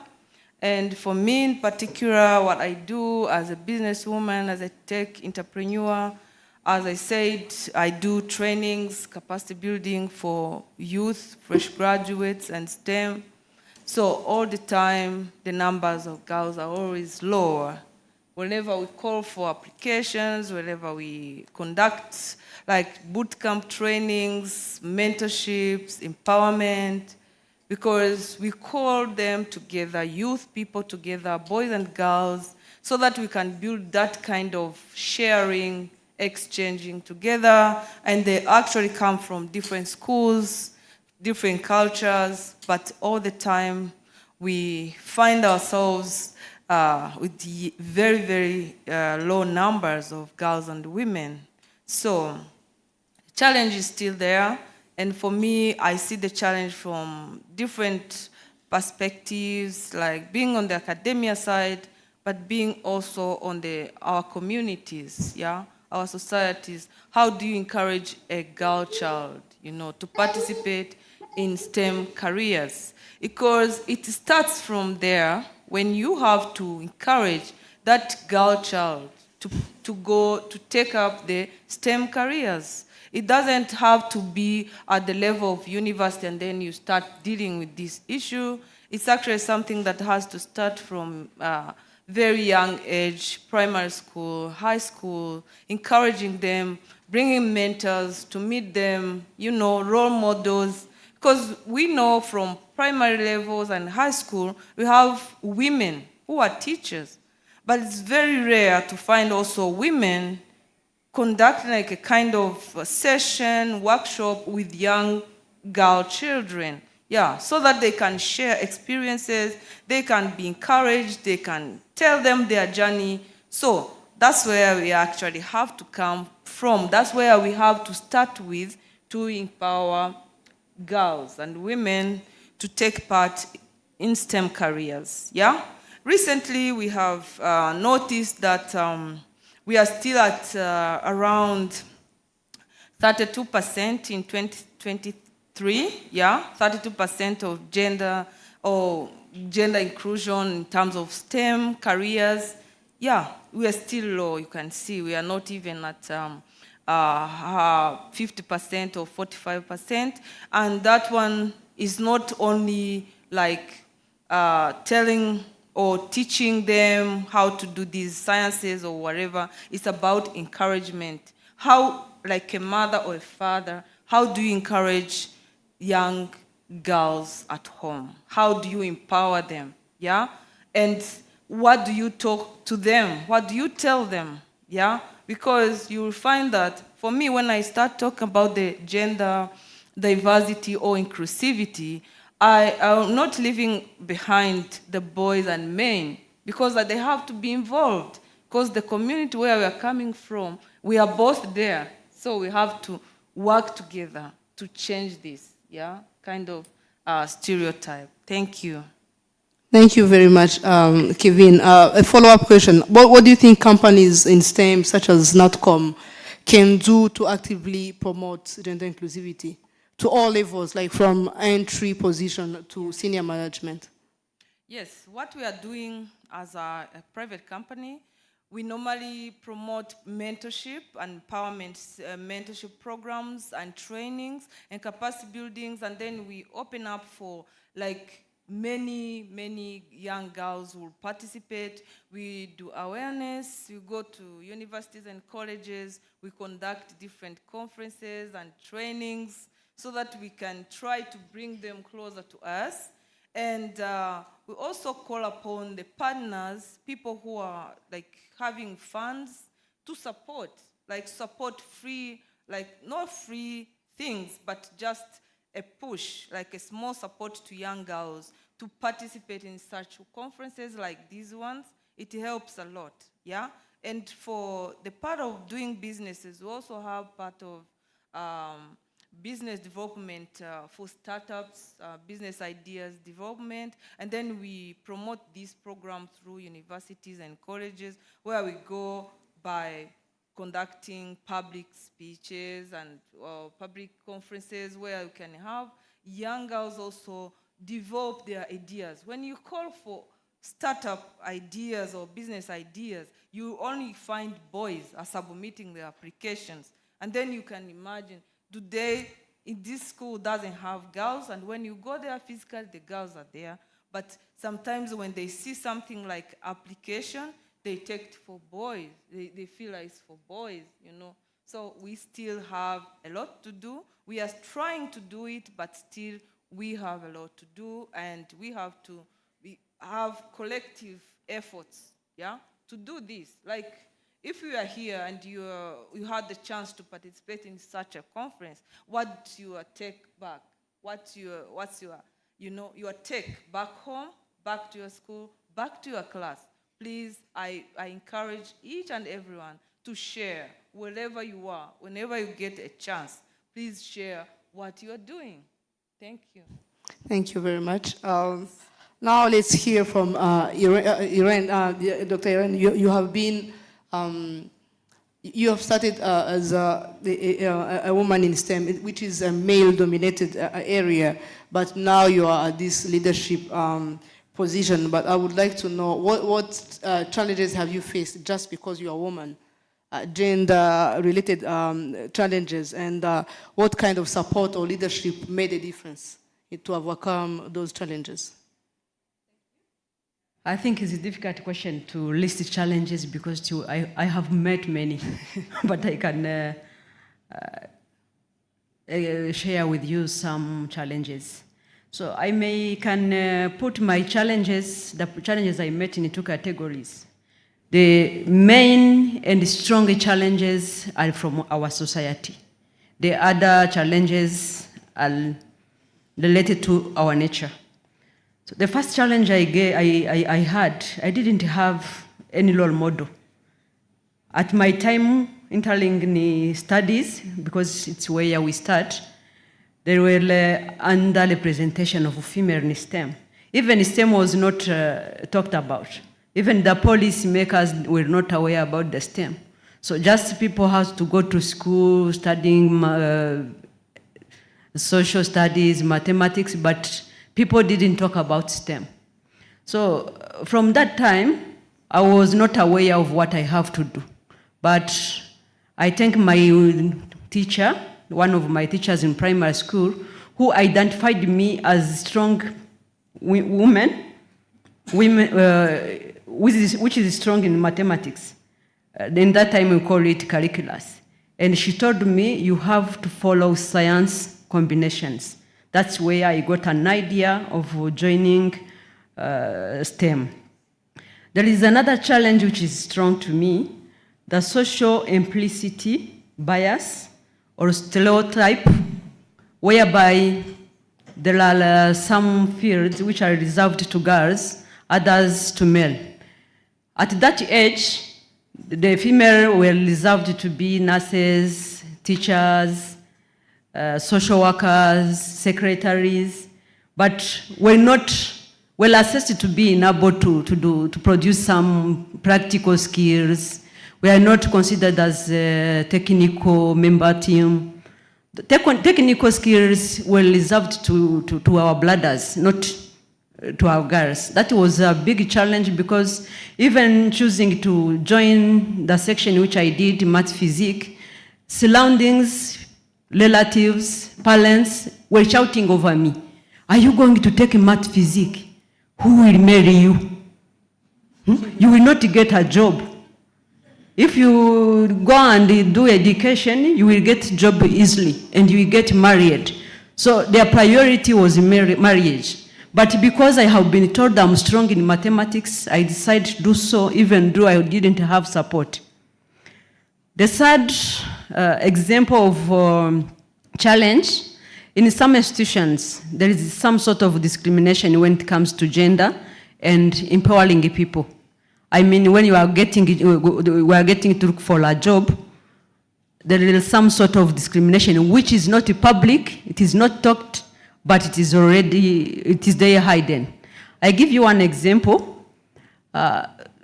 In 2012, I think, if I remember well, I saw a call for application in one company here in Rwanda. I don't spell its name because it is already there.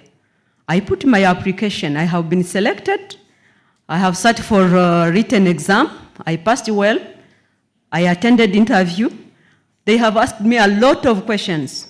I didn't know what is hidden. But after responding to them, they expected to supervisor to my job because they were looking for a site engineer.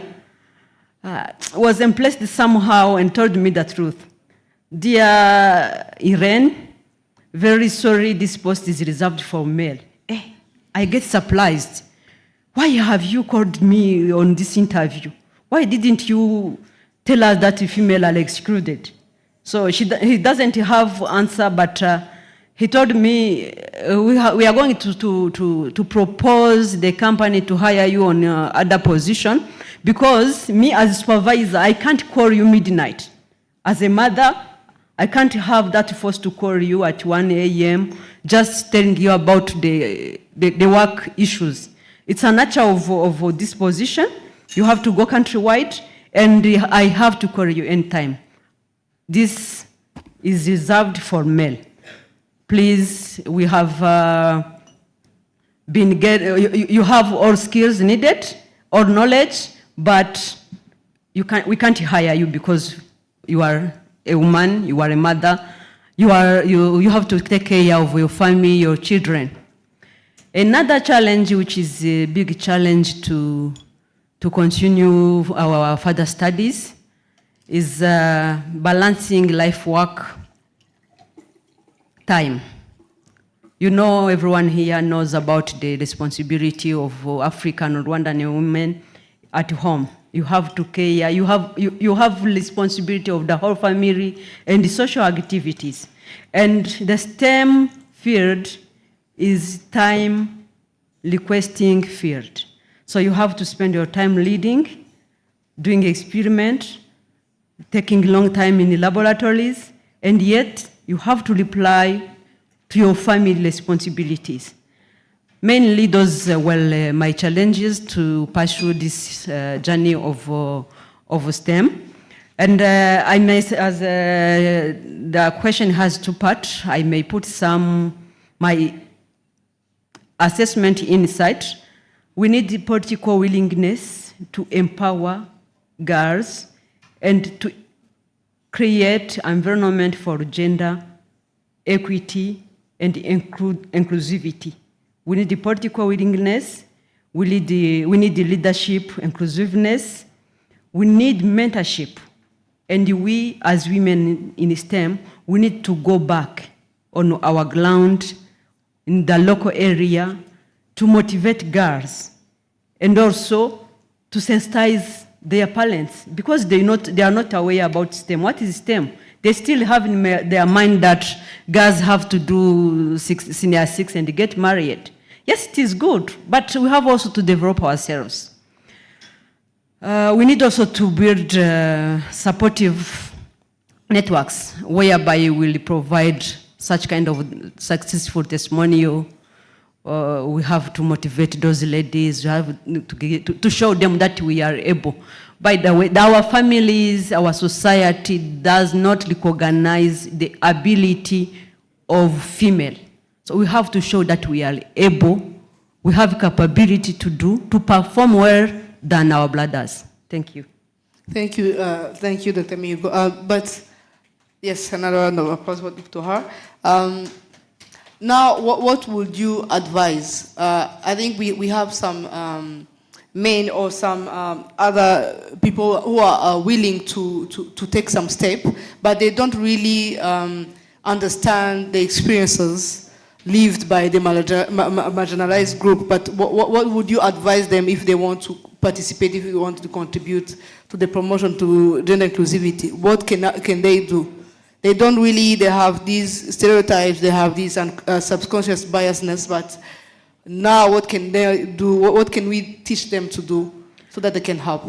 They have a lot of experience outside there. Mm-hmm. They have to go and learn. They have to educate themselves about those stereotypes, and they have to know that we have diversity of personality, cultures, which is playing a big role in gender equity and inclusivity. So they have to know that the cultures are different. They have to know that the sexual education in different countries is totally different. And this culture, as well as sexual education, is playing a big role to put us behind. So those leaders who want to contribute in gender inclusivity have to go on the ground and learn more about the existing experience, about the different cultures, about the sexual education which is provided worldwide, about those social medias, what social medias are telling us, about those movies. We are now in the digital world. We are getting information worldwide. So our children are not now limited to our education, to the family education. They have diversity of information from where we don't know. So those leaders have to know what is outside from existing experience. And they have to create open dialogue platform whereby people can talk about the gender inclusivity. Thank you. Thank you very much. Due to time limits, I would like to now to invite some few questions from the audience before I go on with another few questions. I know you have some burning, yes, there is one here. And you may direct your question to one person or the whole panelists. Yes, thank you. Thank you. Your name and the question. Speak French? Yes, I will try to translate. Je suis Madame Sarr, Rufina Dabo. Je viens du Sénégal. J'ai été professeur de SVT et je fais de la recherche dans ce domaine qui est très, très masculin, où les femmes, les filles ne sont pas très, très acceptées. Mais moi, ce qui m'étonne, depuis 2003 jusqu'aujourd'hui, j'ai fait le FAWE, j'ai fait le FEMSA, et aujourd'hui nous avons AFSEC avec ARN, INWES. Ce problème n'arrive pas à trouver une solution. Ma préoccupation est la suivante. Est-ce que les gouvernements nous écoutent? Si ils nous écoutent, quelle réponse apportent-ils à ce problème si lancinant? Je vous remercie. Thank you very much. For those who don't speak French, she is Madame Sall from Senegal, and she is in a male-dominated area. Well, I would say that girls are still kind of marginalized, and now she's asking herself, since the problem still persists, how does the government really listen to us and care about the problem? And if yes, why doesn't it change? I think any of you can respond to the question. So our government, I think, hear from us, and there are some policies. But Professor said well clearly, policies only are not enough. We need also plan of implementation. For example, I may say here in Rwanda, we have been introduced gender equality, and have created some problems because society refused to accept. So what we have to do is to look on the plan of implementation. Because policies are there, and they are good. But who are we? Why are not changing to, adopting to change and to starting from ourselves, women here? Are we ready to combat for ourselves? Are we ready to compete with our brothers? When we are going to the remote areas, you cannot find some girls saying that they are not proud of themselves, comparatively to their brothers. I think we have to think on the plan of implementation. That's my contribution. Thank you. Anyone else? You want to add something, Kevin? Yes. So that kind of society, I would advise that you can formulate a group of women who are confident, who are capable of advocating, who can just meet and start advocating for young girls, because one person is one, of course. Always, your voice will be low, Maybe you'll be heard at one place, another place you'll not be heard. And to different governments, it's not easy to implement the policies that are in place. Policies are there, but the implementation is always a problem. But just to start with is to have a group of women or an association of women who can raise the voice and advocate for that problem. And step by step, you approach the chambers, you approach the development partners organizations, international organizations, just to have that kind of support, with you. Then you can have forums to address that issue, step by step, it can work because governments are different and policies also very hard to be implemented. Thank you. Thank you. Prof. Karangwa, you want to add something as an ally? Thank you. I think my colleagues have just said what I wanted to say. But just one small thing.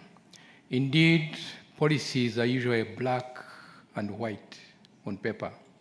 Once they are not implemented, and an implementation which is focused on a problem and the solution which is tangible. They have given us examples which have been done in Rwanda and elsewhere. But one thing I would like to add is in a system where people are vulnerable, young women, especially young ones, are 3 times even more vulnerable than other people. I've given you examples of refugees, those with disabilities, those in poverty-stricken areas. If there's nothing, an implementation plan in place which is developed to support those people, they never get out of that place. I've been to refugee camps here in Rwanda, in Tanzania, in many places, in Ethiopia and elsewhere. I've seen how people live, young people live, and it is really appalling how to see how young refugees, young women in refugee camps can't go beyond primary 6 or primary 7, whatever the system they use.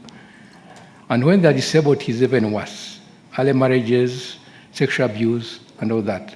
So to get those young people out of there and get them included and be part of the society, it takes not only advocacy or policies, it takes much more than that. Thank you. Thank you. I don't know, maybe any offline would like to respond, but let's take another question, then we'll come back maybe to you. Any other question from the audience? We have one here and another one there.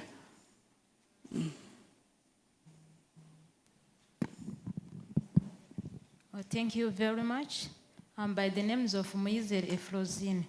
So my question goes to Professor Kalangwa Evariste from College of Education. So we always speak about that can really empower them to achieve performance like other students. So this has really been observed during a national exam. During a national exam, they really attend, they do the same exam, the hours for doing the exam also the same, but they don't really take into consideration the type of disability. And as we know, they are some are blind, others they have physical different types. So during a national exam, sometimes they fail. So how do you think way forward to increase the awareness for some rural areas, schools to empower those students with the special needs, special cases? Because sometimes the rural teachers and the head teachers, they may think disability, maybe those students with disability, they are unable to perform. So thank you. Yes, you can respond. Okay, thank you. Do I go? Yes. Thank you, Josiane. Yep, we're talking about a complex thing, actually. We're talking about education. I've been around this education for students with disability in Rwanda for the last almost 30 years, and I've seen it growing. I was involved in policy, developing policy for the means of education, for our university, and even for the region. And I thought those policies are going to bring the solution, but they haven't. However, we can't say we are where we were 30 years ago, 20 years ago. A stride has been done. And the problem is not in the rural areas, as you say, but it cuts across the board, including our own, the central region, One Education Board, NESA, which design quality and all that. The curriculum must be accessible to all of them. the teaching resources should be accessible to all of them. They should be doing the same exam, which is fair for all of them. The day, for example, they use sign language, and they don't have to do the same language exam that other students do. It has to be different. It is done in Kenya, and I think should be done also here. They should have, teachers who are ready. Most of the schools you are talking about, they don't have trained teachers. Very few have. And even those who have, they can easily be switched to other places where they're not supposed to be. A trained teacher, I train teachers, I've been training teachers, and they're not transferred where they're supposed to be taught to be. Instead, they are transferred to where they're not supposed to be. So it's a complex thing, and to deal with that needs, constant discussion. But in my view, it is all in the perception of the decision makers. If you're a decision maker, you're not necessarily knowledgeable about what you're supposed to do. And you don't take advice from a technical person, then you take a wrong decision. So awareness raising, understanding what to do, sharing experiences. I think that we still have a long way to go to address those issues. In the meantime, many will be suffering for some time. Thank you. Thank you, Prof. Yes, you can go ahead. Whatever. Merci beaucoup. Je voulais juste dire que ton nom, s'il te plaît. C'est le professeur Gassou, ami de l'Université de Lomé. Je suis biochimiste et je fais biologie cellulaire aussi. Je voulais dire tout ça, c'est pas pour poser une question, mais je voulais juste dire que nous sommes peut-être un peu trop pressés. Parce que le problème est aussi vieux que le monde. Et si il était aussi facile à régler, on ne serait pas là aujourd'hui. Si on est là aujourd'hui, c'est parce qu'il reste encore à faire. Et j'ai fait une présentation ce matin. En 50 ans, à l'Université de Lomé, on n'a pas encore 50% d'étudiantes. On est à 37 et quelques pourcents. Et les filles qui sont dans les filières scientifiques, on est à moins de 20%. Donc c'est pour dire que nous avons du pain sur la planche. Et tout ce que nous avons dit aujourd'hui, c'est valable. Mais il y a une chose qui est très importante, c'est le changement de mentalité. Tant que nous n'aurons pas changé de mentalité, que ce soit les hommes ou les femmes, on ne pourra pas avancer facilement. Nous-mêmes, en tant que femmes, on ne se fait pas confiance en nous-mêmes. Et il arrive quelquefois qu'on glisse des pots de banane aux autres. Et puis, il y a les hommes aussi. C'est vrai, on a parlé de politique, etc. C'est eux qui décident. Vous êtes ensemble, vous décidez dans la salle, tout est beau, tout est bien. Dès que vous sortez dehors, ils commencent à vous menacer. Attention, vous croyez, ma femme, elle ne fera pas ça. C'est ça. Donc, c'est pour dire que nous devons changer de mentalité. Il faut qu'on se rééduque. Et c'est là, tout le monde a dit la même chose, qu'on commence à la maison. L'éducation à la maison pour que nos filles, nos petits-enfants puissent comprendre que nous sommes tous pareils et qu'on puisse les éduquer de la même façon pour que, à la fin, tout le monde puisse comprendre qu'on peut faire la même chose. Sinon, on n'avancera pas. Donc, je nous demande à nous tous de continuer à se battre.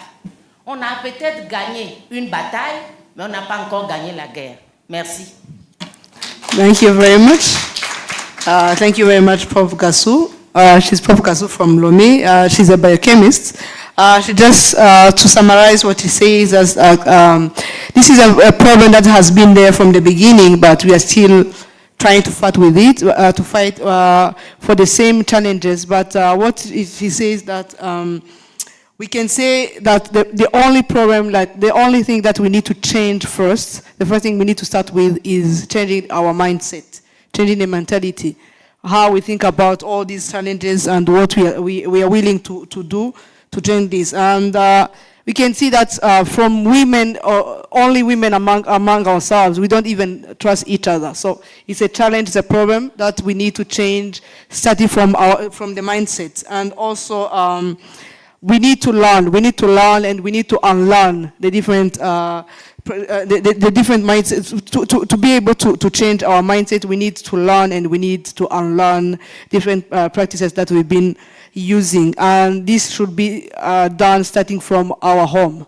What do you tell your son? What do you tell your daughter? That's where the change might come. We might have one how do we say, battalion, one battle, but not the entire war. So yes, this is the fight we are still fighting. Due to time limit, I would like to come back to those online. I would just ask you one question, and let's be it like a closing remark, but also with your inputs. So I would like to know, what do you think, what's your vision about the future of gender inclusive leadership in STEM? And what do you think would be the foundational changes that we need in order to achieve the future that we want? I will start with you, Elena.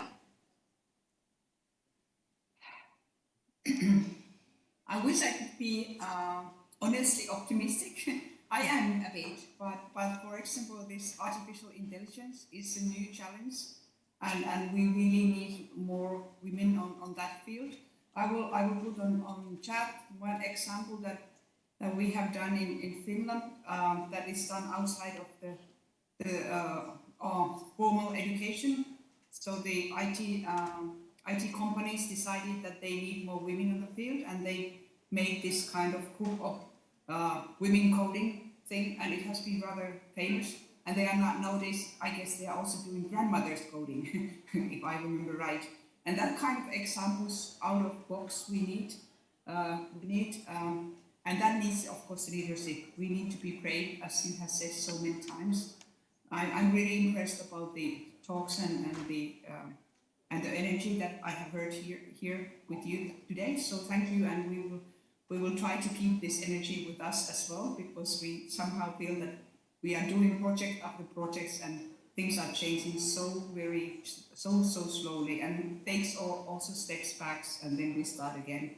But we need to be present, and we need to keep on going. Thank you. Thank you. Sai? Well, I also shared the idea that was what was coming out in the question, the continuous bataille, continue fighting for the rights and for the gender balance in studies and in the work of in the life of work. My vision for the kind of gender inclusion and gender balanced leadership, especially in my context in academia, would be that unless we focus on people's strength and their diversity, whether it is gender, age, experience, but also across the different academic disciplines, I think that we are losing too much of potential. We are losing too much of innovation and brain and so on. So my vision is about strength and diversity. My vision is about collaboration instead of competition, that also includes us within the groups of women as well. I believe that we need to work on raising awareness on the importance of diversity, but also build gender-friendly environments, like came out in your discussions earlier today, but also providing equal opportunities so that we can take responsibilities equally. For example, now we're going kind of outside of academia, but for example, for parents of small children, so if it's always expected that the mother would take care of the sick children, then that it be. So again, we must look into also outside to our communities, whether they are in the work, professional work, or in the academia. And I agree with also the ideas coming out from the floor that there needs to be a change of attitude, and the most important change is happening within ourselves, and that is also the most difficult one, because it's always very easy to blame others for not doing this and that, and then pose the question, am I doing enough? But I also think that we need to look at very critically the current practices in our communities and in our workplaces, and we have to commit ourselves for being committed and accountable to change the overall organizational cultures. And Elena was saying that she's not very optimistic. I'm optimistic, but I would say that these are very vicious challenges. If there were simple solutions, they would have been solved already. So I think this is something. This is like an evolution for the humankind, that we have to kind of reinvent the way in which we have been building up our communities. Thank you very much. 1 minute. Let's have the same question. What do you think? What's your view of? What's your vision for the future of gender inclusion in terms of leadership in STEM? And what do you think are those changes that we need to have in order to implement it? Thank you. As they said, I'm pointing that professor, we have to start from our family. Yes, today we have policies. We have already started, but we still have way to go, because we still need to do some campaign awareness to our families, to our parents, and to encourage our sisters, our young girls, especially to give them mentorship at teenager age, where they choose what to follow. We need also to mentor those girls, especially when they are in a lower secondary, so that we will create good future of women in STEM. Thank you. Thank you. Prof. Karangwa. Thank you. We have to note that we continue to work to live in a social environment where the most disadvantaged are still vulnerable. Vulnerability based on gender, based on social status, based on economic status, based on disability, and many other things. Though our policies are doing something, activists are doing some things, there's still a long way to go. And we have to work on the most important thing, the mentality of decision makers. My colleague from Togo has mentioned it, and I think we all have to take it, to have it as our take today. The mentality of those who take decisions are important to forge a way forward for the most vulnerable people. Thank you. Thank you. Thank you. For the future of gender diversity or inclusivity, I would say it in one thing. Let's do mentorship, partnership, and leadership. Leadership means praying the role. Wherever you are, just pray the role, because you have what it takes to change the community, right? If you got the opportunity to be in such a kind of setting, such kind of environment in school or wherever you are, you can do something. So let's take up that leadership role and partner with others who are still behind, those who are already doing something. Let's be having the heart of sharing. Thank you. Thank you very much. If there is one thing that we should all, let's say, take home with, that we need to change. The change will start within ourselves. So from all the discussions that we had today is about changing, but the change will start within ourselves. What can you do? What do you think that you need to do to change the narrative? What do you think that you need to do to change the mindset? So let's start by changing something ourselves. Then we will have this generated to others. We'll go to our families. We'll go to our environment. We'll go, if they say, I need someone to take this leadership role, just go ahead and do it. Don't wait, okay, they are talking about the man in the room. No, no, no. We are all the target. We can do it, then let's do it. Thank you, and thank you very much for the panelists, for a very, very vast discussion. Thank you, Kevin. Thank you, Karangwa. Thank you, Irene. And also thank you, Elena and Sai, for such amazing contributions. And we look forward to the changes. Thank you. Thank you, Emeline, and thank you for all the panelists and the good audience as well.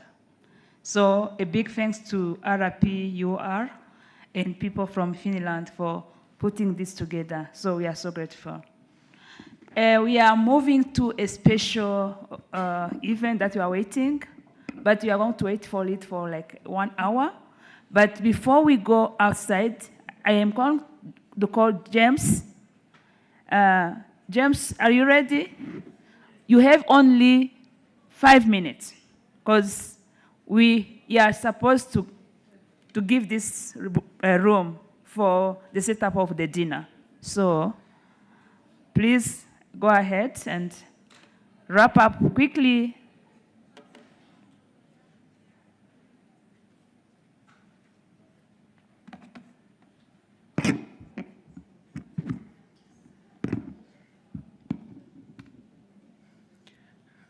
Okay, thank you, distinguished participants, ladies and gentlemen. My name is James Mbonyudio, and I'm a lecturer from Rwanda Polytechnic, Kigali College. So it is my honor now to serve as the rapporteur for our thought-provoking session, which is Leading with Purpose, Gender Inclusive Leadership in STEM for the Next Generation. The session this afternoon has truly highlighted a collective commitment to fostering a more gender-inclusive approach to leadership within STEM.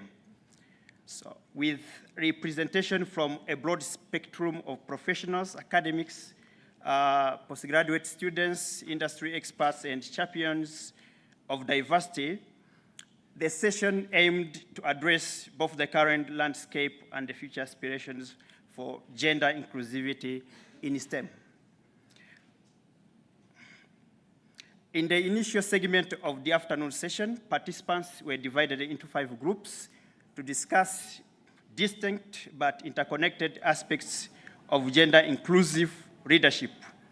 Dr. Chantal Churinyana and Emeline Umuhoza facilitated this session, and here in this table, as you can see, the table, please.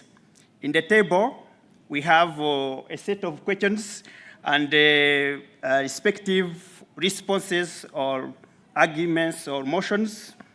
Now, for the first one, I'm not going to read the questions again. The first one was to define gender inclusive leadership, and saying why it is essential in STEM fields. So the group has defined gender inclusive leadership as creating an environment where all gender levels feel included and are made to fully participate in STEM. So the second question was about highlighting the primary challenges to achieving gender inclusivity in STEM and the actions to be taken to reduce these challenges.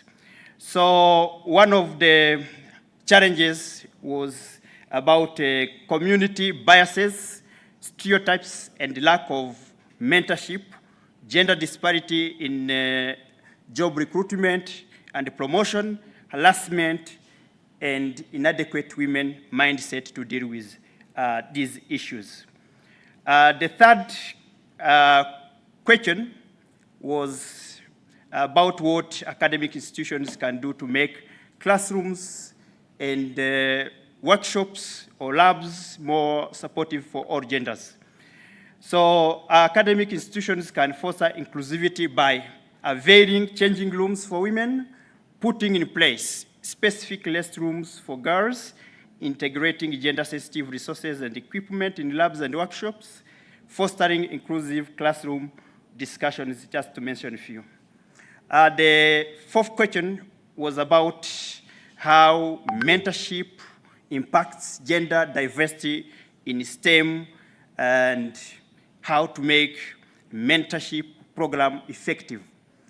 Mentorship can be transformative for gender diversity by offering career guidance, support, and networking opportunities to the underrepresented groups, and reducing gender biases and developing networking and self-confidence.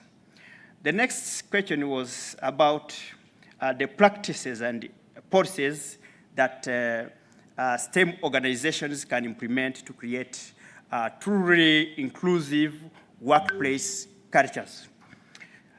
So STEM organizations can create inclusive cultures by adopting policies that promote equal pay, transparency, and flexible work schedules, establishing zero tolerance policies for discrimination and harassment, just to mention a few. Number 6 was about the importance to have diverse role models in STEM. So diverse role models in STEM help to dismantle stereotypes and inspire students and professionals. The next question, question number 7, was about the traits and skills that are critical for leaders to be gender inclusive. So among those traits are empathy, active listening, cultural awareness, and fairness. Question number 8 was about how academic and workplace environments can address implicit biases that impact gender diversity. So this can be done through regular training to help individuals recognize and mitigate unconscious assumptions, and implementing structured decision-making processes for admissions, hiring, promotions, and promotions. Question number 9 was about the role of allies in fostering gender-inclusive environments. So those roles are amplifying women's voices and creating gender-inclusive environment, just to mention a few. Number 10 was about the future of gender-inclusive leadership in STEM. So the future of gender-inclusive leadership in STEM envisions a field where all genders are equally represented, respected, and supported, and it promotes women's self-confidence in adapting to change. Then following the group discussions, the panel discussion moderated by Dr. Emerin Kasana brought together 5 distinguished voices from diverse backgrounds within STEM, and each with valuable insights on gender inclusivity. So those were Professor Sai, who emphasized that policies must be accompanied by clear action plans. Elena, who emphasized that more girls should get into the field of STEM, and then we had Kevin Didasien, who emphasized that gender inclusivity, who said that gender inclusivity is still problematic, and companies should establish mentorship programs, offer career development resources, and set clear diversity goals at each level. Then we had Professor Kalangwa, who said that who emphasized that supporting inclusivity by amplifying underrepresented voices and advocating for equal opportunities by giving scholarship to vulnerable groups. So in conclusion, we had also Dr. Eileen, who shared her lived experience of marginalization in STEM. So to conclude, this session emphasized that achieving gender inclusivity in STEM requires more than just policy changes. It demands a shift in mindset and a culture and unlearn gender biases. So we must foster empathy, encourage allyship, and create structures that actively support all individuals. So as we move forward, the ideas shared here today remind us that the journey toward inclusivity is ongoing, and only through sustained collaboration and commitment can we pave the way for a truly inclusive future in STEM. Thank you very much. Thank you, James, for putting all together. It was a good summary, and we hope to share this with you. We can move now outside, but we'll be glad to have a group photo for this session outside. And please don't miss the dinner. It is 6:30.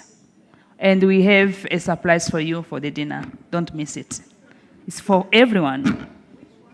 Here, this room. 6:30. You want to know the surprise? It's not going to be a surprise then.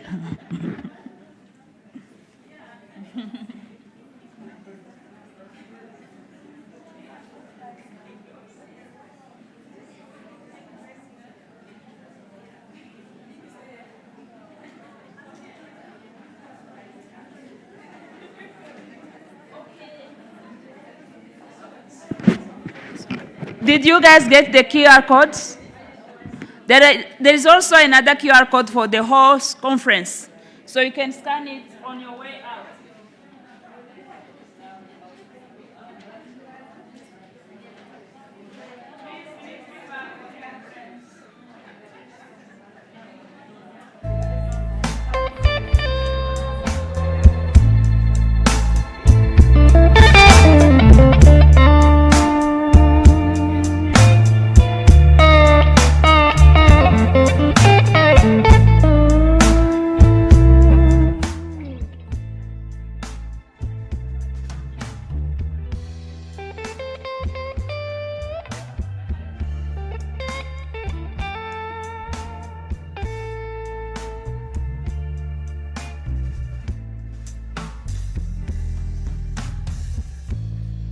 Slightly hungover, slightly hungover you.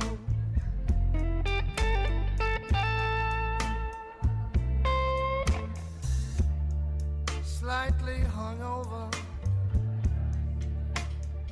slightly hungover you.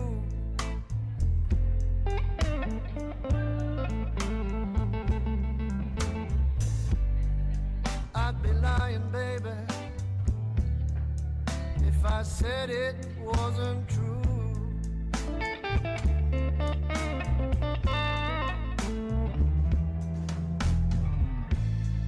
Slightly hungover, maybe slightly blue.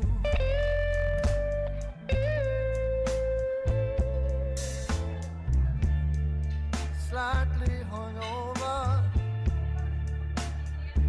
maybe slightly